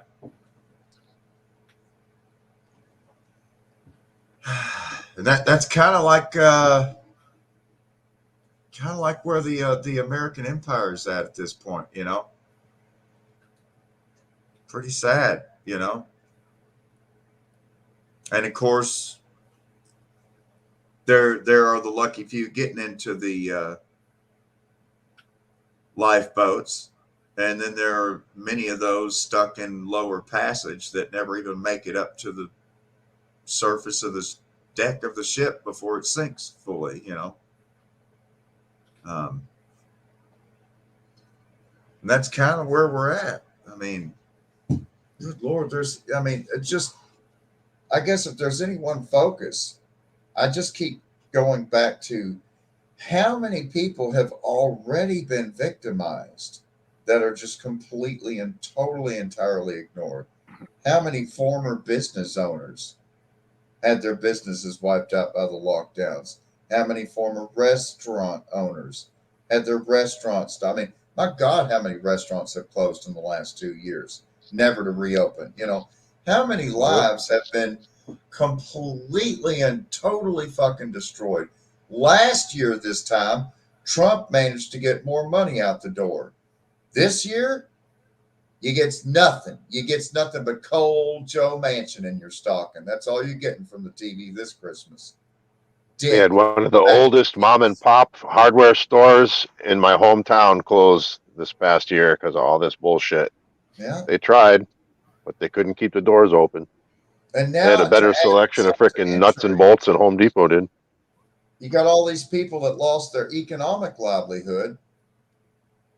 And now because they did what they were told was patriotic, they did what they were told was for the greater good. They did what they were told to save grandma, and because they love their hometown or for whatever reason they bought into. Yeah, they pull at your doing heartstrings. It with good intention because they've been manipulated, because they've been lied to for whatever reason.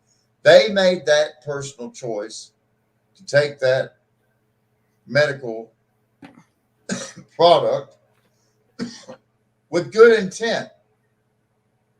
And then when they're injured or killed, or one of their brothers or sisters is killed, and they go to share that personal pain of debilitating lifelong injury or death, instantly they are vilified more than anybody else.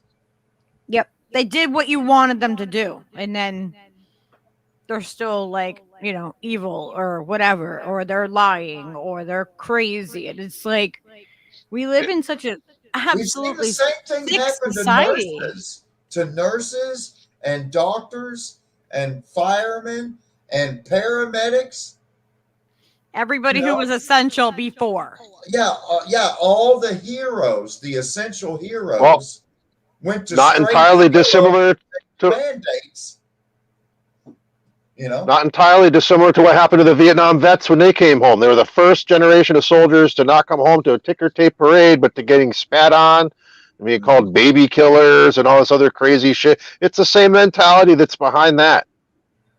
It's nuts. You're a hero before you get shipped.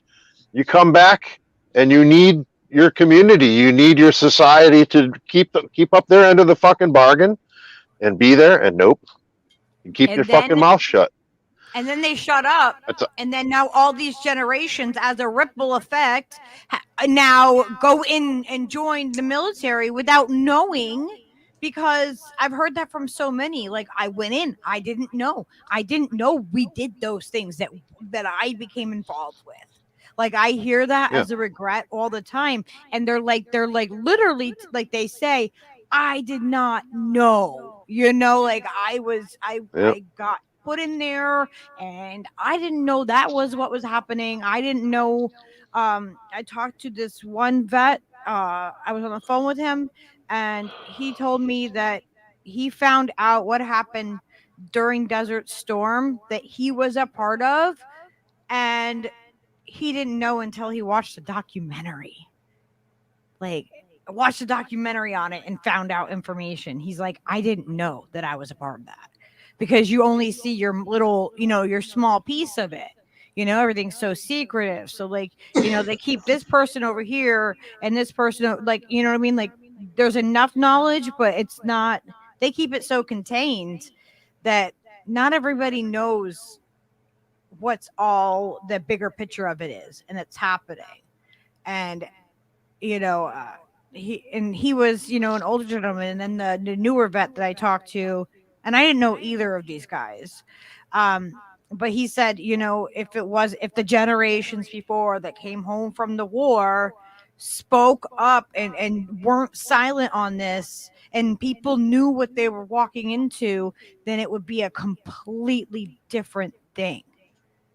But even back then, it was just like you're saying right now, Yona. They were coming forward. People did come forward, obviously, but they got that same fucking treat, and it worked. It worked like a bastard, because we never really heard about it. There were certainly vets who came back in all the wars, who came back and spoke of the horrors. Christ, but even during battle, was it maybe you would know, Yona, like, was it in Germany or maybe the UK during the First World War? They got orders from on high to not refer to what was going on to the soldiers, reporting with like battle fatigue or whatever the term, I forget what they were using at the time. Shell shock was the shell shock. And the shell addictions, shock, yeah. They came back with addictions. They were, but there were specific orders from the higher ups that they were not allowed to fucking use that terminology. They had to, like, and basically they were putting soldiers who had PTSD, what we know now as PTSD, in front of fucking firing squads, calling it lack of moral fiber. Yeah, it's crazy. That was not that long ago. This shit works. It fucks with people's heads. I just kind of wanted to draw that back together to what you were saying about presently. These are the patterns that's been going on. And I think it's maybe we could fucking suss out, like, well, what's the patterns of behavior behind the scenes? The fuck is actually pulling the strings? I mean, we say deep state and elite and 1% and all this, but like, these motherfuckers have names and addresses. Like, you know what I mean? I'm sure there's people out there. Maybe there's somebody watching right now and already can think of some, but you know what I'm saying? It's like, I got to tell you, Charlie, I had a really, really sobering interaction. Every time I have an interaction with my nieces and nephews and their significant others, they're 18 and 19 and 20 years old. So they were all born after the spontaneous combustion of World Trade Center Building 7 and everything else that happened on September the 11th, 2001. So they were born after that happened. Okay. Number one, at the place where I work, where I deliver pizzas. Okay.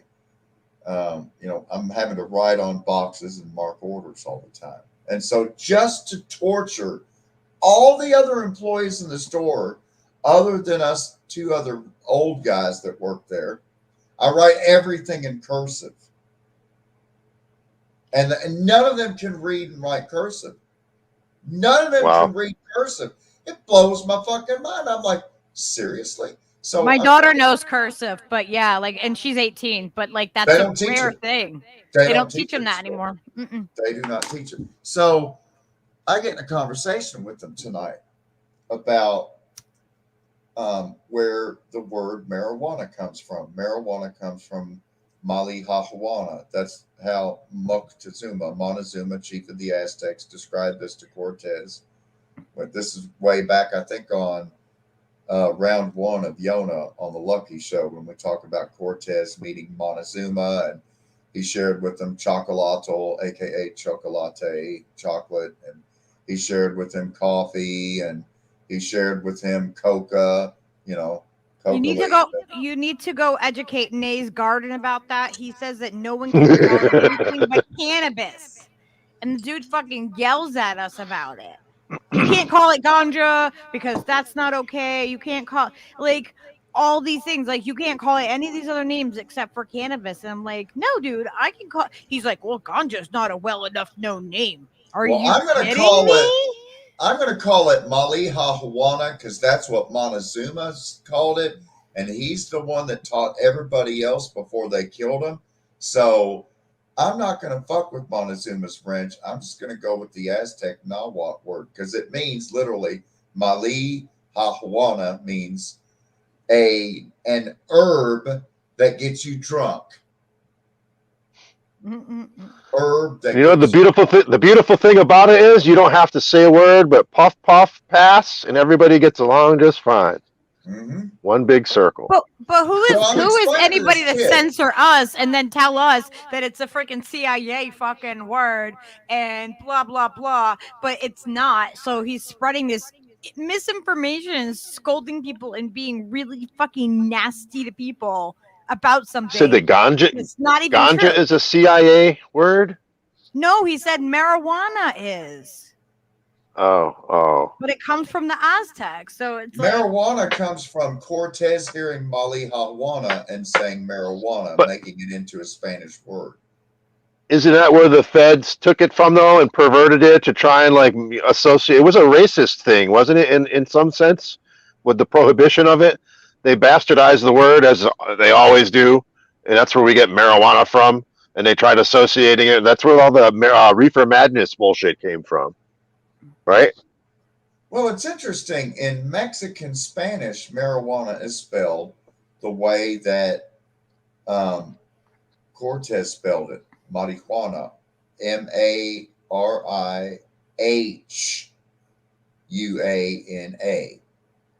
And in the original Aztec, it's Malihahuna. So, I mean, marijuana is literally almost letter for letter, syllables for syllable, exactly what it's called in Aztec. And strangely enough, the reefer madness, when DuPont Chemical decided they wanted to sell synthetic fabrics and they had to get rid of hemp and all forms of marijuana, they're the ones that paid for reefer madness. And that's when you start seeing marijuana spelled in English with the letter J to denote it as a Spanish thing. But interestingly don't you find enough, that just in like Spanish, they never used the J. It was always with an H. I just always found that interesting. Well, don't you also find it interesting that it was actually that they didn't want hemp? They didn't give a shit about people smoking it, and they just didn't want the fiber competed with because you can make just like anything out of fucking hemp. It's like one of the most perfect things on the planet. You can eat it. It's like a perfect freaking oil. As far as like all the nutrients and all that stuff, all the fatty acids, and yeah, you can hempcrete. I mean, we could. Uh-oh. The Charlie Brown freeze. Oh no.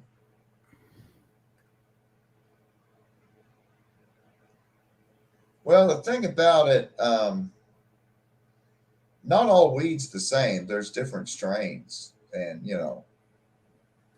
anybody will tell you. I mean, it all depends on what kind you're smoking as to whether it makes you tired or whether. I mean, there's some weed that is like lights a fire under my ass, and I like end up cleaning and sweeping and mopping and dusting, and next thing you know, I'll like get back from dollar store and I've got like cleaning supplies and stuff, and I'm like, what the fuck did this weed do to me? I got to smoke something else. I'm like, what the fuck? My hands smell like bleach now. It's weird. It's really weird. His tablet is like restarting on him randomly. Yeah, and Cadillac was saying that hemp doesn't need herbicides, and it needs less water than cotton. So long story short, I'm talking to my 20-year-old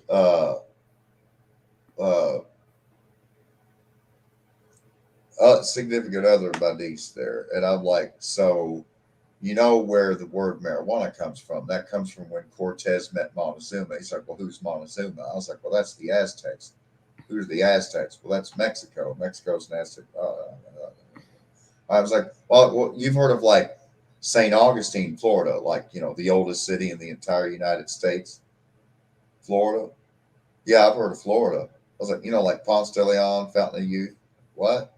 No, or like Daniel Boone or Simon Kent. So I just like start going through it, like just name dropping, and no, no, no, no, no. Don't know anything. I mean, I don't fault him for that. I mean, he graduated high school, I guess. Just they don't teach anything anymore, Lucky. Just obedience. It's really sad. Yeah. That's all they teach is obedience.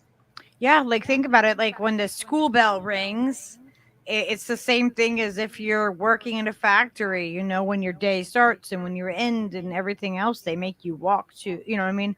Obviously, you need some sort of order when it comes to like walking down the hallway or whatever. But file to the right. I still do that. I still will go to the right.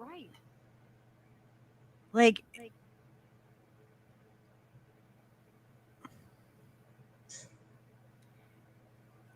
It's funniest crazy. thing had to be when we were living in Ecuador and we would socialize and meet with other gringos down there because outside of the United States, even back then, because this was in 2017, right when Trump was inaugurated, because Trump was inaugurated in January of 2017, I think. Yeah, it was January 2017. And then like March or April, I then headed down because my job started in May at teaching English at the Institute. So anyways, get down there and there's all these different little pockets of expats. An expat is an American that's living overseas, right? You've expatriated. That's what expat is short for. Expats. And all these different Central and South American countries like, Mexico and Costa Rica, Guatemala, Nicaragua, Honduras, Panama, Colombia, Venezuela, Ecuador, Peru, Chile, Bolivia, Argentina, Brazil, you name it. All these, there's little expat communities of Americans. And by and large part, they're known as Gringolandias, Gringo lands, right? Little pockets of green. They have American supermarkets and American restaurants, and it's just like a little America, in the middle of wherever. And so, we get situated in Cuenca, and over half of all my friends are locals, but because of where I'm teaching at the school. And I'm just like trying to make friends with the locals, and I want to do what the local people do for cool shit. But, when my better half came down and got moved in, we were like, well, we need to go interact and meet with some other Americans here in town and see what they're going like. And it was very, very, very awkward. We only did that a few times because they were always like, wow, your Spanish is so good and you guys are so cultured and it's so great to have you down here. And so where are you guys from? And we're like, Kentucky and West Virginia. What? Well, then how on earth did you ever learn Spanish? Like, what? We wear shoes too. I know, right? You fucking god damn it. So then I was like, thought the next time we go over, I'm going to tell them I'm from Ohio. I told them we were from Ohio. They were totally cool with it. And then I was like, you know what? I lied. We're actually from West Virginia. They're like, and they were like insulted. Like, how could you do that? Well, that dude was like, I'll never forget watching that movie Deliverance. That's not funny. That I lied and said I was from Ohio and not West Virginia? Where's my banjo? I'm going to play banjo now just so I can pop a heart on. Hey. I was such an asshole. It's always good to take a proper. Stereotypes that don't end. I mean, I'm in Spain, I'm in Italy, and I meet Americans. We're like, well, she's like, where are y'all from? Oh, honey, we're from New York City. Can't you tell? New York City.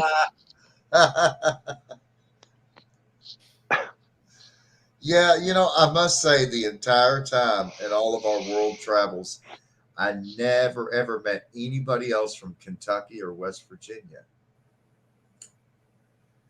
I don't think they're issuing a lot of passports to Appalachia. I'm just putting it out there. Not a lot of worldly travelers in these parts. Hell, there's not a lot of travelers in these parts that even go to town, but a few times a year. I'm just saying. Very isolated communities. Must be nice. Yeah, that's what I Ain't was nothing thinking. wrong with that. Well, sounds good. People freak out about, oh my God, what are we going to do if the power goes out? What are we going to do if the water systems fail? What are we going to do without money? How are we going to live? And it's like, we've been asking those questions and answering those very questions here in Appalachia since man began walking upright. And yet still to this day, we find a way to live in complete, total, abject poverty and stay high, drunk, and happy at the same fucking time. Day after day. It's a hillbilly way life, man. So, let the whole world collapse. Let all of civilization crumble to the ground. It'll be just another day growing dope and, brewing moonshine here, buddy. We won't skip a beat. Nope.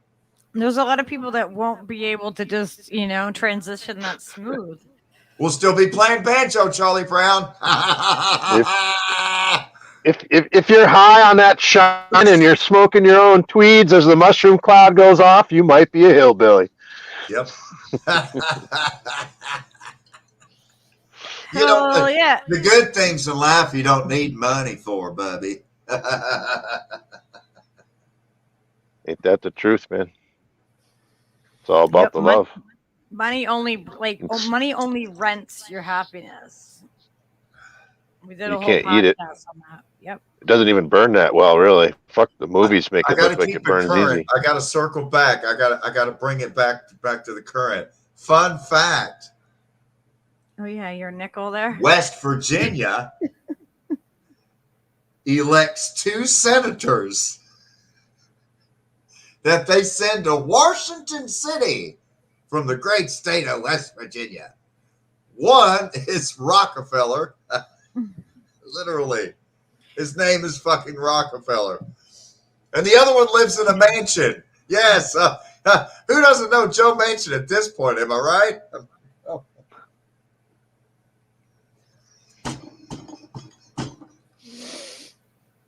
Oh, have you seen the governor of West Virginia? Governor Jim Justice? You got to check out his sidekick, Baby Dog.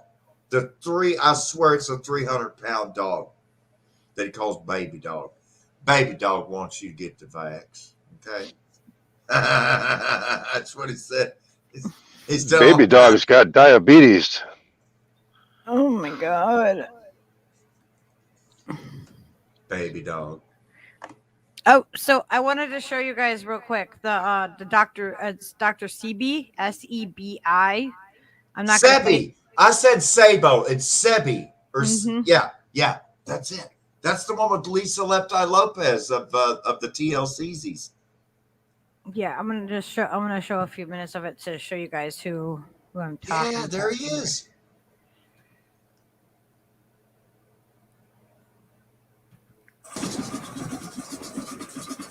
Yeah, for real. Dr. Sebi was born Alfredo Bowman in a village in Spanish Honduras. He never had any formal schooling. He was self-educated. After coming to the United States, he was diagnosed with asthma, diabetes, impotency, and obesity. After unsuccessful treatments with conventional doctors and traditional Western medicine, Sebi was led to an herbalist in Mexico. So he told me that I could not eat meat any longer, no lamb. I could not drink any milk. And I abstained from all these things. And here I am now at 82. I'm happier than I've ever been in my life. After being healed from his conditions, he began studying and cataloging herbs around the world. As a result, he created natural vegetation cell food compounds that he claimed would cure people from diseases like herpes and AIDS. The first patient was a brother in Boston named Michael White. I said, well, I must send him the compound. I removed from the man's diet lactose, uric acid, and carbonic acid, milk, starches, and meat. By removing these things from his diet and then cleansing his cells, he began to see recovery in 24 hours. When I told my mama that I had cured my 13 AIDS patient, she said, they're gonna get you. In the 1980s, Dr. Sebi ran a variety of ads stating that his institute cured AIDS, sickle cell, lupus, blindness, herpes, cancer, and other incurable diseases. The ad caught the eye of the Food and Drug Administration, and they sued Dr. Sebi for false advertisement and practicing without a license. You defended yourself. Of course I did. I knew that I had sufficient evidence to prove my position. During the trial, the judge requested Dr. Sebi provide one witness for each disease that he claimed he cured. Each witness had to bring documentation that showed they had a disease from one doctor and documentation that they no longer had the disease from a separate doctor. Dr. Sebi was able to provide over 70 witnesses. He was not taken to court to prove he cured AIDS, but many say he still did so within this trial because his witnesses presented verified medical documents proving they had been healed after they said they sought Sebi's help. After hours of questioning and testing Dr. Sebi's compounds, he was found not guilty because his products were essentially food and he was not diagnosing patients. Dr. Sebi took on the Attorney General and won. Not only did I prove scientifically, but I had the diagnostic sheets, and I do have them today. And those diagnostic sheets didn't come from me. They came from their school, their American accredited medical accredited school. When you look at the court documents, it says Dr. Sebi, Alfredo Bowman, which is my father, my aunt Bowman, and Fig Tree Products. That's what was proven in court. You know what I mean? That's what won court. They sent that to Lancaster Laboratories, and it was proven as electric cell food. That's why if you look at the Fig Tree, we call it electric cell food. That's what's been proven in court. A man known as Dr. Sebi claims to have found the cure for several life-threatening diseases, including AIDS. Too good to be true? Well, you be the judge. The lump in Myrtle Rick's left breast is gone. I haven't had any symptoms or problems, anything. Sabrina Peterson's son no longer disabled by sickle cell anemia. He has a lot of energy. I have to make him rest. Disease is cured by this man. His name is Dr. Sebi, but you won't find a medical degree hanging from his wall. Instead, a certificate of healing. How did Dr. Sebi say he was healing people of these incurable diseases? The basis behind his approach is cleaning the body of excess mucus, which is believed to be the root of all disease. Sebi stated, "Our research reveals that all manifestation of disease finds its genesis when mucous membrane has been compromised. For example, if there is excess mucus in the bronchial tubes, the disease is bronchitis. In the joints, arthritis." Basically, he believed disease will arise in the body when there is an overaccumulation of this stagnant toxin. He said acid creates toxic mucus and congests the system, leading to inflammation. Sebi preached an alkaline diet will do the opposite and support vitality. My approach is an intracellular cleansing. You have people eating hog, potatoes, rice, and beans. But if we take this substance to a biochemist, he's not going to find any food in any of these substances. If something is of usefulness in my structure, in my biological structure, it must necessarily be electrical. And the only substance that is electrical are those substances that come from the forest because of the jungle. Because the molecular structure is complete, it's not broken. How I found out that black people should be vegetarians, because when I begin to remove you from that meat and that stuff, that grease, you begin to say in 1 week, how the pain that you had for years begin to disappear. His family claims for 30 years he reversed a range of incurable ailments using his compounds and his nutritional approach. He also claimed to cure blindness. He shared this story during one of his speeches. Young man, I said, yes, sir. I heard that you've been experimenting with herbs. I said, yes. Well, I'm blind. I'm blind for 10, 11 years. Could you help me? I said, I'll try. If you make me see, I give you $1 million. I gave the man the substance. When am I going to see? I said, by Friday. Now, why did I select Friday until this day? I don't know. But I was so sure of myself. But how could a boy that didn't go to school be so sure of himself? The man went home with the medicine. And the Wednesday, good morning, young man. I raised my right hand. You say you raise your right hand. I wink my left eye. You say you wink your left eye. I said, the man is seeing. At that point of my journey, I couldn't explain that. I know it's a bunch of herbs that cleanse the man's body, but they were all alkali plants. He also said he was able to heal people of mental illness, something he himself struggled with. I became very sick. I was angry. I want to blow my brains out. I want to kill my wife. And she was the sweetest woman in the world. Why I want to kill her? Because I was sick. You could be offering and deploying things that are hurtful to others and you're totally unaware. I was in what you call a psychiatric ward, schizophrenic and paranoia. Later to walk out of it, to heal that. Every disease begins right here. I mean, right here.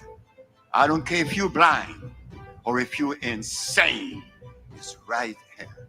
That acid state influences the brain and the central nervous system.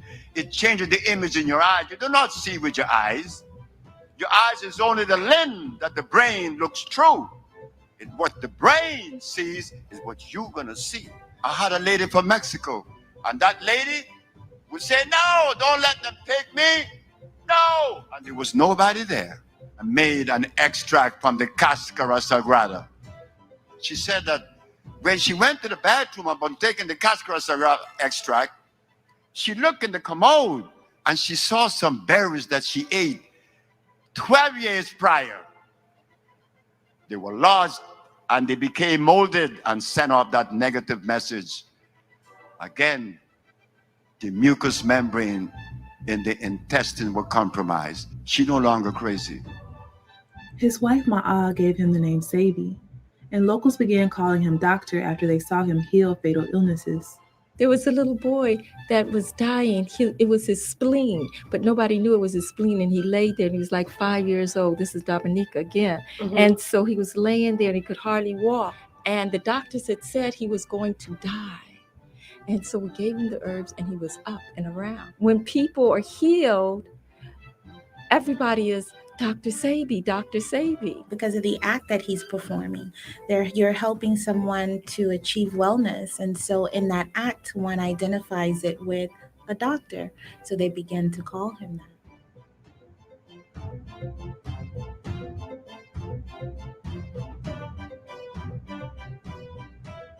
Dr. Sabi not only wanted to heal people of their ailments, he also wanted everyone to truly love themselves. He brought more than just, okay, take these herbs and you're healed. You felt what you feel when you listen to Sabi, you feel good about yourself and you feel strong. And it was the healing of the nation. It is the healing of the nation because that's the other part of the healing, for us to have that self-worth, that self-confidence. The love that's going to secure you through life is the love that you offer yourself. These are the things that we need to cultivate. Not That's dope. the dependency of another.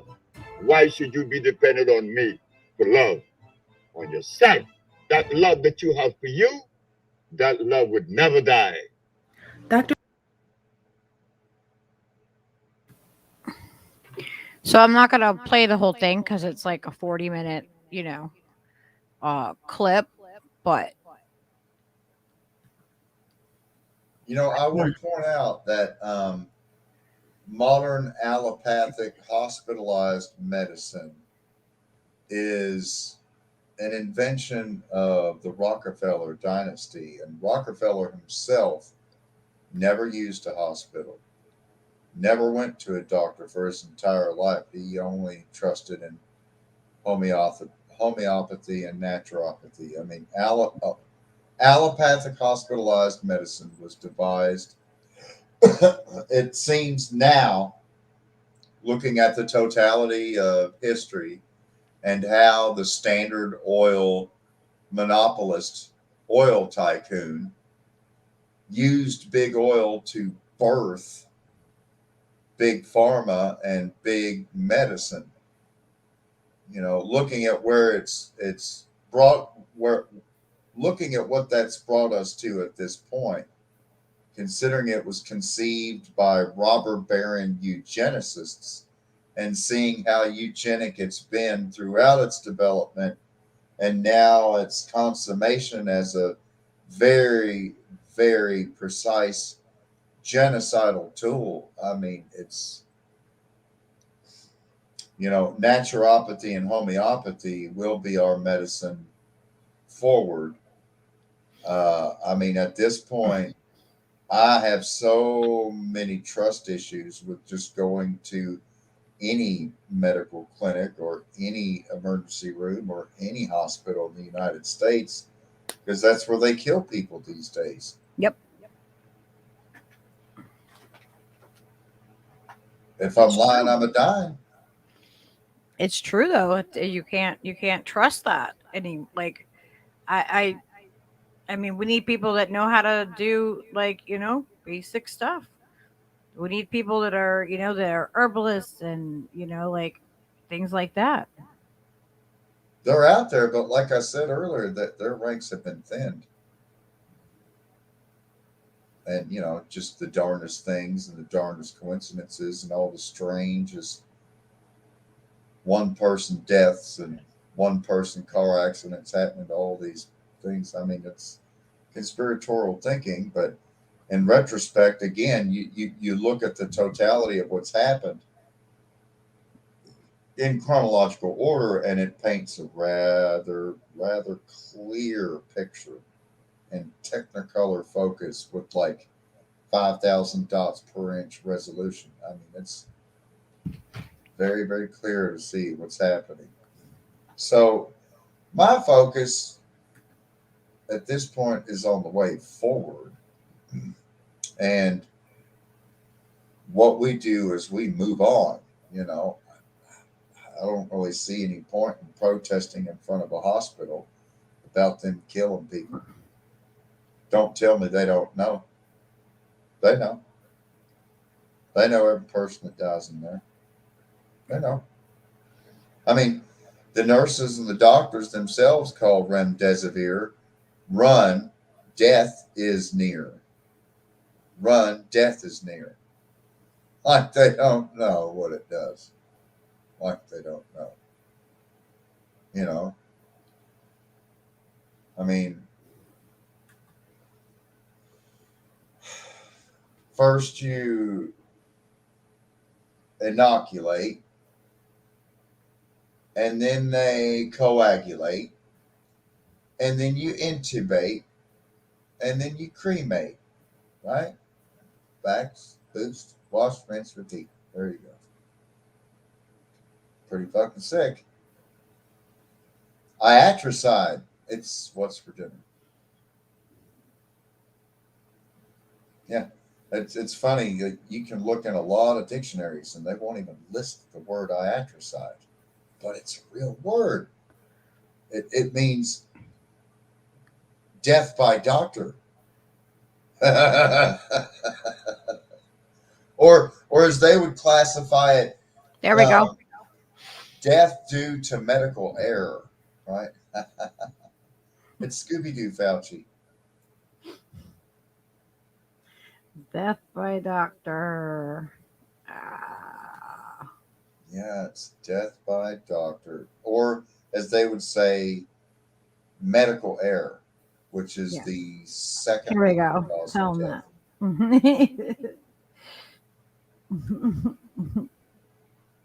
Yeah, so it's, again, for those that aren't aware, Julian Assange was forcibly dragged from his cell in Belmarsh to the Belmarsh medical clinic and forcibly jabbed. So cute. And then, within a week and a half, he had that court hearing where by the time of that court hearing, he had already suffered what they characterized as just a mini stroke. Fucking mini stroke. Fuck that is. Take a couple fucking mini strokes at their squash or the fucking golf club. Yeah, it's like when they're saying like mild myocarditis. It's like that's not a thing. It's nothing mild about having a heart issue for the rest of your life. Yeah. It doesn't just like go away. Like it's not like, oh yeah, I got over the myocarditis. No, that's the rest of your life that you have to go to a freaking hospital and have your heart checked and all this and that. And then what about the kids that don't have health care or that will lose health care? There's no such thing as a mini stroke. There's no such thing as a mini pregnancy. You don't have a little bit of a stroke. You're not just a little bit pregnant. You either are or you aren't. I mean, that's not what some gals have said.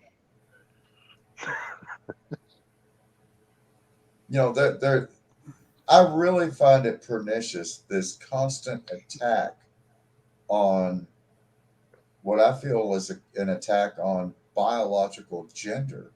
And I feel like it's strictly in the service of promoting transhumanism, really playing to a eugenic book, because we need balance, and everything in nature comes in twos. Even the very DNA in every single one of our cells is not one strand, but two strands that form the helix. I mean, men and women, yin and yang, we need this balance.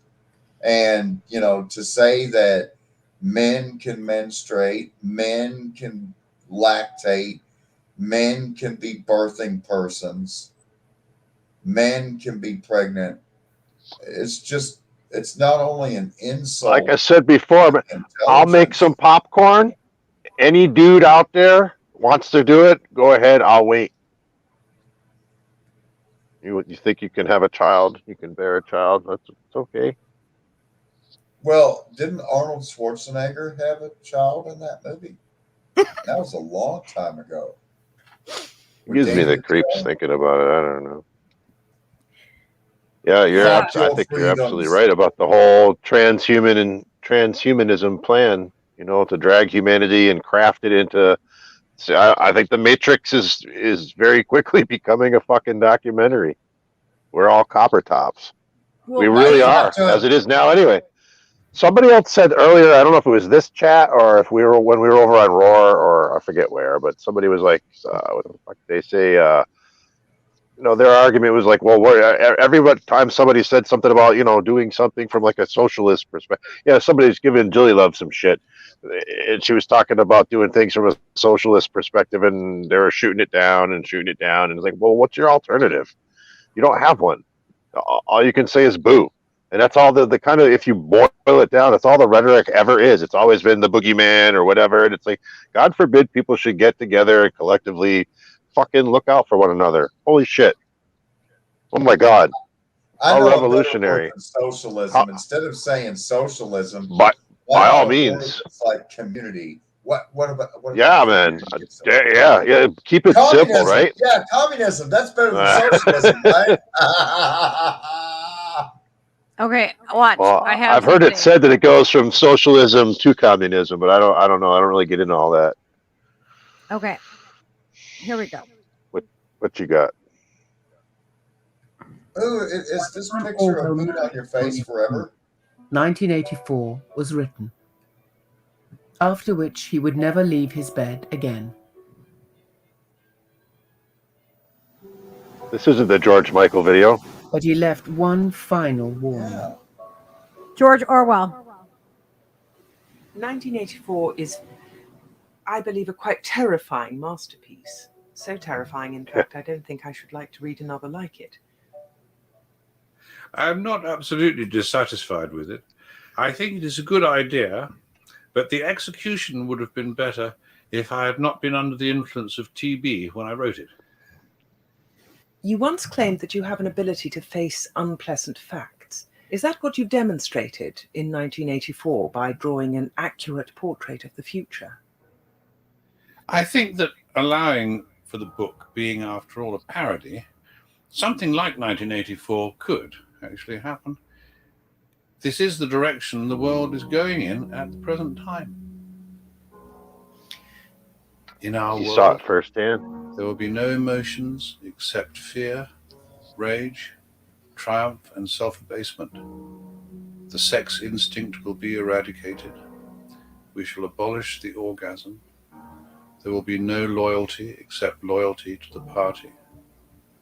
But always there will be the intoxication of power. Always, at every moment, there will be the thrill of victory, the sensation of trampling on an enemy who is helpless. If you want a picture of the future, imagine a boot stamping on a human face forever. The moral to be drawn from this dangerous nightmare situation is a simple one. Don't let it happen. It depends on you. What did he say? Don't let it happen. It depends on you. It broke up for a second. He died in 1950.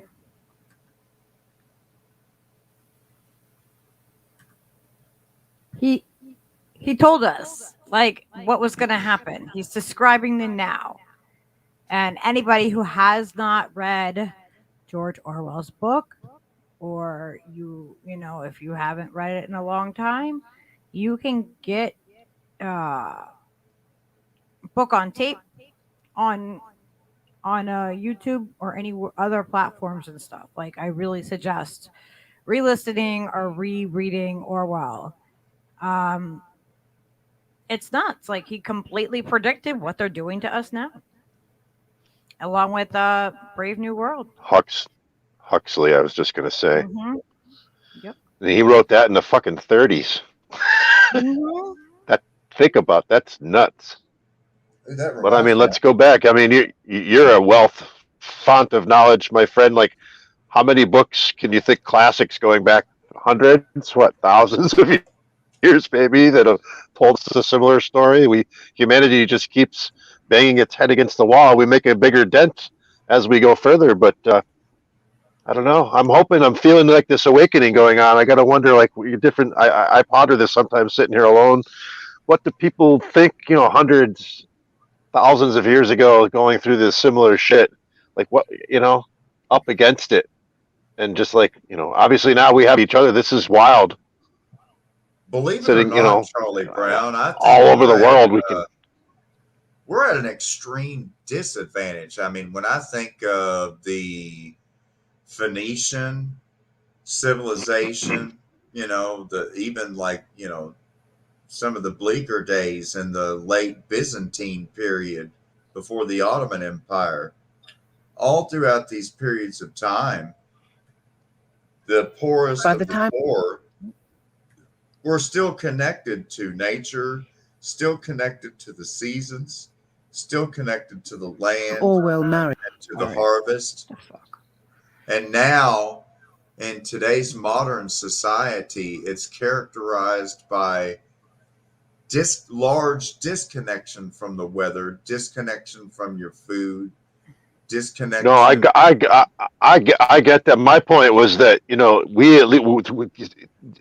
yeah, absolutely, all that is underneath that and a given as far as I'm concerned. But I was just saying in regards to, we have the ability to communicate like this right here, at least now, to say what you just said, which is so fucking vitally important. You know, I mean, I think a lot of people get it. Some people don't, for whatever reasons. They live a very different, you know, lifestyles on the technology and everything, and I don't know.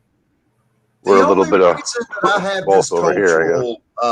the only reason I have this cultural ability to engage in full-blown conversations with people all across the world is because I spent so much of my life in the woods, either studying nature or silently reading books in the woods instead of being in town or around other people or even at the house watching TV.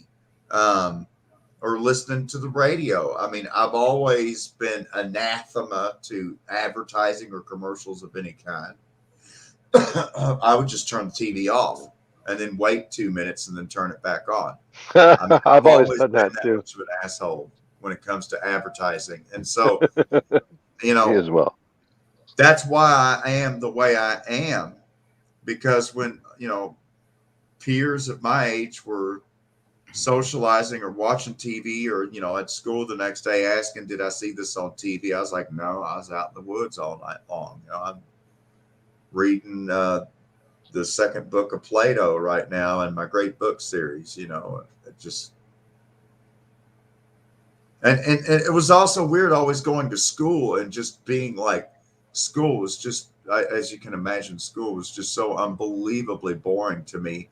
And the big sea change in my life was when I got picked out by the teachers to go to the gifted and talented program with all the doctors and lawyers, you know, children at school, you know, the blue bloods that are earmarked for the, you know, AP courses and shit like that. Right.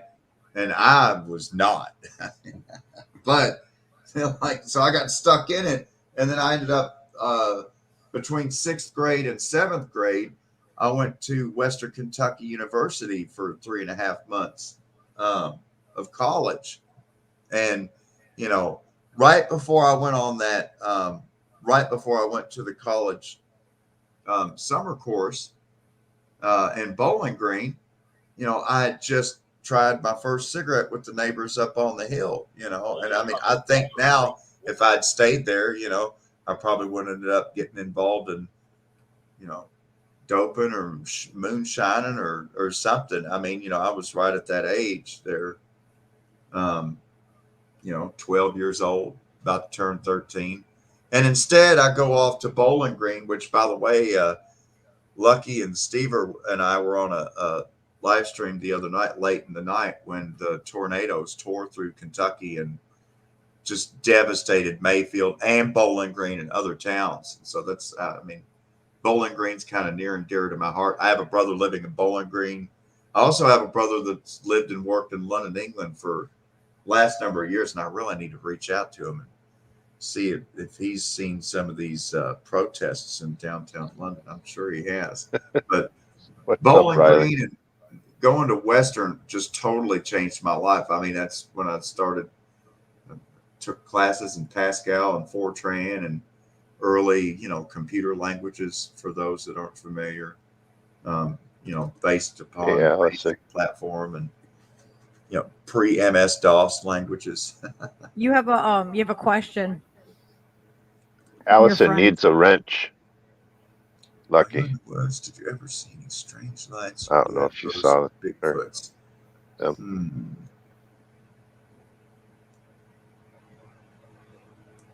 I've seen a lot of shit in the woods that's part of the great mystery. And so I don't know.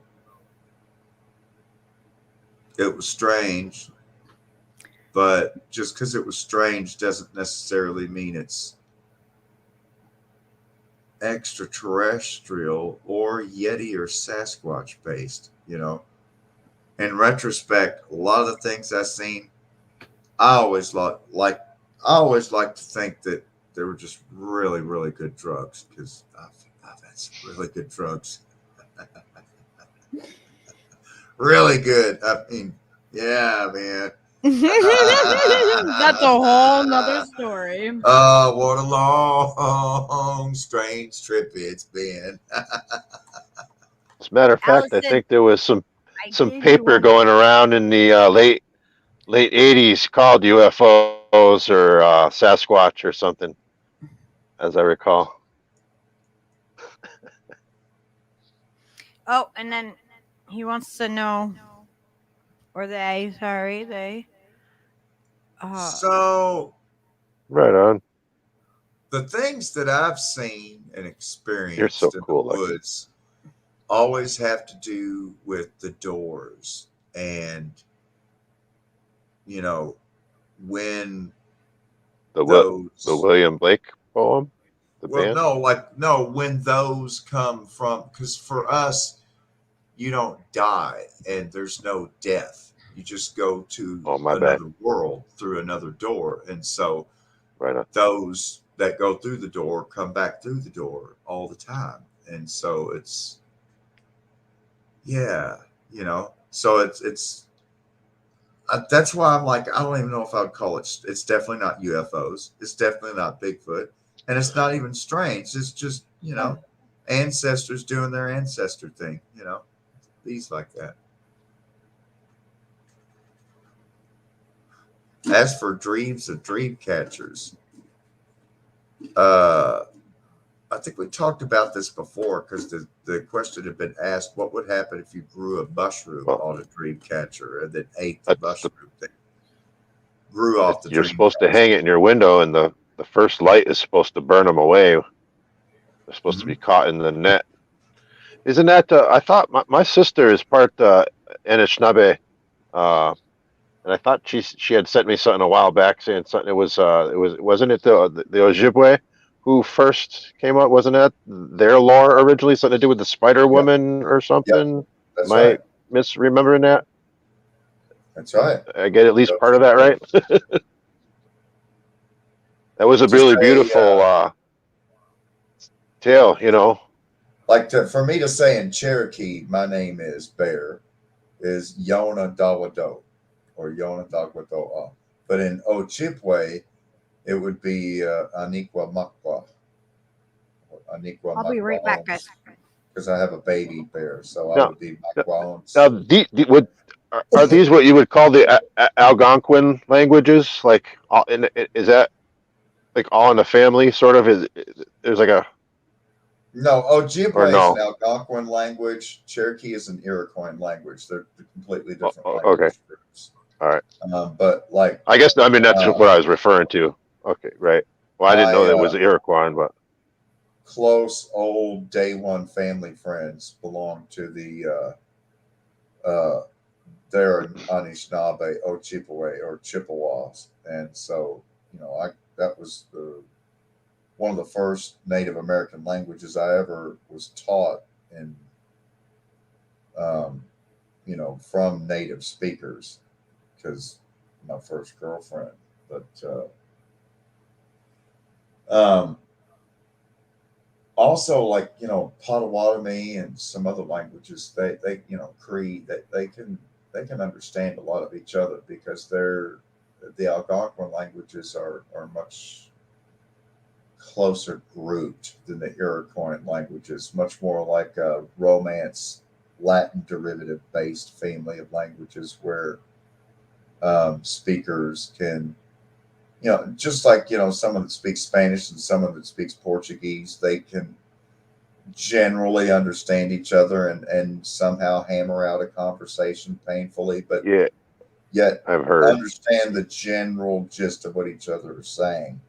Yeah. But and that's the same thing for that. But going gotcha. from Cherokee to Onondaga is not the same thing, because where the Cherokee traditionally left the upstate New York region and migrated south into the Appalachians, down the mountain range,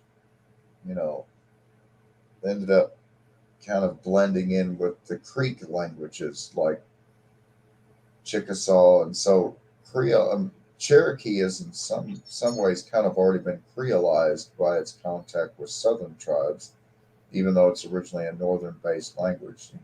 I would compare it to the same way you saw Germanic when it was, when the Germans and the Prussians moved into England, and and then they combined their Germanic with Anglo-Saxon, and that's where we get English of today. Yeah. Because Anglo-Saxon, you're talking about Gaelic, basically, and Gaelic mixed with Germanic produced English. And of course there's Old English, Middle English, and New English. That's what makes, like, for example, Shakespearean English, stick out so much, because it's like a snapshot in history of what English was like right at that one moment in time. Yeah. And I mean, it's the same thing with like if you hear like a radio interview of Babe Ruth or something from like 100 years ago, language has changed, but it's frightening how fast language is being changed today. And yeah, and for what means, for what purposes? That's the frightening clear thing to me from the Cherokee perspective that this is all part of a very long view, well thought out plan to breed and enforce dependence, to weed out and eliminate autonomy and independence, to the point that when the time comes, they can just basically wipe out most of the world's population. It's been a very, very, very long game plan. And it seems that they're really trying to just rush it up here at the very end. And fortunately, I'm just such an optimist. I really do think that most of the people are seeing through this bullshit. Granted, there's probably about 30% that are just doomed. And there's, at least another 10, 15% that just happily follow in behind the herd of sheep. But nevertheless, I do believe there's more of us than them, and our numbers are growing because, sure do hope so, brother. We need a critical mass, right? We're reaching out. I think we're realizing that our power in numbers and our power in spirit will win in the end. It is winning. And, we've broken the gatekeeper's stranglehold on the ability to spread and disseminate information and ideas and thoughts. It's no longer just what Walter Cronkite or Peter Jennings or Tom Brokaw or Brian Williams or what's his name? Jake Tapper on CNN. Yeah. Yeah. See, now I can't say it. I'm like, wait. Like It's you gave me your tongue tied. Tape jacker. Jake Tapper. Tape jacker. I want to show you guys. I want to show you guys one more thing. Can't you guys mind if I watch? Nice. Man, I love reading that book. I gotta fire up this Soma. I know, right? Have you had your Soma today? This is a speech from Huxley. And brother of Julian Huxley, gave a speech at Berkeley in 1962, shortly before his death. He admitted that his best-selling book, Brave New World, written in 1932, was based not on fiction, but on what the elite were actually planning to implement. Wow. And 90 years ago. 90 fucking years ago. Compare All the wrong people read this shit and used it as a how-to manual. Yeah. with another parable which was put forth more recently in George Orwell's book 1984.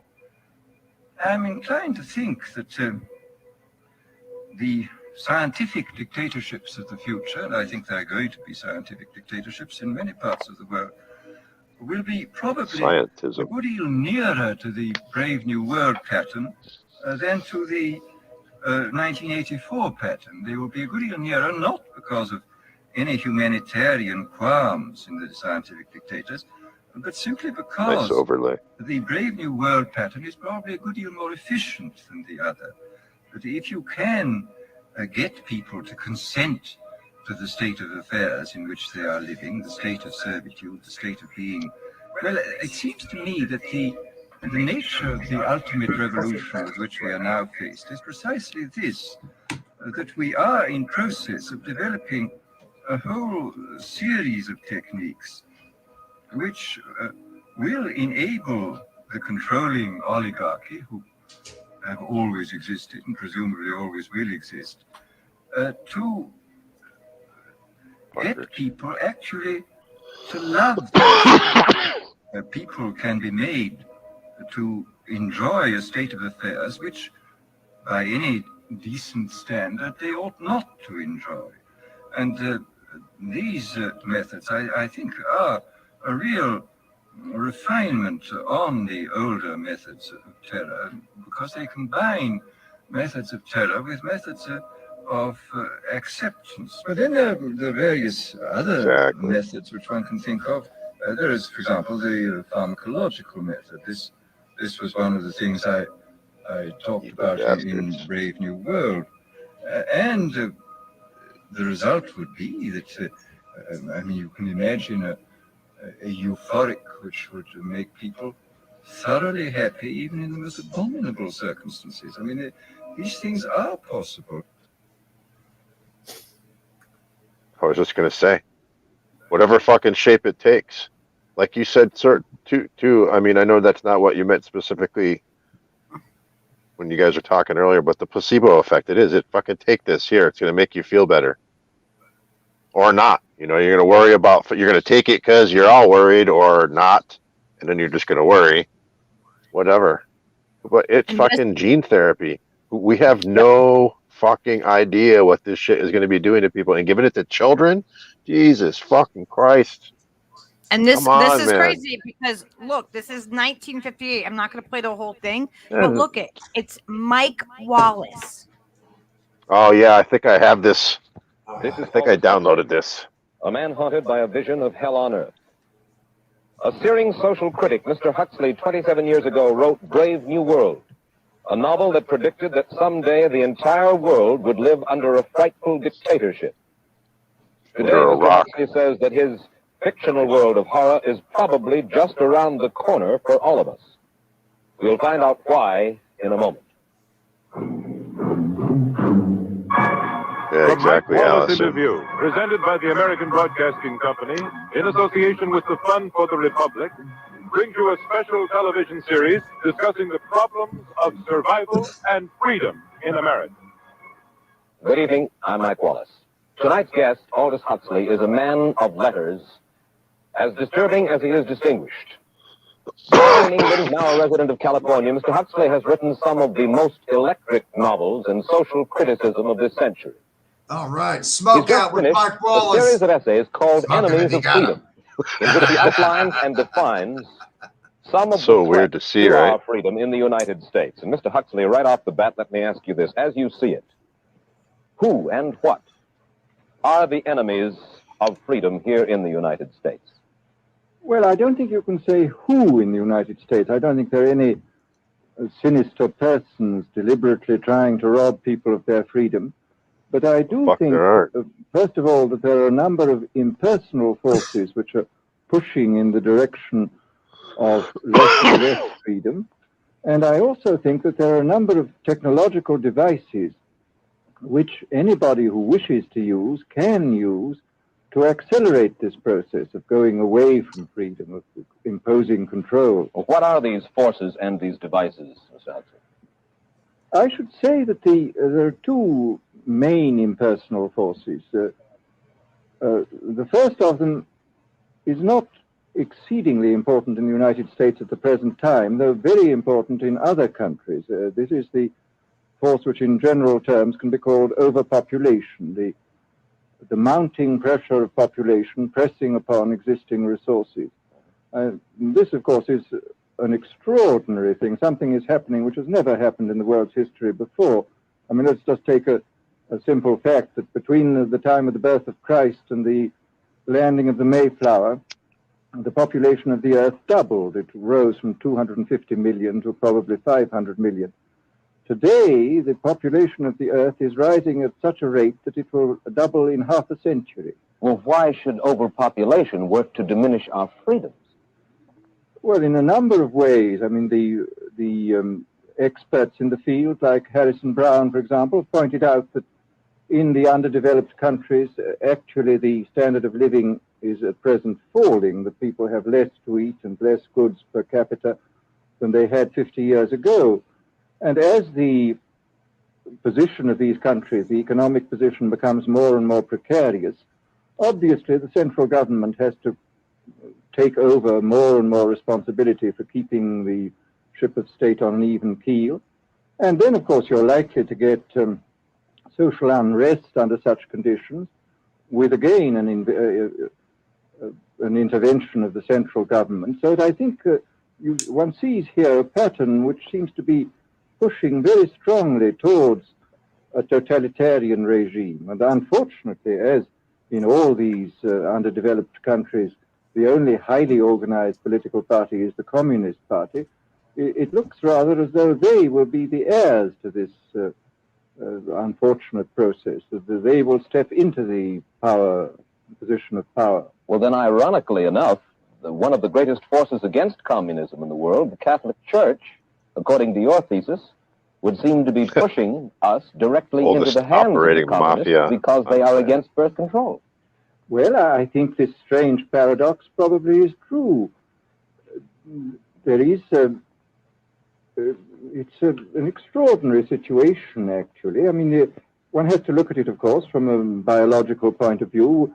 The whole essence of biological life on Earth is a question of balance, and what we have done is to practice death control in a most intensive manner without balancing this with the birth control at the other end. Consequently, the birth rates remain as high as they were, and death rates have fallen substantially. All right, then. So much for the time being, anyway, for overpopulation. Another force that is diminishing our freedoms. Well, another force which I think is very strongly operative in this country is the force of what may be called over-organization.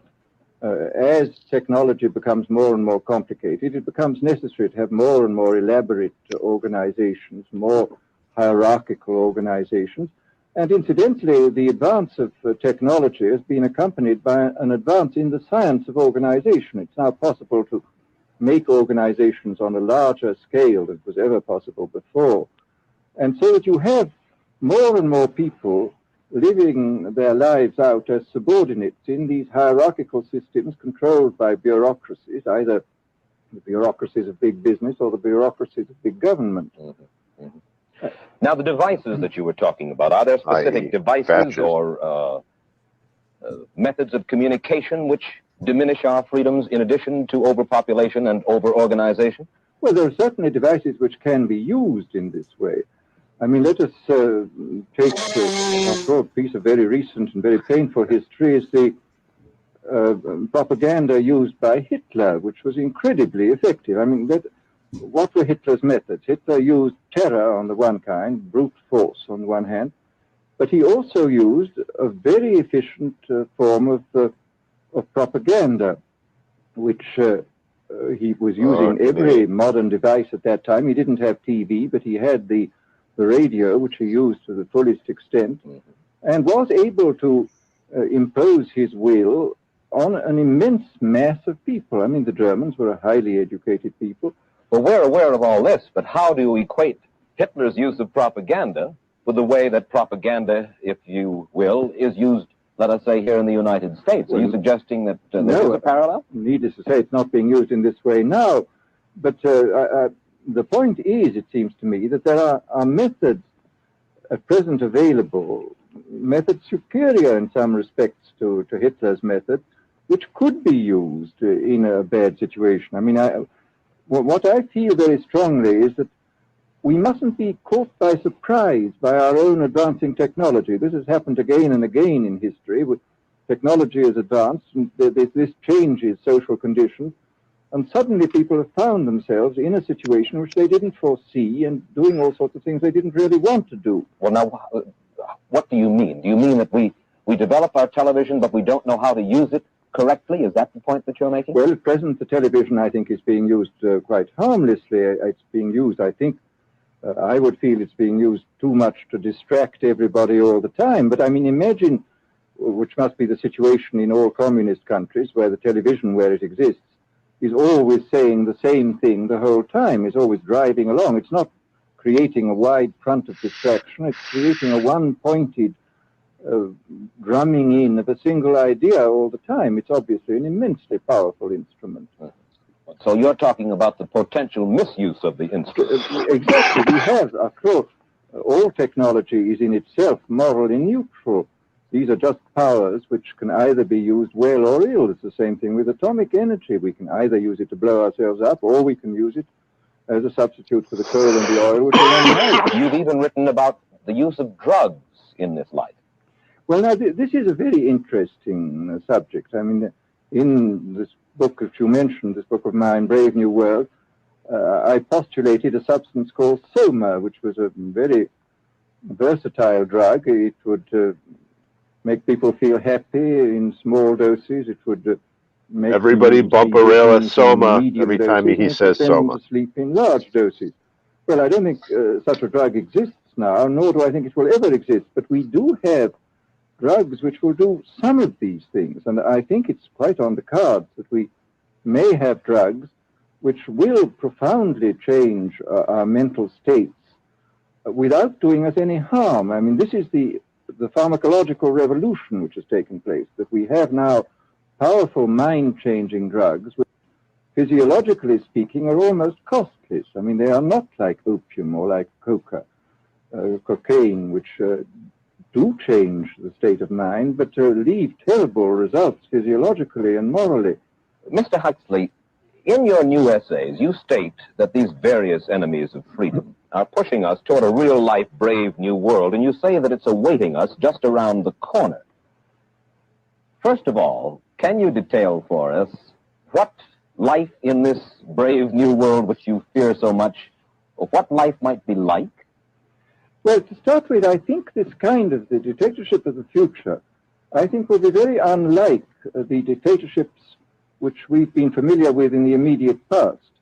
I mean, take another book prophesying the future, which was a very remarkable book, George Orwell's 1984. But this book was written at the height of the Stalinist regime and just after the Hitler regime. And there he foresaw a dictatorship using entirely the methods of terror, the methods of physical violence. Now, I think what is going to happen in the future is the dictators will find, as the old saying goes, that you can do everything with bayonets except sit on them. That if you want to preserve your power indefinitely, you have to get the consent of the ruled. And this they will do partly by drugs, as I foresaw in Brave New World, partly by these new techniques of propaganda.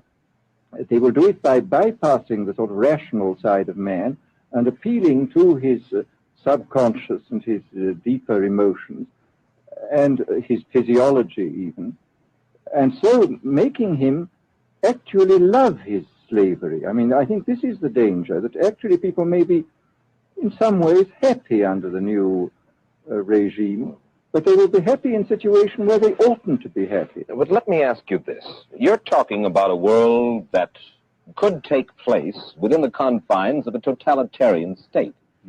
Let's become more immediate, more urgent about it. We believe, anyway, that we live in a democracy here in the United States. Do you believe that this brave new world that you talk about could, let's say in the next quarter century, the next century, could come here to our shores?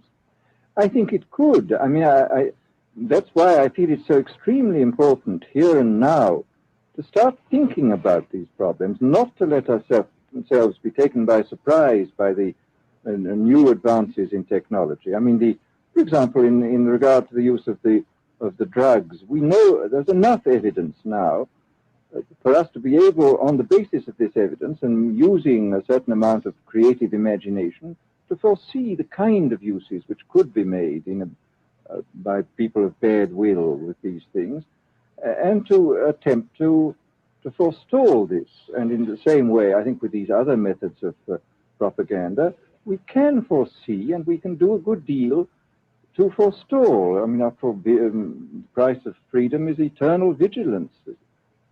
You write in Enemies of Freedom, you write specifically about the United States. You say this, writing about American political campaigns. You say, all that is needed is money and a candidate who can be coached to look sincere. Political principles and plans for specific action have come to lose most of their importance. The personality of the candidate, the way he is projected by the advertising experts, are the things that really matter. Well, this is...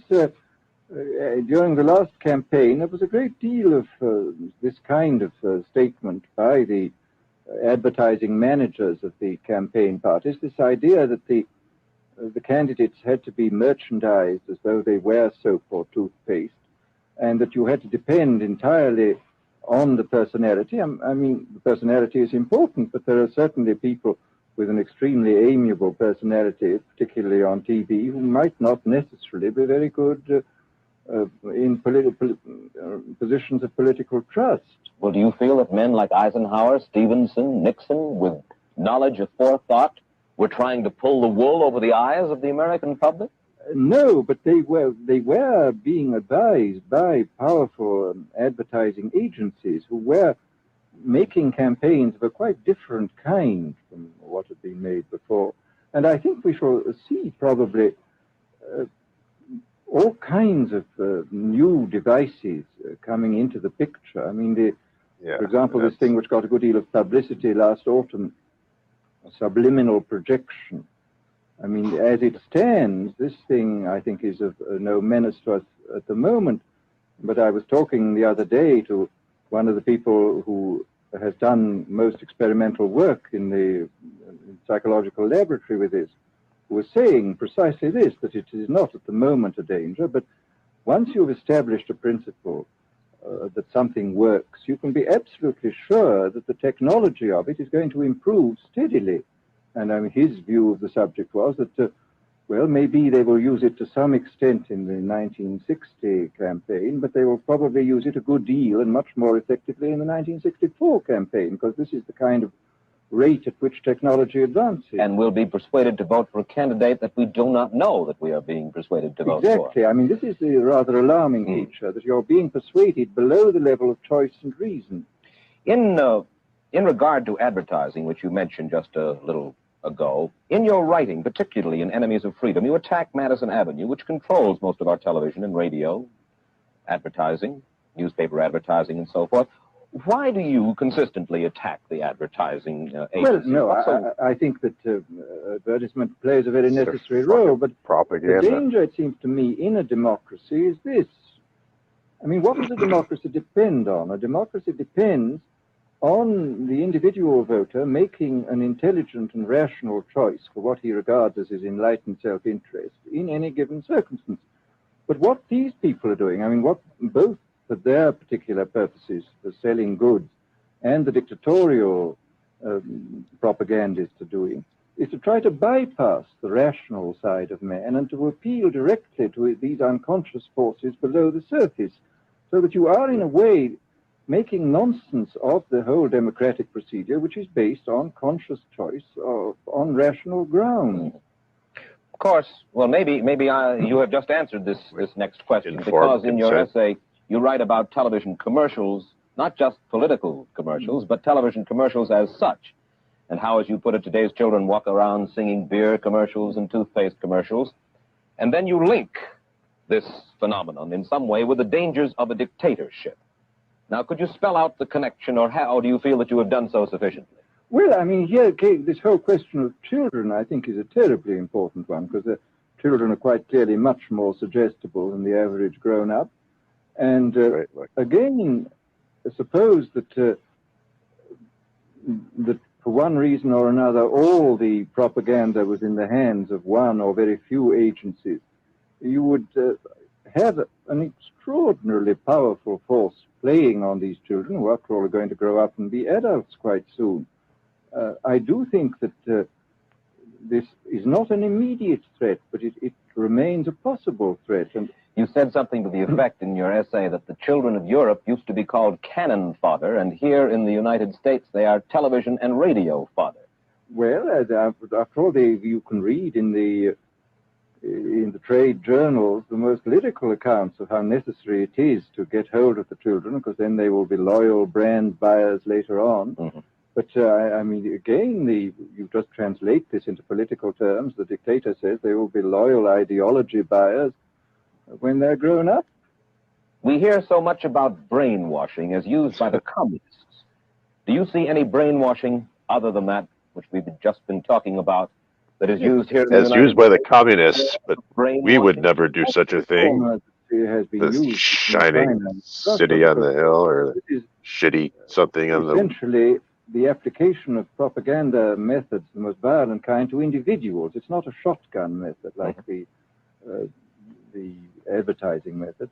It's a way of getting hold of the person and playing both on his physiology and his psychology till he really breaks down, and then you can implant a new idea in his head. I mean, the descriptions of the methods are really blood-curdling when you read them, and not only the methods applied to political prisoners, but fucking describing MK Ultra training of the young communist administrators and missionaries.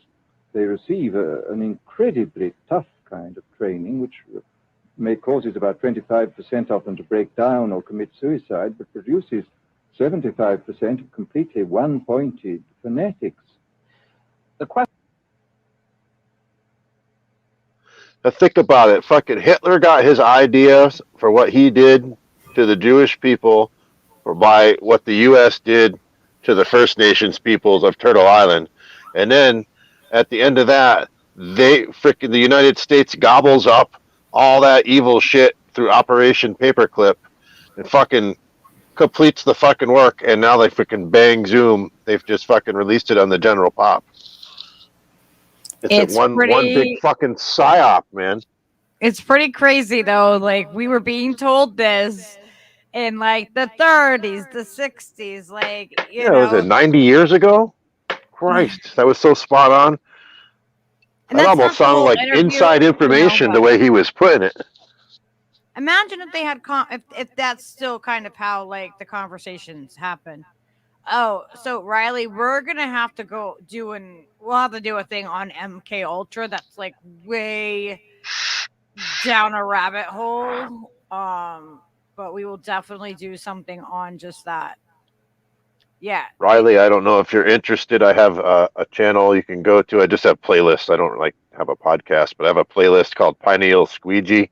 And if you scroll down through somewhere, there's a couple, there's a block of documentaries I found somewhere. You might just search straight for it. There's some 1980s documentaries from Canada where there was like lawsuits involved because they come to find out the CIA was funding MK Ultra programs like well into the fucking 80s.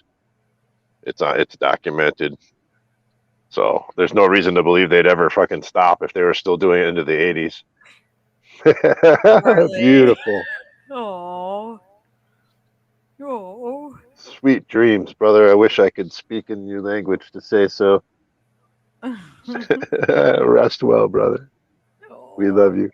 You're so cute. So, yeah, Cadillac Centaur said 73 years. That's crazy. That many years ago, we were being told. Yeah, exactly, Allison. A how-to manual, right? Yes, exactly. Like That's what I've all the always. wrong people. I thought I had heard some chatter somewhere, like I read something that possibly Huxley was connected to. His family was connected to people in the CIA or something. I mean, it is a really slimy, like multi-tendrilled fucking entity. Hey, it is gross. I forget exactly what year it was. It was like the late 40s, early 50s. It developed out of the OSS. Yeah. We're But not. they're We're never and gonna need to it look into them more. Oh my god. I know. I should probably. Oh, I hear like the garbage dumpster, like when they come and pick up like the dumpster or the garbage outside the apartments. I'm like, oh, there's the truck.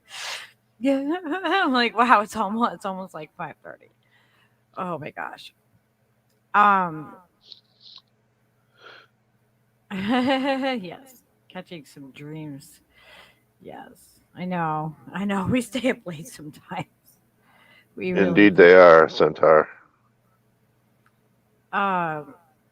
But Quite yeah, we old need we patterns. need to we need to make sure Humanity we're needs to making. look at them differently. I was thinking maybe we could do a thing Sorry. on like a series, kind of like where we listen to a little bit of like the books on tape or something like that, and then like just to Oh, kind of like. dude, I don't know how if I can pull it off. I'm not sure. I'll have to figure it out. I might be able to pull off. I have the 4 agreements on disc. My Oh mother-in-law wow. gave them to, or former mother-in-law gave them to me. I do believe I still have them. 'Cause I just was it last year? Frickin' Microsoft update. I have 2 like old off-lease business computers that I bought used off of like Newegg or something, and the update last October bricked both of them. I was so fucking pissed. And I finally got one up and running. But when I got it up and running later on, my disk drive wouldn't work anymore. Like I had previously been able to like my ex got like almost my entire former physical movie collection. So all I have really left is like my MASH collection and some randos. And I went to put it in the freaking Gosh, drive and it wouldn't Mash. work. So anyway, sorry. I love MASH. It was like one of my favorite shows ever. I remember Where the watching hell? that. I'll see if I can find it and figure out a way to. I don't know how I would rig that up. Charlie, what can I'll see if I you can figure put something. your channel in? Like, what do we? How do we look it up? Oh, I'm sorry. It's Charlie Brown's Rebellion. Oh yeah, I have you. And actually, I think when you first open up the page, I think I linked that particular playlist right there. So if you sort of just scroll down on the main page, it pops up. It says Pineal Squeegee, and I'm sorry, I think it's like about halfway down. It's a long list of weird, random shit. Some of it might interest you. Some of it might. I don't know. A little something for everyone in there, but. I was gonna say though, on that subject, check out in the meantime till next time we do this. Check out Joseph Campbell. I think you might, if you're not already familiar with his stuff, the Power of Myth. He did a series. It was like I don't know if it was PBS or whatever. It was something like that. So this is Charlie's channel. Oh yeah, there it is. Oh, that's weird. I wonder why that's not actually the. Oh, never mind. Oh, scroll. Yeah, it's in there somewhere. I think. Be down at the bottom, maybe. It's that one right there with the 5. Yeah. Okay, yeah. So let me grab. Usually when I open my page, it's like there's a pinned video, and then there's like subscriptions, and then it just shows. Where can I get the? Yeah, now just scroll down, or up, or whatever you want to call it. Yep. Keep going, and right there. Yeah, you can just click on Pineal Squeegee and. Oh, okay. I wouldn't hit play all. You could just hit, if you just want to click Pineals. Well, all right. I think I might have looked them up straight last time because it's fucking buried. There's so many freaking videos on there. Oh yeah, I want to just see if I can get. Can I get a link? Let me see if I can find it for you. Oh yeah, because I will play it. But if I do that, Try to like mentally remember how far down the pile it is. There's so much shit in here. oops. I go through little spats. Oh, I think it's good to do that. Oh, I meant to say too. I noticed that Rick Overton had done a couple episodes, or he was involved with the Green Room with Paul Provenza. I don't know if you had. I might have mentioned that to you guys before one time we were talking. But if you haven't checked that out, they're kind of an interesting show. It's just comedians hanging out in like a closed venue, small club of some sort, with like mostly all other comedians hanging out as guests, and it's kind of a cool vibe, and they just hang out and they just kind of do real talk. But there was one particular I was kind of surprised in a way with had Roseanne Barr, Bob Saget, was it come on brain box, Patrice O'Neill, I think, and a couple other really good comedians. But it was a cool convo, and I really liked Roseanne had some pretty cool takes on things. I mean, in her own special way. Mm-hmm. It was cool.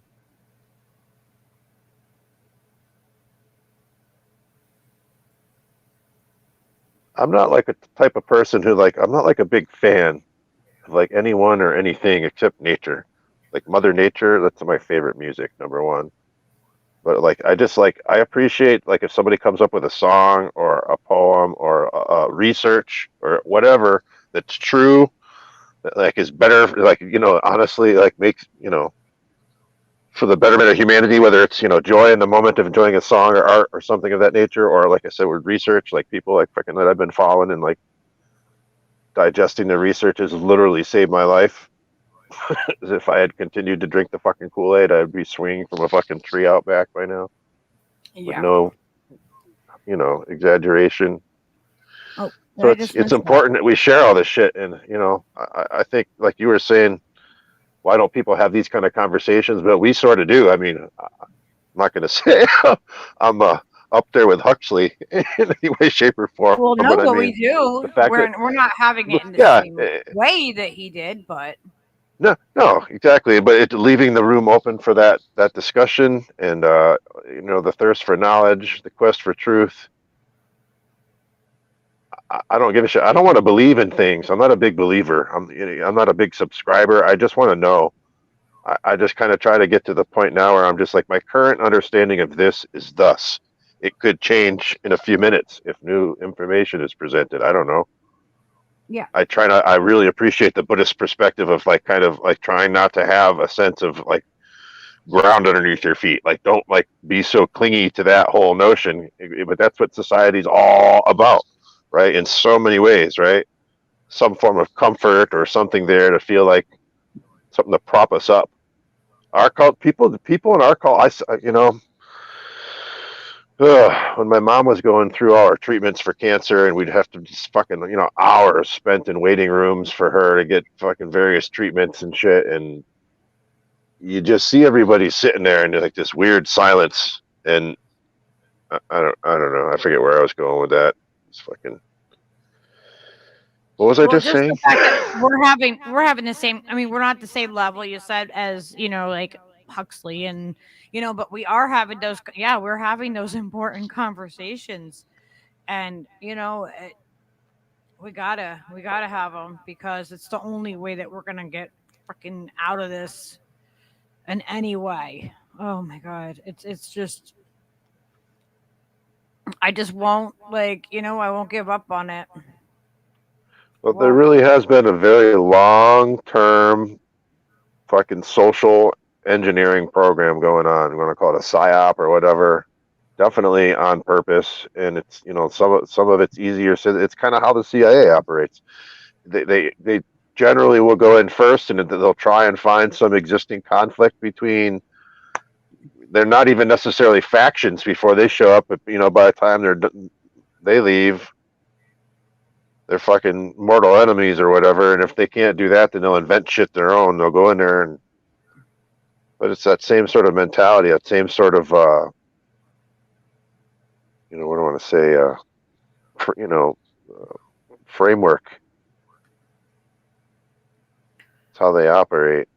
It's always some form of manipulation in some way or another. Yeah, Riley, that's a good playlist. I was scrolling through it and I'm like, wow, yeah, I need to go there and digest some of that. Good stuff. Good stuff. Oh my gosh, I feel so bad because Yona is so tired. Yeah, no problem. I dig through all that crap if you want. There, like I said, there's a ton of stuff in there. I kind of go through spats of different interests. So there's I kind of tried to go through it at one point to sift through it to some sort of coherence to it, but it's kind of like there's a whole lot of. I was just about to say there's a whole lot of synchronicity in here, and I go over and there's a freaking thing of Terence McKenna's spiel on synchronicity, talking about Carl Jung. Oh I don't know if anybody like you guys. I love Terence McKenna. I just couldn't. He's kind of a pretentious prick in some ways, but I love the way he picks apart language, and he's got such a. I heard somebody try to say he was an asset at one point. I don't know if that was Poinkin or somebody. I'm like, oh man, don't tell me that. I know. I don't know, man. Like, but kind of makes you wonder that. So even if that were the case, think about that thought experiment on that for a second, right? Like. There's all these people who were, I mean, if there's like Chomsky's sus lately, right? I mean, I don't know if there's something in his oatmeal. I love the man, and I'm appreciative for his previous works. He's a good human being, but what the fuck? It's bizarre. But you got to wonder. So it's like, and then so some people are saying it's like, oh, has he been like an asset right along, or is he now, or whatever? I'm like, I think he's probably just an old guy, and the fear's fucking gotten him, and it's just bizarre to think that it can get to. Well, I don't know. Again, that's the danger of putting people up on pedestals. You know what I mean?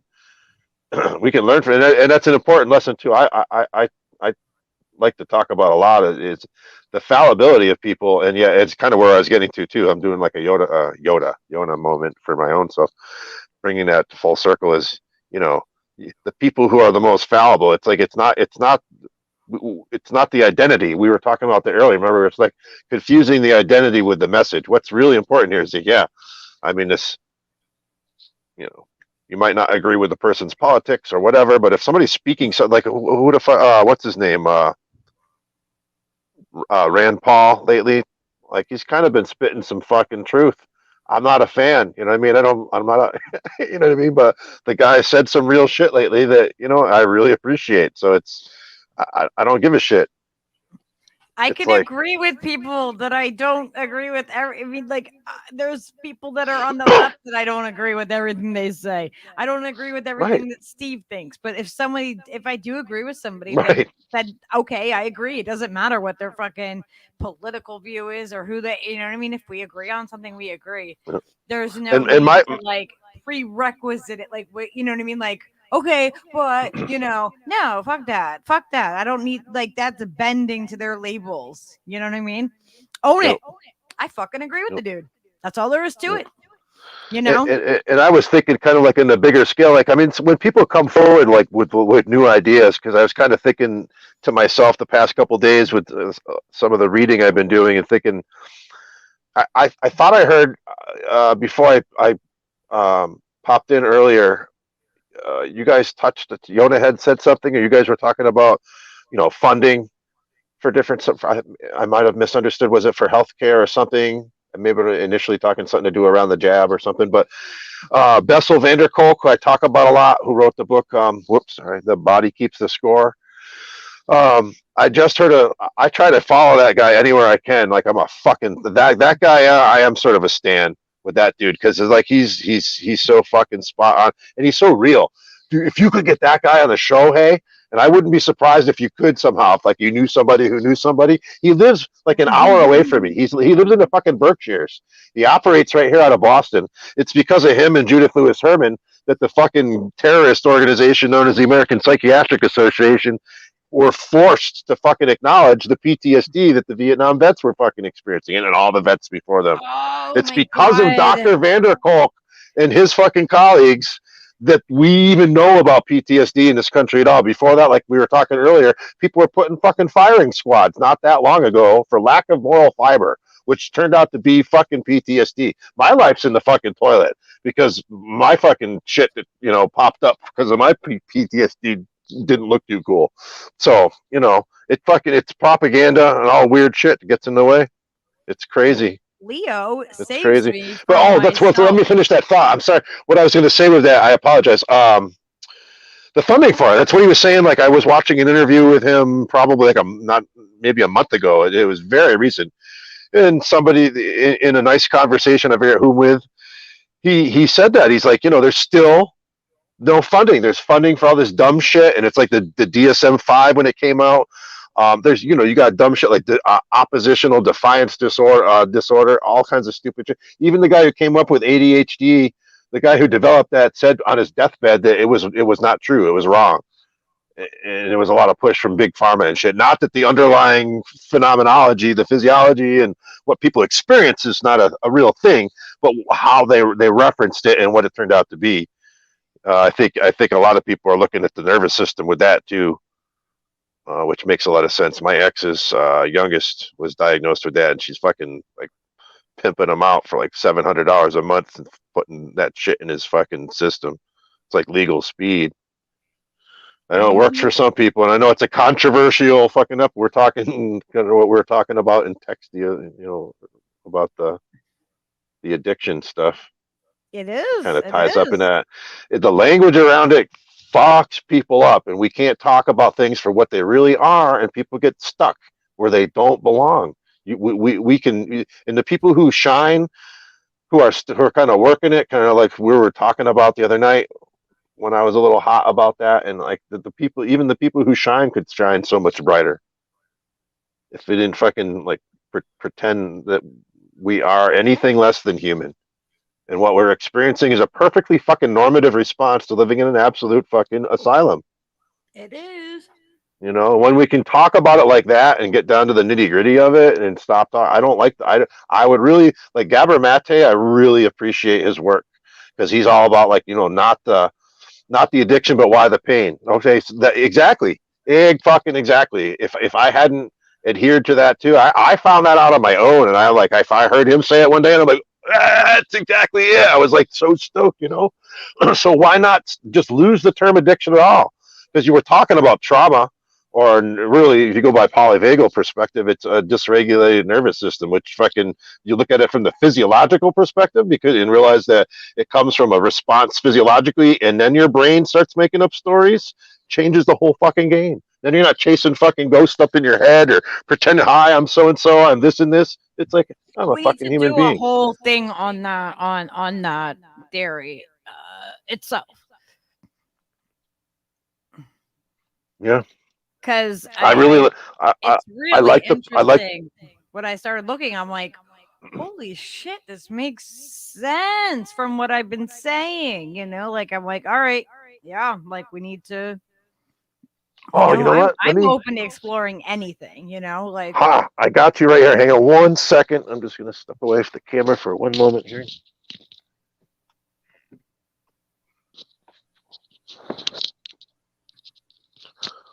Well, I got you here, and it would be a cool primer, if you don't mind. I'm sure you won't. Thank you very much, by the way, for that page that you shared earlier. From what book was that from, if you don't mind me asking? Oh, yeah. I was going to read a thing out of it earlier. It's called The Language of Letting Go. This book it's been around forever. I mean, like my copy is like, it's all beat to shit, but this is an awesome book. Here, without the glare. The cover on it looks like different now, but it's like about like letting go and not being like, dependent is letting go of ourselves and feel all of our emotions, accepting powerlessness and owning our own power. So every day there's like a different, like, you know what I mean? It doesn't matter what year it is. You just go to whatever the day and the month is. So the one for, well, it would be yesterday now, right? For the 20th. Yeah. So it's X, and for whatever reason, this always applies. Oh, Charlie's thing must have dropped out. But I'll read it to you guys real quick. Expectations of others. It's our job to identify our needs and then determine a balanced way of getting those needs met. We ultimately expect our higher power in the universe, not one particular person, to be our source. It's unreasonable to expect anyone to be able or willing to meet our every request. We are responsible for asking for what we want and need. It's the other person's responsibility to freely choose whether or not to respond to our requests. If we try to coerce or force another to be there for us, that's controlling. There's a difference between asking and demanding. We want love that is freely given. It's unreasonable and unhealthy to expect one person to be the source of meeting all our needs. Ultimately, we will become angry and resentful and maybe even punishing towards that person for not supporting us as we expected. It's reasonable to have certain and well-defined expectations of your spouse, children, and friends. If a person cannot or will not be there for us, then we need to take responsibility for ourselves in that relationship. We may need to set a boundary, alter our expectations, or change the limits of the relationships to accommodate that person's unavailability. We do this for ourselves. It is reasonable to sprinkle our wants and needs around and be realistic about how much we ask or expect of any particular person. We can trust ourselves to know what's reasonable. The issue of expectations goes back to knowing that we are responsible for identifying our needs, believing they deserve to get met, and discover an appropriate, satisfactory way to do that in our lives. And the affirmation that is with this at the end, it says, "Today I will strive for reasonable expectations about getting my needs met in relationships." I'll say that one more time. Today, I will strive for reasonable expectations about getting my needs met in relationships. So that's, like, I think a really important thing is to realize that we can't put everything on one person ever. Like we can't, like, that's a lot to try to dump on somebody, and we need to take care of ourselves and take that take other people into consideration too. And we need to take care of. Hello again. Sorry about that. Hi. No, I didn't mean to cut you off with that. You think that was beautiful. I love that. Yeah, that's exactly it too. And that goes along with what we keep talking about too, with the the Tibetan Buddhist tenet of gentleness and precision. I think with that too, that goes into acceptance and expectations and understandings. And a lot of what I've been reading lately too, they keep saying, like, I think a lot of us maybe have the idea of what boundaries are the wrong way. That's like not boundaries for other people, but boundaries for ourselves as to like what we're going to accept, both from other people and also from ourselves. And again, I could not be doing this work too, and I think that seems to be the underlying theme that maybe doesn't get really pointed out is the gentleness part of it. It's really because if you look at it from the polyvagal perspective, the science around that says if the nervous system feels cues of danger and not cues of safety, like anything new is not coming in, that's not where you're malleable. You're not going to be in a mode where you're, so it's like, that's why AA, it's a wonderful program if people work it. But a lot of the people, if people go because, they're court ordered, their families, kind of coerced them to go because the drinking's problematic, then they're not there for themselves. It's sort of like at the beginning what we read with the card too. Always do your best. You're not going to do your best if you're not there feeling invested in that process, because there's no autonomy at the end of that logical conclusion if you're not working it. Maybe it is the right thing for you, and maybe you need to come around to it. I don't know, but maybe you need to go take a walk in the woods or do sweat lodge or yoga or any, you know what I mean? Let me read this to you. This is something I found recently. I really like this guy's name's I don't know if you guys can see this. His name's Benjamin Fry. Oh, the invisible lion, is that what it is? Yep. And he's fucking spot on. This dude's not actually he is a doctor now. Did I lose you? No, I'm here. Okay.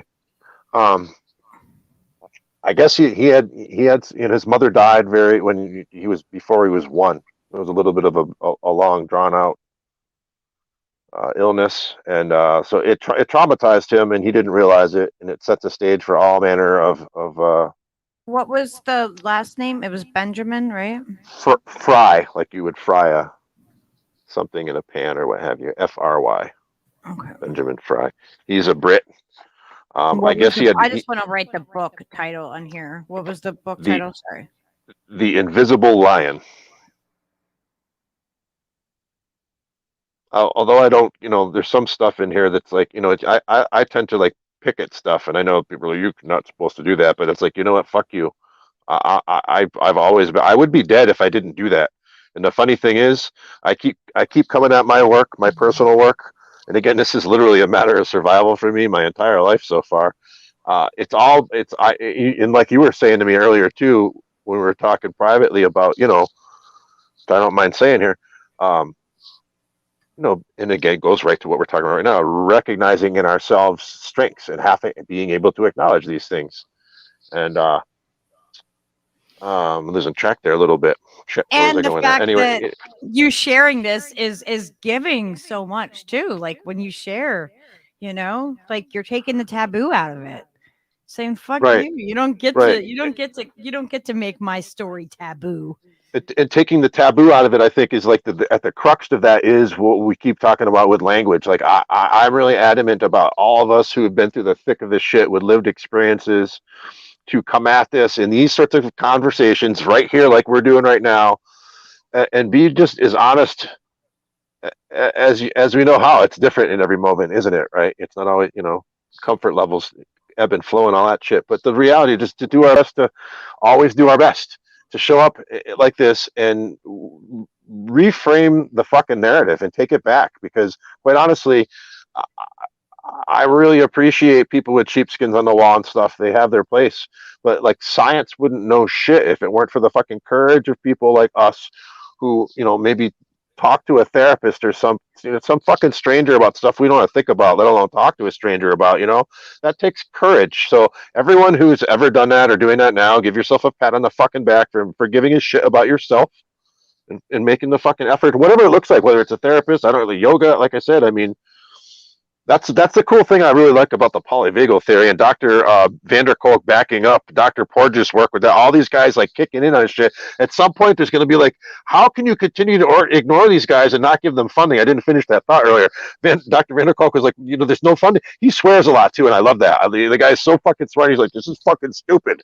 It's like look him up if you're not familiar. Everybody with Dr. Bessel Van der Kolk, please look him up. He's all over YouTube, and look up for anything current by him too, because like I said, he lives right here. Well, I say here, I don't know where everybody else is. Sorry. I forget we're not all right here, right? It's just too weird.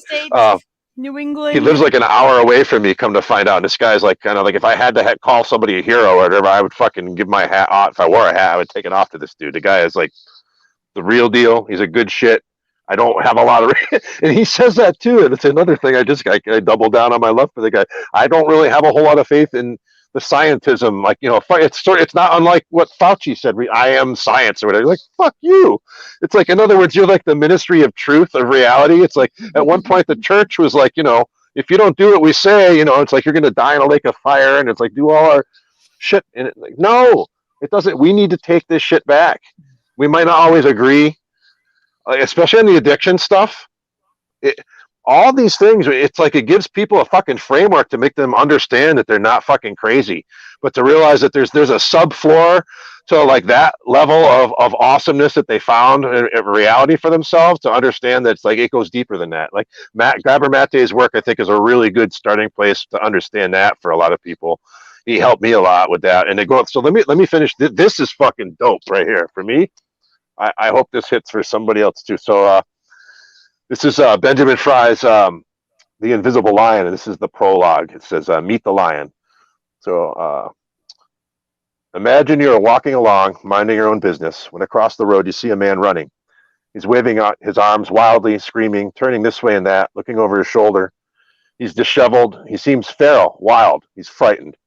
People get out of his way. They avoid him, crossing the road as they see him coming. You feel the urge to do the same because this guy makes you feel really uncomfortable. You tell yourself that he is crazy, that you are not like him. You are just about to look the other way when you see something. Around the corner bounds a lion, a fully grown, roaring lion, and it's running after the man. Suddenly, you see the man differently. You don't understand, or rather, you understand that he is in danger. You want to help him.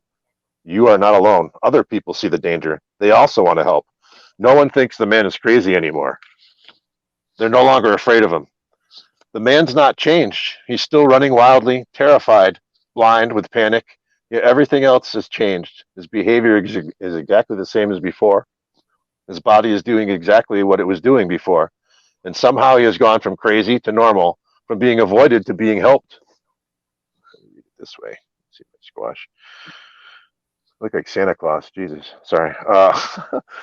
Well, what if you're the same? What if everything you think is wrong with you is actually normal? But what just belongs to a different context?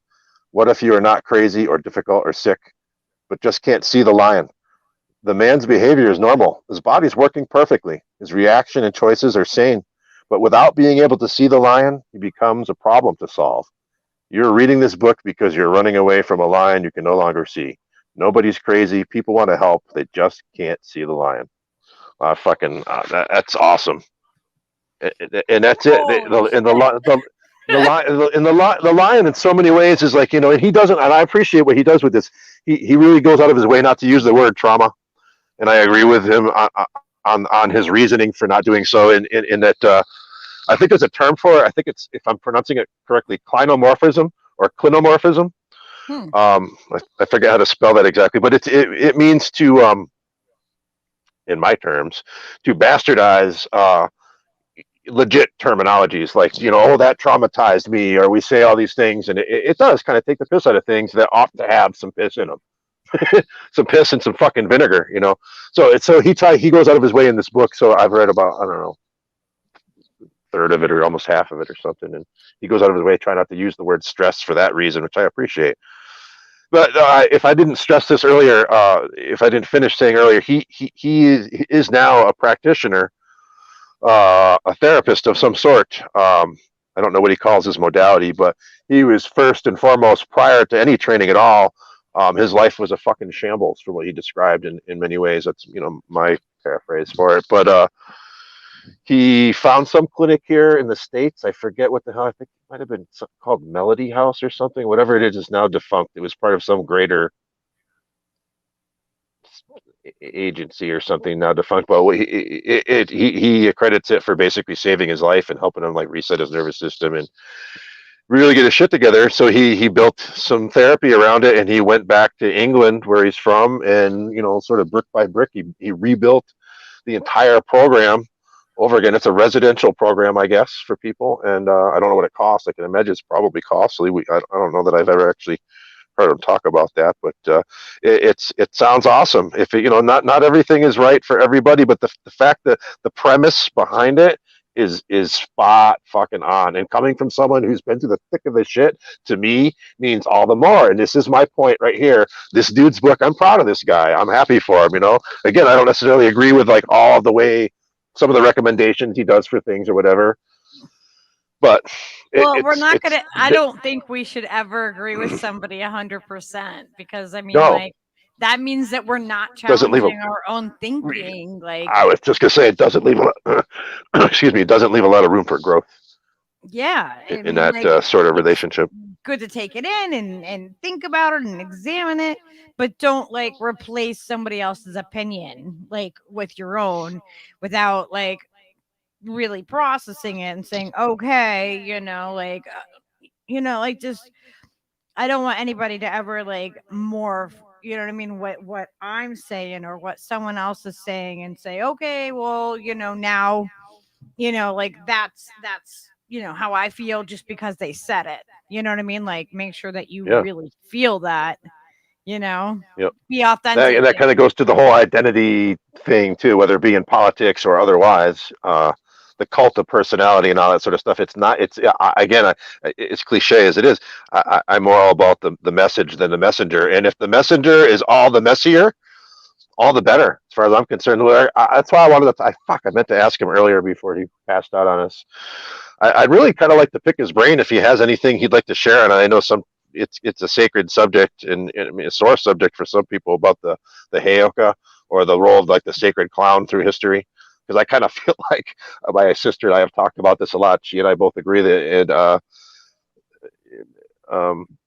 we're sort of there's an energy or whatever. There's people that show up in history that do carry that energy. Whether it's a, as far as I know from what I understand about the Heyoka is that they don't choose it. They're chosen. They get picked and picked on by the thunder beings and all that kind of stuff. But if he ever wants to speak on that at some point, it'd be cool. But I just like the fact of what I take from behind it. I think we were talking about a little bit before of I'm so tired and baked. What the hell is the name of the book? I know, I'm there too. I'm like, oh. Just had it on the tip of my tongue. But well, talking about we talked about that. Remember, I told you that there was the story. I remember from the book. The man who wrote it was Heyoka, and he had somebody else write the book for him. Whatever. Lame Deer, Seeker of Visions. I can't. Was it Frank Lame Deer? There was him and his son, and I'm sorry, I'm mixing it all up right now. But the book was called Lame Deer, Seeker of Visions. Really good read. He was a hellion when he was younger. Him and his friends would go from one res to the other, or outside the res, wherever they could find booze, and they'd go in and they'd freaking drink, and they'd stiff the bar for the drink and run out and steal somebody's car, and they'd steal a different car everywhere. They'd drive one stolen car to the next bar, and they'd stiff the bar there, and they'd steal the next car, and they were just freaking running and gunning. And but at some point, like, the ancestors came for him, and it was an amazing story. But he related the story about what his first encounter, if I remember correctly. So he was an old man at that time, so this must have been in the the late 1800s or whatever. Anyway, mid 1800s. And so there was one day that the story was it always stuck out in my mind. It's so awesome because somehow I identify with it on some level. I don't know, but so the guys. One day on the res, like, this dude, somebody showed up with a sackcloth over their head, otherwise bare ass, and doing all this crazy shit like cartwheels and stuff, like acting like completely off the rails. They could not catch up with this person on horseback. He was on 2 feet. Turns out by the end of the day, he let them catch up with him, and it turned out to be like one of the oldest guys in the community. He was like this 80-something-year-old guy. They could not catch up with him, and it turns out he was a Heyoka. But the whole point is, what I love about it is it absolutely forces everybody's perspective to, like, you absolutely cannot look at reality the same way while this shit is going on and there's an aftermath. There's like what was that from that movie? You walk in the garden of his turbulence or some shit like that. I love that. You know what I mean? But it's that shakabuku. It's that what we need. It's like what I like, because there's that, again, the sacred clown. There's that comedy perspective about it. Warren and Rick were talking about that and their awesome convo about, and I love how Rick articulated that. I'd love to pick his brain about that when you get him on. He was talking about that too. It softens us up to be able to digest the medicine, as it were. I remember when I was at that gathering, I'm always blabbing to you guys about somebody had gotten a fever or something going, and somebody went in the woods and came back with, I don't know if it was golden seal or something like I had seen on the shelf before. It didn't occur to me, like grew right over there kind of thing. And I'm like, wow, he made this person some tea. They said they take the tea, and it was pretty astringent or whatever. It's not like you're not digging it necessarily, but you're grateful and you're taking it. But his face was like, oh, the lemon face. He's like, Arr! And I always remember the response from the guy. Sorry, a long ramble to get here, but the guy said to this other person, he said, you have to embrace the bitterness. And that little phrase just has always stuck out with me. And it's like, I'm not great at doing that, but I'm glad to be aware of that in myself. And I think that comedy, humor, the ability to shift that perspective in that way, that's why I love psychedelics. And really, it's like people confuse, it's not a substance, it's a state of mind, it's a state of being, it's a way of life. It means open mind from the ancient Greek. So yeah, I love these talks are great. And to be able to start like sharing stuff that we're also reading and taking into, again, everybody just do your fucking work, whatever that looks like for you, and bless you in your work. Rock on in your work, and let's come here and share notes and fucking change the fucking, I think, they're fucking with us through the languages of stuff, and we start talking to each other and everyone's like, oh yeah, that's like fucking, you get it the same exact way, or you'll be trying to think of something in your mind for a long time, maybe not even fully conscious of trying, so someone will come along and say it. And again, that's why I love comedy. They'll say it in a way that fucking just opens you up somehow, and you're like, yes, that little, like I said, with Jimmy Carr talking about, sometimes the ha-ha moment is also an aha moment. I really dig that when he said that. I appreciate that. He's a funny bastard. And again, speaking to that, like the go ahead. Sorry. Oh, I was just gonna say I want to get Steph on. I want to see I want to see how Steph is. Like, like everybody hears so much from him. I want to get him on too, but I really want to get Steph on to see like her side of things and just who she is. That'd be great.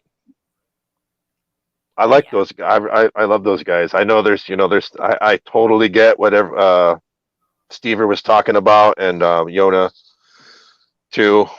It's a fine line to dance, and I know Steve gets frustrated, making excuses for people. I too wish he would come out and just fucking like, but he'd get yanked and we wouldn't see him again. Yeah, it's hard because even on he's got way over him. He's probably got 2 million fucking people that they're stuffing out of sight. 918,000 people. Fuck you.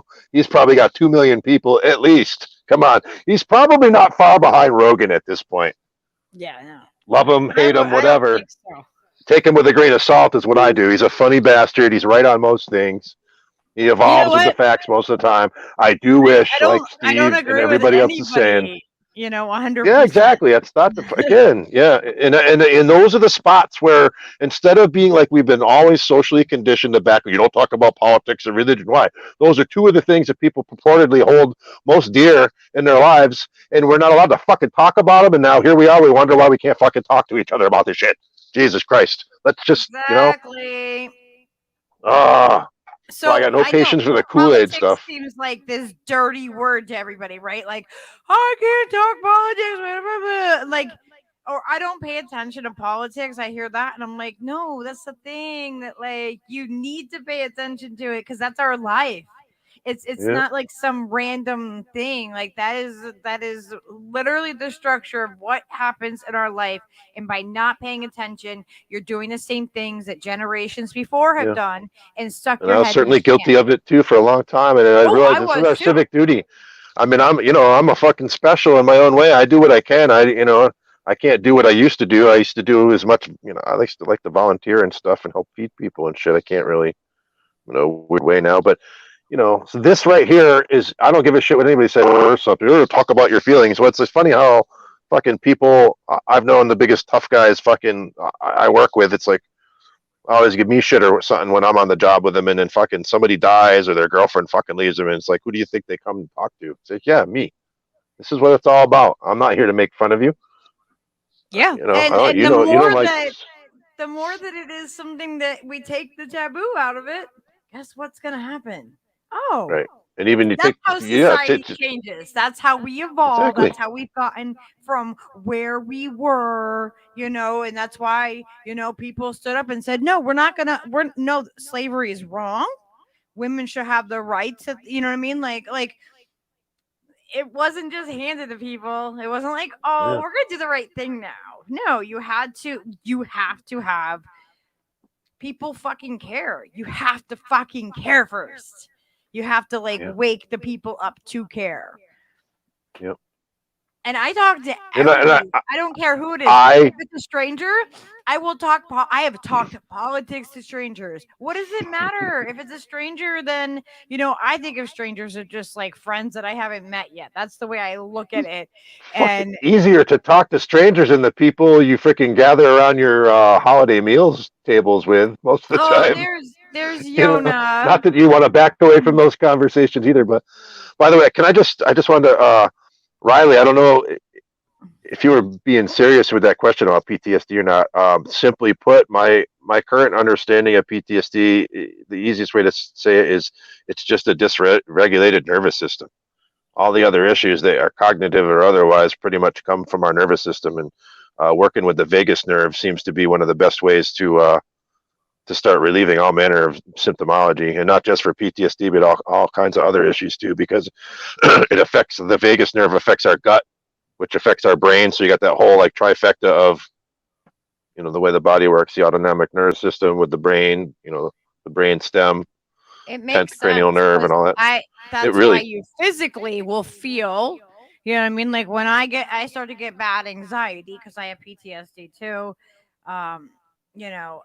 So when I start to feel that, I feel it physically, like in my body. I'll feel the, my heart will race, and I start to physically feel like I'm tense, and so it's not just like in your brain. It's like your body. It's like your brain is telling you, something's wrong, and your body is completely overreacting to that thing, even if it's not a real threat.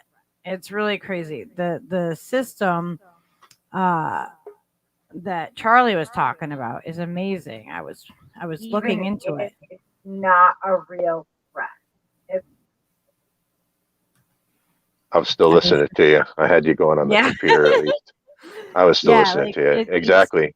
I feel that's exactly it in my body. Like I'm like, oh, like you have that reaction, and I'll pay attention. Like I'll be like, oh my gosh, why am I feeling anxious? And like I'll start to feel my heart, my heart beating. And I'm like, all right, I need to like concentrate on just breathing and slowing, bringing myself back to, like the thing is longer out breaths than in breaths.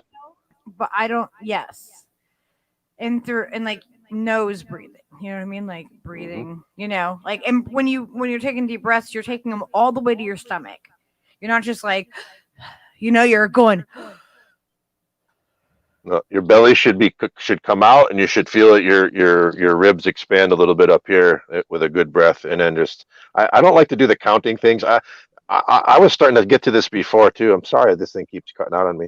The whole gentleness thing is what has been able to get me to this point. And now that I hear these freaking experts like Vander Kolk or Dr. Porges or this guy, anybody, Deb Dana took the freaking polyvagal theory and ran with it. Then there's Kathy Kane who does somatic healing work. There's all these people who are like, yes, it's freaking. And then it's like, weren't we talking about that before? It's like that meme there. It's like when the person goes to the elder healer, the shaman, what have you, and it's like they ask, they're in some kind of way, can you help me out? And the questions in the meme is like, when did you stop singing? When did you stop dancing? When did you stop making music? When did you stop being in community with people? And it turns out, like Dr. Porges points out, which I think is so awesome, he's a neuroscientist, and he backs it up basically, like acknowledging like all the old traditions before there was religion took place, all involved movement in a lot of different ways, even the prayers. And when, especially up here, when you're moving your upper neck and stuff, you're doing all this sort of stuff, and all the movements, and then the prosody in your voice, if it's singing or you're playing an instrument, especially woodwinds or any sort of wind instrument, and then the contact of being with, like, that's what children need when that's why the baby's right here looking at you and making the facial contact. That's their first cues of safety or danger in the world, is your eyes from like here up, as he explains, because that's where he first discovered the whole polyvagal theory, was the physiology of higher mammals, both primates and children and infants. So, and it's just grown. So it's a really interesting, it takes the piss out of everything, because the term addiction and hi, I'm so-and-so, I'm an addict, hi, and I'm an alcoholic, all these sort of things. It's like, that can work. I've seen it work, but there's something underneath it that's like, you're looking at the weeds and not the roots. And there's like like I said before, there's a subfloor to that, and like the polyvagal theory just like slides in beneath all of that. It doesn't disregard the other stuff or take any legitimacy there away from it. It really strengthens it all. And like you were starting to say, your experience with your loved one with this issue, being on that side of the issue, it's like and being able to realize that it's the use, the substance, the behaviors or whatever is not the problem. It's problematic to be sure. You're feeling it. You're living it. You're there, you're there trying to support the person. You're not trying to enable the behavior. We talked about this a little bit. We touched on a little bit. Very important distinction. But in order to do that, there's all the tenderness. The person has to be able to look at it, because that's the whole thing. See, my loved one who's been living with this, he's 70 something years old now, 73 years old. He's been living with the idea that he's been a drug addict since he was 18 years old. And if someone had just come to him when he was 18 and said, look, your whole family was traumatized when your mother died. She did all the emotional labor for your family. None of you had any frame of reference how to do that work in the world. And like you hear kids talk about joining gangs all over the world, like in LA or wherever. It's like, why did you join? For ultimately sense of belonging, sense of family. Why? Like Dr. Porges and all these neuroscientists are saying, it's like, these are a biological imperative. It's not a choice. We need this to survive. Babies who don't get touched, they die, or they have all manner of issues afterwards. We know these things now. We've always known these things. These go back to the original instructions that Yona has been teaching us all along. You know what I mean? Talking about everything, really. It all comes down to love and really simple stuff. Yeah, but looking at it, the connection that we have all built in this community, like, it blows my mind that, that not only has it grown and we've just been able to like just show each other like just fucking raw fucking support. Like, it doesn't matter, this is what we're here for, and this is why we come here. And we come here with that intention, and people that just come in are like, oh, okay. They come in, they go, wow, this is really like, I needed this. So like, I feel that's like awesome. It's such an amazing thing that we're all doing, and we're all doing it together. Yeah. You know what I mean? Yep, Like, right on. I don't think of this as just like, like this isn't just Lucky's, you know what I mean? Like, it's just something that, like, everybody we all need this. Like, it's just our way to come and be real and raw and just strive to to question things and be authentic and like it's and have a good time doing it too. I'd like to think, I know I ramble on a lot and I'm like a broken record with the trauma shit, but I literally would have been dead if I hadn't done this fucking work and come to these conclusions. Riley, I just wanted to respond to your other one. About treating PTSD with the drugs and stuff. Yeah, exactly. The drugs can be helpful. He says if you're, I'm not trying to push the book or whatever, but if you can get a hold of it or read some chapters, The Invisible Line, he talks about that too. He really didn't want medication. even he didn't want to do any of it originally, but his life had fucking completely fallen apart. So it was a radical move for him to do this. But he does talk about how, and all really the neuroscience points, it doesn't make any sense for a lot of people, especially if you have developmental trauma or complex trauma, not just a singular like shock trauma, not to downplay any kind of trauma, but there's a profound difference between a shock trauma, single incident, and fucking developmental or chronic trauma. It's important to make those distinctions. But yeah, they don't all cognitive behavioral therapy, drugs, all this stuff has a little bit of effect. Like I did EMDR for 5 years, and the guy I did EMDR with, I really lucked out. Like he actually knows the doctor who developed EMDR, Dr. Shapiro, and like at least once a year he goes out to Cali and like catches up on any new developments, and he teaches other doctors how to do EMDR. So I did EMDR with that dude, and That's awesome. it really was. I did it years. That's right. Back. You said you did too. I didn't do much of it though. Like it wasn't like it was a number of sessions, probably less than like 5 or something. But it was really like it really helped me, on my journey. See, okay, thank you. You just helped me make my next point I was trying to make anyway. That's what they're finding. And so EMDR can be, and I was thinking this before too, and it's so funny. I keep coming to this, like I understand it intuitively, and I'm getting it. I'm never quite sure, and I hear some fucking neuroscientists say the same thing, and they're saying, yeah, for a singular trauma or not necessarily developmental or heavy, for some levels of trauma can be reached through EMDR, which is a form. What I was going to start saying is a form of somatic experiencing. Like you acknowledged it. You even said you did that when you did it. You did the tactile where you held onto it, or you put it under your leg, and so you had the left right. I often explain what that is, just in case people don't know what EMDR is. So it's like a bilateral stimulation is what I had. So it was like these two little vibrators, and one when I put, it has to be your left and your right side. So some people hold them, some people put them, under. They're not actual vibrators, folks. They're just little vibrating devices. They look like miniature keyboard mouses, or what do you call it? Computer mouses. I have a little one. Well, yep. My mouse is tiny. Yeah, it looks like something. It was probably a little smaller than that, maybe. I imagine. Yeah. The whole point is there's all you can do that in so many modalities. You can apparently the hand movements, they just go like this in front of you. That's apparently they're finding that works best for most people, but there's all kinds of reasons why it might work differently. Like you did the tactiles where you can either hold them in your hand or put them under your thighs, which is a great idea. Or we used to do headphones for a little while. There was like alternating sounds. The whole point is they're not even sure how or why this works exactly still, but it does work, is to stimulate the brain, the left and right hemispheres, because their current understanding is that trauma gets stuck on the right side of the brain because information gets processed from right to left. And so it's sort of like bumping the jukebox is how I kind of called it with my doctor. So you could do the eye, the hand motions, the tactile, but you're stimulating the brain.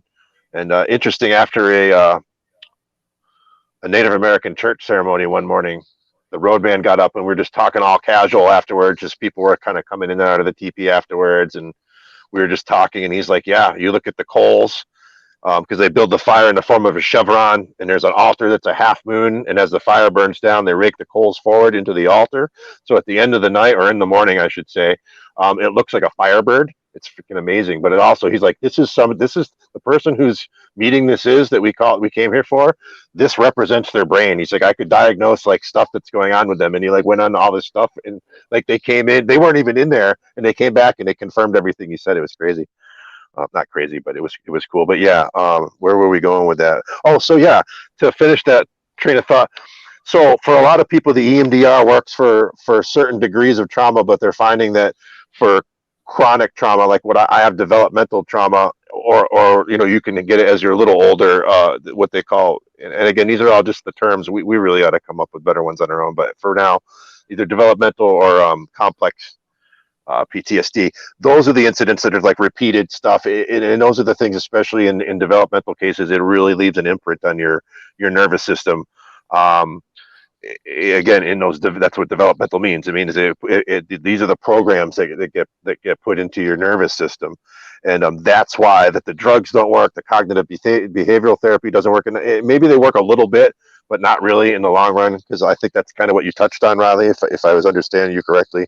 And if that's what you meant, I'm on the same page with that. Because now that I'm starting to do yoga, and honestly, even just knowing that this is fucking in my nervous system now, and it's like I've been chasing this dragon for like 10 fucking years.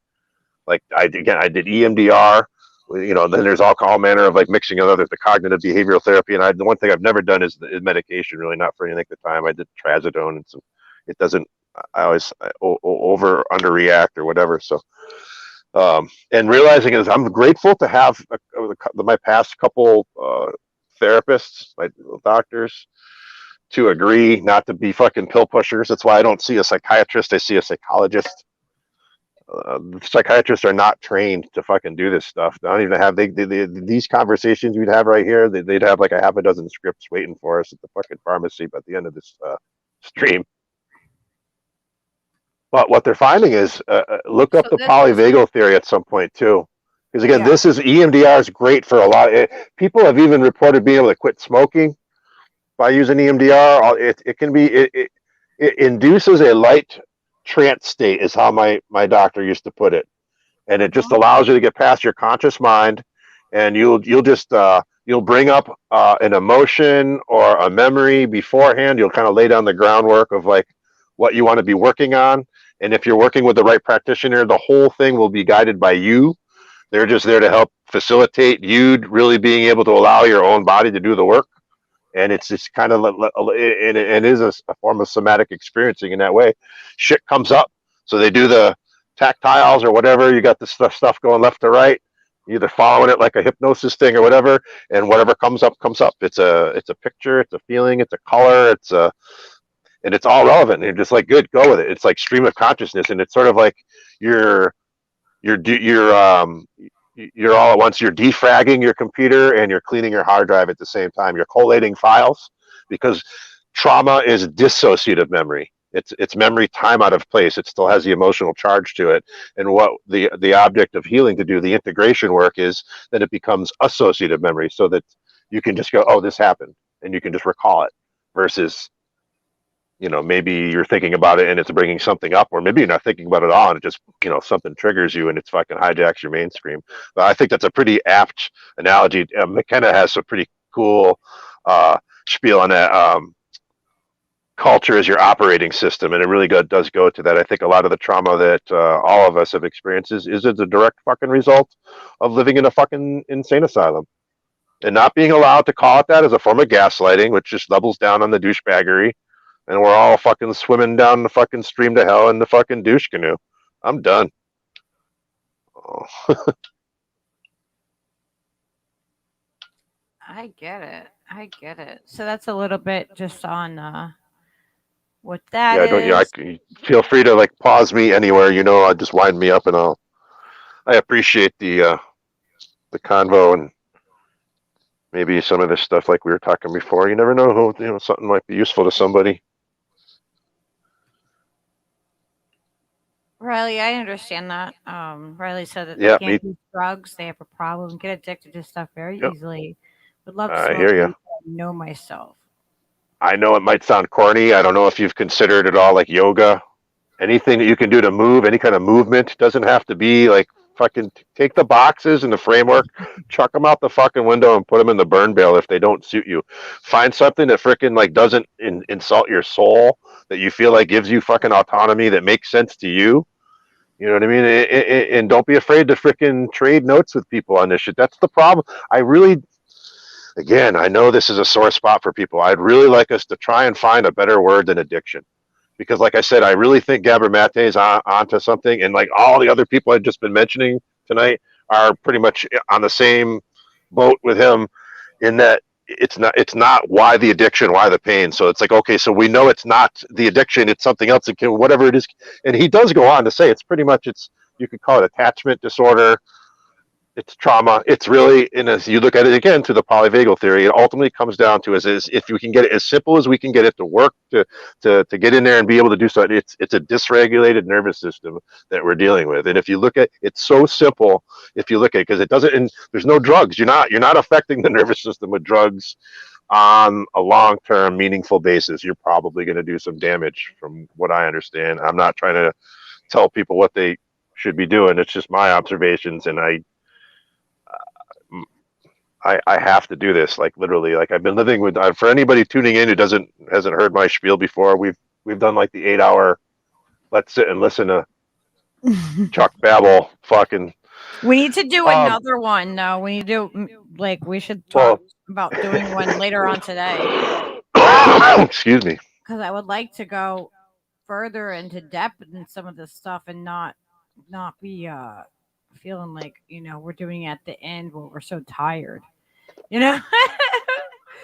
It's good though. Like I keep saying, and I agree. It's like anytime you want to, if you need to get to bed or whatever, it's fine. I can have another cup of coffee. We can talk till noon if you want. If just keep me going. Yeah, but, I probably should go off soon just because I'm really tired. But it's good though. I keep saying it's like it's almost like when you're tripping, you get that sleep deprivation kicks in. It's why you go on Vision Quest. There's no drugs involved. You're there to like, beg. Be humble and beg the freaking universe, beg creator for any help you can get because you're a thick-headed two-legged, But it's when you get punky, like that's the whole point, is to push your system, and then you get real. That's where the conversation. Like last time when Yoda was up, we were talking real late. Tired. He was getting deep and like, yeah, I was thinking that was cool. Again, yeah, I really appreciate these conversations and everybody kicking. I really encourage anybody and everybody listening in the chat here, watching, come on in. I guess we're going to be hanging up soon tonight, but next time, any of this stuff, talk about whatever, and just keep trading notes. And I don't think the current languages around much of anything are suiting humanity. I think they just serve the freaking entropy that's freaking dragging us down the fascist fucking kill shoot. Guess what? I don't ask what anybody's fucking political goddamn background is, or they're all of that bullshit. I don't ask any of that. We're not here to discuss that. I don't care. I feel like I've swam out past that. That's like the buoy that you're not supposed to swim out past, right? And all the fun shit is out past further. There's a sandbar or something out for, I don't know, fucking Atlantis. But I'm out there, and I can't. I don't want to fucking deal with that shit anymore. It's hard to talk to people outside of the electoral framework and all these different. But that's how we get past it. We say, exactly. Okay, you can come in here and, as long as you're not a freaking bot. I remove the bots. They're so freaking stupid. You're quick on that, too. I give everybody so ninja that shit. The freedom to come in and, not censor you and say what you want to say, whether we agree or not. I want to have that conversation. Not that I want to really cool. come in and fight, you know what I mean? But it's like I want to be like, okay, well, let's figure out what is or isn't working for us in whatever way it is, too. That's important. It's important. Like we need to get used to doing that because what the fuck? Whatever happened to people people just can't, everyone's been so programmed to not have conversations with each other.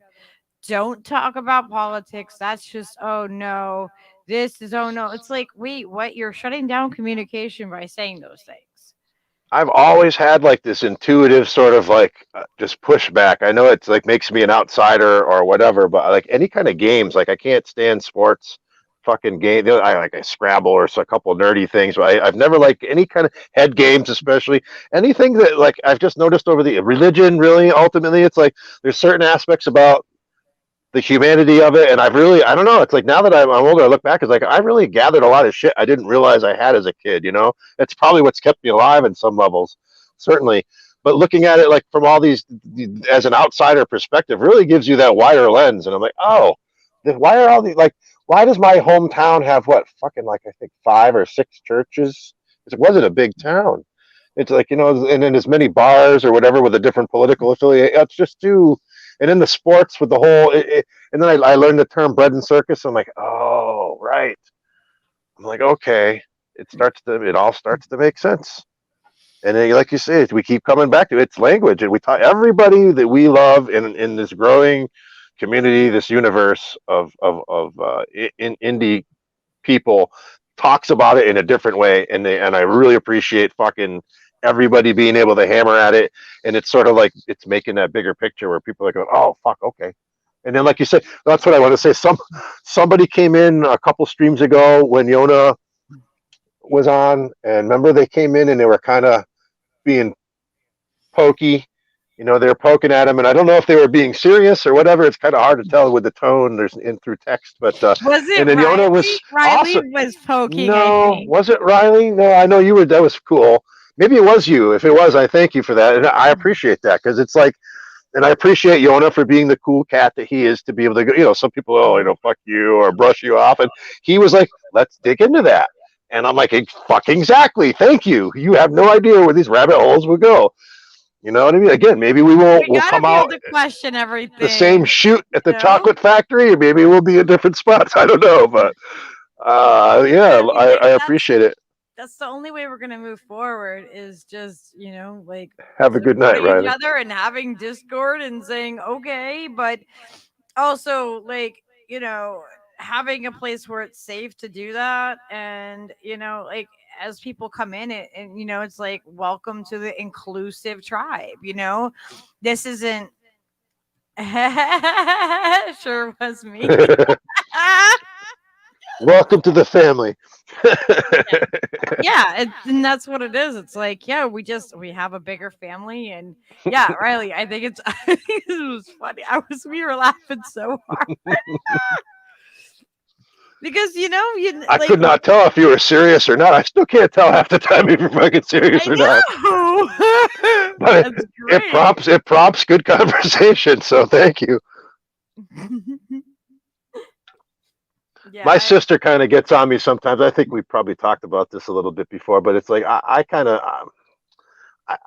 I've just been helped by so many other people who've done this, shared their story, and whether it's in somebody. And like I said, my grandfather.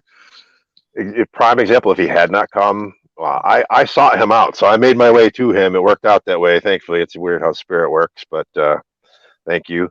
But if he hadn't told me that I had PTSD, I would have self-destructed because I had this whole other narrative in my head, and I couldn't get out of my fucking head. But it's like that whole difference of just somebody being able to share their stuff. So it's like she's like, well, don't. Maybe it's not other people aren't. It's not. I think she's concerned that I'm burning myself out on worrying about how whatever I might have to share is going to affect other people. I guess we kind of touched on that earlier, didn't we? A little bit. But it's not that. I don't know. I just fuck, man. If I wouldn't wish my experience on people who would call themselves my enemies. So it's like if I could just help somebody, plant the seed or whatever. It's just I don't know. I've never been happier before in my life than when I'm able to help other people, whatever. Yourself and other people, like it's beautiful. The energy you're putting out there, the you know what I mean, like the ease that you've come on here and just shared, like like deep stuff. It's like, well, guess what? There it is. Now and what? And you want it for those who heard. The funny thing is that it's fearlessly authentic, right? Like I joked earlier, I definitely got the authentic thing down pat. I don't know if I'd know how to be any other way. An authentic fucking train wreck, whatever. The fearless part, I don't know. I'll whatever, fake it till I whatever, make it or whatever. But it's like with that, fuck. It's something that you have to like actively though, like it's like an active thing. You have to be like you have to consciously do that, and that's not faking it until you make what I mean, like it's you're reprogramming your brain and your thought process and how you do things. So you got like all the time we got to go back neural to exercise, being gentle with ourselves, and like you wouldn't like expect somebody else to just be like, I'm just completely like you don't expect someone else to be pushed that far and be able to just like jump into like where you You know what I mean? Like, oh, see, like you would want We you would would you would one on tell one. someone else to be gentle with themselves, No, and not one on one, but collectively, like the collective society is always just like, fuck, get your shit together. We don't care. We don't even care that we're the reason why you're all fucked up. You know, get your shit together. That's something that people get stuck with. And that's why I speak up about stuff. Oh, that's what I wanted to say just real quick. I mean, to me, it's almost comical at this point, but the reason I was able to freaking find the fucking whatever to show my face and talk my deeply personal shit to people who may or may not give a shit is because of the suicidal ideation that I've lived with my whole life. I've managed to flip that shit on its fucking head, and it's like the same energy is like, well, fucking fine, you know, you want to jump off into the abyss sort of thing. Well, then borrow from that. It's fucking fine. Then why not take the one instead of just like, you know, just going poof? Why not just borrow from that and say, fuck it? Well, I'm going to take this next step, and I'm going to use that to fuel my get up and go to take my next step in a like, how'd the song go? Sure don't know what I'm going for, but I'm going it for sure. I'm going for it. Sure. Did I just say that? Sure don't know what I'm going for, but I'm going it for sure. Did I fuck that up? Say in a circumstance? I don't know. I think you got it. Steve would know. Steve, if you're up, since it's probably time for you to get up and fucking fix me up, man. Set me straight. Or anybody else.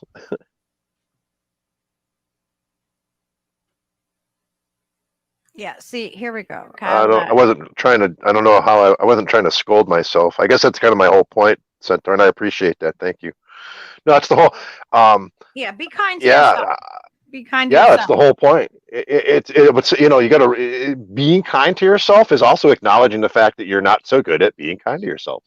You're catching yourself. And when somebody says, share something kind like that, Centaur, I thank you. Instead of like my older reaction previously may have been more of some sort of form of pushing it away, which is what I was starting to say earlier about the terms that we use about like addiction and all these other things are ultimately really, if you really want to be honest, they are a form of not, because you can rest. That's like a resting point. You're halfway there. You've fucking done well for yourself. Like Russell Brand said, one of his first therapists said to him when he first got clean, "Good for you. You found drugs. You found something to keep yourself alive." Yes, exactly. Now realizing that. So what does that mean? That means dig a little bit deeper. It's like I kept myself alive. What does that mean? Because when you look at it through the polyvagal lens, everything is an adaptive survival response. If you look at it that way, that your nervous system is trying to do its best to keep you fucking alive from that invisible lion, shit starts to make all kinds of sense. And you can be gentle with yourself and not be, and you know, the problem is there's always, no matter who you are, I think, whether it be from family or greater society at large, that, you know, life's hard, get a helmet, and they really have a piss poor idea of what all these things are about. And I people get fucking bent when I say this, but I blame a lot of this shit on Freud. Like, oh, he's the grandfather of psychology and stuff, and he did some good work, but his original work he fucking buried. Remember, didn't we talk about this before?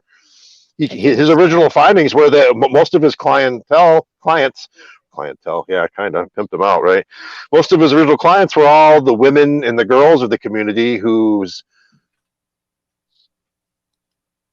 sounds like gunfire outside. Holy shit. Oh. Hope not.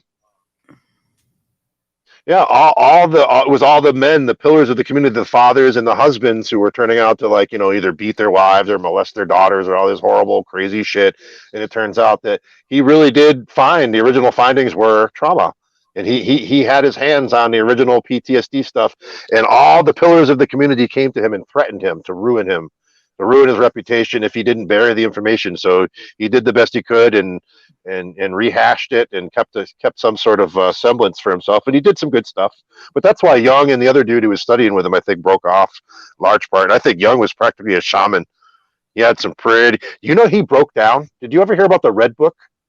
There's a freaking good subject. Hey, if you haven't, like, whether on your own or if you want to check that on the show together as a gang, he melted down for a while, and he made this incredible book with like all this wild artwork and poetry and stuff. Look, I see your lion. I see your lion. What a great thing to say. And I appreciate it. That is exactly a beautiful way of saying what they say is like the heart of like therapy. If you're doing it right, is for anybody to be helping somebody, a therapist or whatever that position is, to we all need to be seen, we need to be heard, and we need to be believed. And as dumb as that might sound, because of our society tells us these are like silly things, they're not. If you feel like your mother didn't hold you enough, she probably didn't, and it had a really fucking profound effect on your nervous system. And that's the thing. Yeah, forgiveness. And it really, to me, it goes beyond even forgive. What's to forgive? When you look at, you know what I mean? It's like, if forgiveness needs to occur, then I think that's what opens it up, certainly, is understanding, like, holy shit, I have done some seemingly, bonkers things, some kind of fucking Heyoka level shit in my life. And it's brought a lot of havoc into my life. And it's reciprocal. When people don't, and this is I think probably a good tie-in with this whole conversation, is that realizing and reading, in another corroboration, realizing, I couldn't put it to words, but realizing from some of the work I've been reading lately. Here's another really good book. Anybody's interested in it, kind of got trauma type stuff going on. I don't know if you can read this, but Nurturing Resilience by Kathy Kane. And Dr. Kathy Kane and Stephen J. Terrell. It's a really great book on integrative somatic approach to healing trauma, especially developmental trauma. Excellent book. It's very peer oriented in the language that they've chosen to use, and on purpose. And I really fucking appreciate that. So, but they're like, everything is an adaptive. We're gonna make a book list. Yeah, definitely. That's something else. I'd like to know what other people are reading that's meaningful to them. You know what I mean? It's like I don't read much fiction. I'm a nonfiction type asshole. Really, so, the one thing I would say that I've mentioned this before on here for fiction is Buddha in Red Face by Eduardo Duran is a really fucking cool book. It's an interesting mix between, as the title would denote, Buddhism and Native American spiritualism. Takes place on a res in New Mexico. The author, I believe, is of. Hey, what's up, buddy? Hi, Leo. Good morning, pal. Where is him? Got the sleepy face there, mister. Hi, Leo. What? He's like, what's going on? Oh, did he just wake up? Yeah, he was sleeping in the living room. He's like, Mom, it's time for bed. He's coming to get me. He'll get mad at me. He'll come and whine and bark at me like, I want bed, Mom. You've been a good boy. You've let Mama stay down here without complaining. Oh, you've been so good. Yeah. Okay. Oh my God, we're at 7 hours. Holy shit. Still didn't break the record. No, not yet. I'm telling you, I got coffee upstairs. Well, I appreciate another night owl. He's got a good heart. You're a good soul. I appreciate it. We can do one later on after we get some sleep. There doesn't seem to be a lot going on Tuesdays online. So oh my God, why did I think it was Sunday? Jesus. Yeah, smoke another bowl. But yeah, if you want to do another one like later on. Yeah, anytime. Let's do it. It's funny because I was kind of like, I don't, unless you get me started, I'm like, I don't know. I forgot I just had like a moment for my stepfathers. I'm like, why not? Maybe you'd like to talk to a therapist. He's like, I don't have anything to say. I'm like, Jesus Christ, you could write a book, dude. And I just said that to myself too. See, I just caught myself. What was I going to say? Definitely, you can just get me going, and I'll just talk. I was kind of like, I don't know what I would say, especially if Yona's on. What the fuck? He's a hard act to follow. He's so funny, but that's I love Yona. He's so fucking knowledgeable. Yeah, he's so down to earth. It's like blows my brain out like every time. I'm like, just when you think you know. And that's what I appreciate. He's like every fucking rabbit hole, any argument, you throw something at him, it's a curveball, and maybe it goes over his head occasionally, but then he grabs and I'm like, I did not know that. I would not have thought of that, or it's too cool, and it's really refreshing to be able to talk with people who like to think about it. And again, So, I think I'd like to think we could, we can go anywhere with these conversations, but again, having a good time doing it softens all this stuff up. And you see this book? the history of the United States. Yeah. Oh, is that you were talking that really old one you have? 1929. Interesting. So now that I mean, oh my God, it's really cool. It actually from 1929, and it actually has like images in it, like,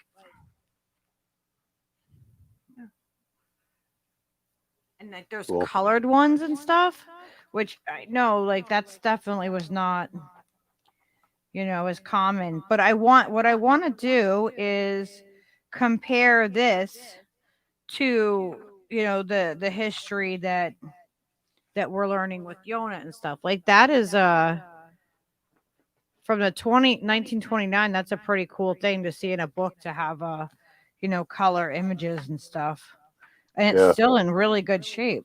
But yeah, I want to see like what actually does like match up, because Right. on this book, being as old as it is and being the history of the United States, it's different because it actually talks about slavery. It actually talks about the horrid things that have happened. So I want to see if this is more reflective to the true history or not. I think that would be a cool thing to compare it. Yeah, most definitely. Yeah. I found, did I share that? I think I shared that in the chat the other night. I don't know if anybody saw it. I think it's in that Pineal Squeegee playlist on my channel. It's, what the fuck is it called? There's something, lies found at national monuments around the country or something like that. It was like a C-SPAN type production or something. It was like a book signing, or it was a real low key speaker situation. But I liked it, but it was a slideshow. He goes like all these monuments around the country, and it's like they're supposed to be about this or that or whatever, and they're like absolute hogwash. Like some of them are just like not even close to the fucking what the hell they say. Just another indicator of the level of bullshit that we've been fed. Never a more propagandized society on earth in history. I gotta send you a list of like the the topics like that I want to cover, because a lot of what like what it all kind of just intertwines like together. But yeah, that was one of the ones that I wanted to talk about, was like where how things are being renamed and how all that, you know what I mean, like the way to that we look at that. Are we just going to take it away and say, oh yeah, it's wrong, but not examine why it's wrong and all that kind of stuff? But we'll get into that a different time. If you want to cover something specific later on, like the polyvagal, right? I don't want to say it wrong, I'm so tired. If you want to cover that or some other stuff, I know that I want you, Steve, and I to do one on addiction. And I want to like give you some. Well, see that interesting right there. In a way, it's like, and I feel you, and I agree too. But that's the whole point in a way. And I'm not poking at you, but saying it's like looking at it like just as addiction. But I guess maybe that's like, how would people know if you didn't like kind of come at it from that way? That's where language kind of becomes problematic, and I understand. We got to use it in a way. The need for the stickiness. It's because again, like it's just my whole point. And again, I know you don't want to get into it too much right now necessarily, but my understanding of addiction is, again, like it's not really, we're using the wrong word for what people are experiencing. Yeah, but there is addiction. There's a difference, though. There is addiction because if you're talking about the physiological, I can have, people have addictions to alcohol. So sure, there's a physiological response to that. We're dealing with, and why we're talking about dealing with psychic different. Pain, with behaviors and substances and so forth, and I go into all that. I want to do Dr. Matte really says it quite well. yeah, I want to do a whole thing on that, like with us, because I think that we could really, challenge a lot of that, and I've had to. That's the thing. It's like I'm not even out here like just trying. Oh, I'm gonna go on YouTube and have discussions with people. They know people. I might sound matter of fact, but I'm fighting for my fucking life. I've been dealing with suicidal ideation my whole life. I'm not making any plans. There's a difference between being suicidal and living with the ideation, but just really, and it's all the less. I've done some powerful integration Charlie, in the do you past remember couple me months. talking about this? Yeah, I'd like to. Well, if you guys come up here, I don't know if that would be possible. I would be honored if you'd freaking do me one of those. Yeah. So the reason Pause. is right under my. It's upside down, but Oh, right my on. I remember. daughter's. Yep. That's my daughter's name, Skyla. Oh, see, it's so weird. And then the semicolon under there is, it's very representative to, when something could have ended, it kept going, like, in a sentence. So Right on. she kept I me. love that. She kept me going. She's been, you know what I mean? Like she's kept me here, so I get it. And the work is for us to push beyond that and to be able to do it for our own selves. That's where like the terms are coming into what I'm reading. I really appreciate these people putting it this way. Dr. Porges, again, who developed the polyvagal theory, he came up with the term and just looks at it as it's befriending. You're befriending your own physiology, your own self, your own nervous system. There's no separate this, that, or whatever. It's all, we're all that oneness. And if any part of us is out of sync, then it affects everything else, obviously. But it's that whole beef. I really can't emphasize that enough, how important I think that is, because there's so many, I think addiction and the way we use certain terminologies become these subtle forms of self-aggression or unintended aggression from other people, again, because the behaviors and so forth are problematic, to be sure. They are wreaking havoc in our lives and the lives of our loved ones. They must be dealt with. But if we only focus on that, it almost becomes like a fucking MK Ultra type fucking thing, where it's all about behaviorism. It's all about behavioral modification. Dude, you're shut the fuck down when that shit comes at you. I don't care who you are. And if you got trauma issues, which more than likely you do, if you're in that position to begin with, all the worse for you. It just doesn't seem to work. And that's why, who was saying it? Centaur, was that you saying that earlier? We were talking about the whole medication versus, I don't know if that was Riley or if that was you, Centaur. I apologize. Yeah. Why a lot of times, all these different modalities, and I talk about this a lot too. I'm that bastard. And again, I don't want to get into it too much right now, I guess, but we have the military industrial complex, but there's also part of the whole schema is the treatment industrial complex, where it's like they got a fucking diagnosis for everything, a pill, fucking 6 pills for fucking everything. And I'm not saying any of these things aren't helpful in some ways sometimes, but the overview is they really But we're tend looking to at the bigger picture of it, is what right. we're trying They to obscure the underlying roots, is my whole point. It's like you can look at a garden, it's a beautiful garden, and all you let it go, and you got all these weeds in there, and you want the weeds to go away, and you can go in there with your lawnmower and just mow them clean, and they're gone. It looks good for a couple days, maybe a week, but when they come back, you just spread those seeds everywhere. You never got on your knees and pull them up one by one. It's a little more laborious, and you looked at them, you examined them, you pulled them up by their roots. If they served your purpose, you kept them their medicine. If not, you put them in the compost. It's still good for you. We need to be able to do that. That's just kind of a poem thing I came up with a while back, is we need to tend the garden of our soul if we want the love in our life to grow. And that's kind of how I envision it happening, is sort of on my knees, pulling stuff up. I'm not, I'm You cool better with this. write that down for your book. I might have written it down somewhere. It's all on scraps of paper. All right. I get these weird urges sometimes. It's like freaking, I've almost smashed my guitar, I don't know how many times, and I have like whatever pile I could find of all my writing. I almost fucking burnt it the other night. The fucking full moon had me all over the freaking map. That was crazy. I should have known better. I don't know. Just touching That's on when some you crazy text shit going me and tell me, like, hey, I'm feeling this way. on. I don't want to pester people. Oh I my mean, I God, appreciate that, fucking and I know stop. you Fucking you'd stop probably right now. smack me in the back of the head if we're sitting together right now. But Yeah.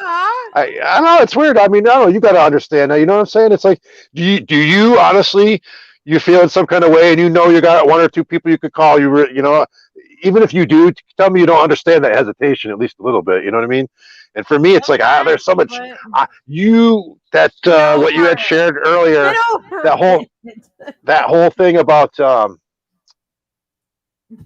fuck my train of thought about being the caretaker, always having been the caretaker, and it's like you got to learn to take care of yourself too. That's a really powerful lesson I learned. And it's something to from learn my mom while she was dying of cancer. You know what I mean? It's like she always took care of everybody else. Always, always, always. I've told you a little bit about our life and who she was in our life, and she could never.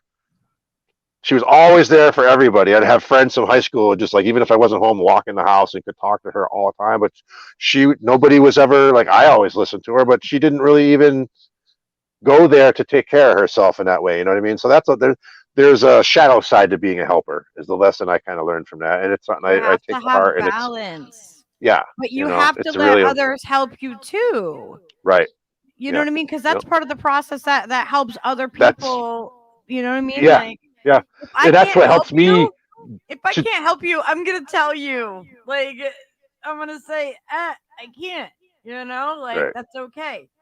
The answer's always no unless you ask. Right. Yep.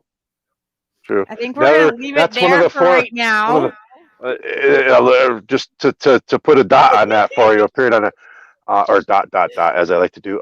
That's one of the 4 agreements. And I just lost it.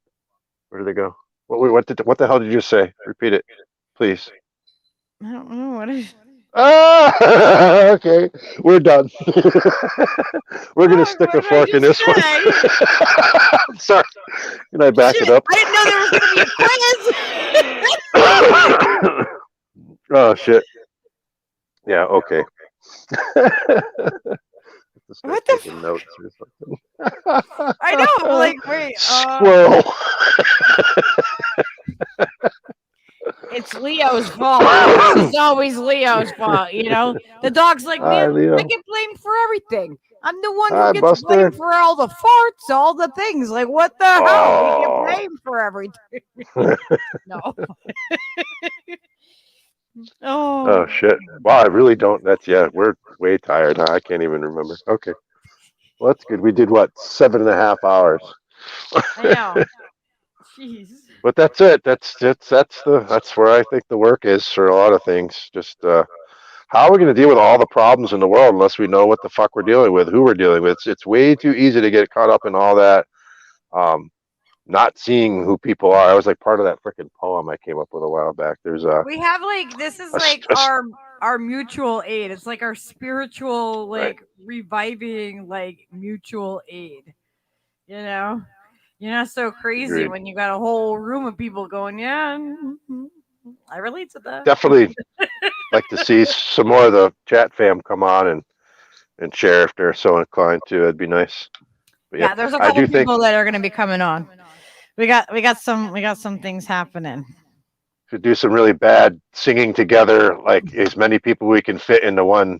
You can do and 10 people. Mangle some Christmas carols or something. I don't know. Yes.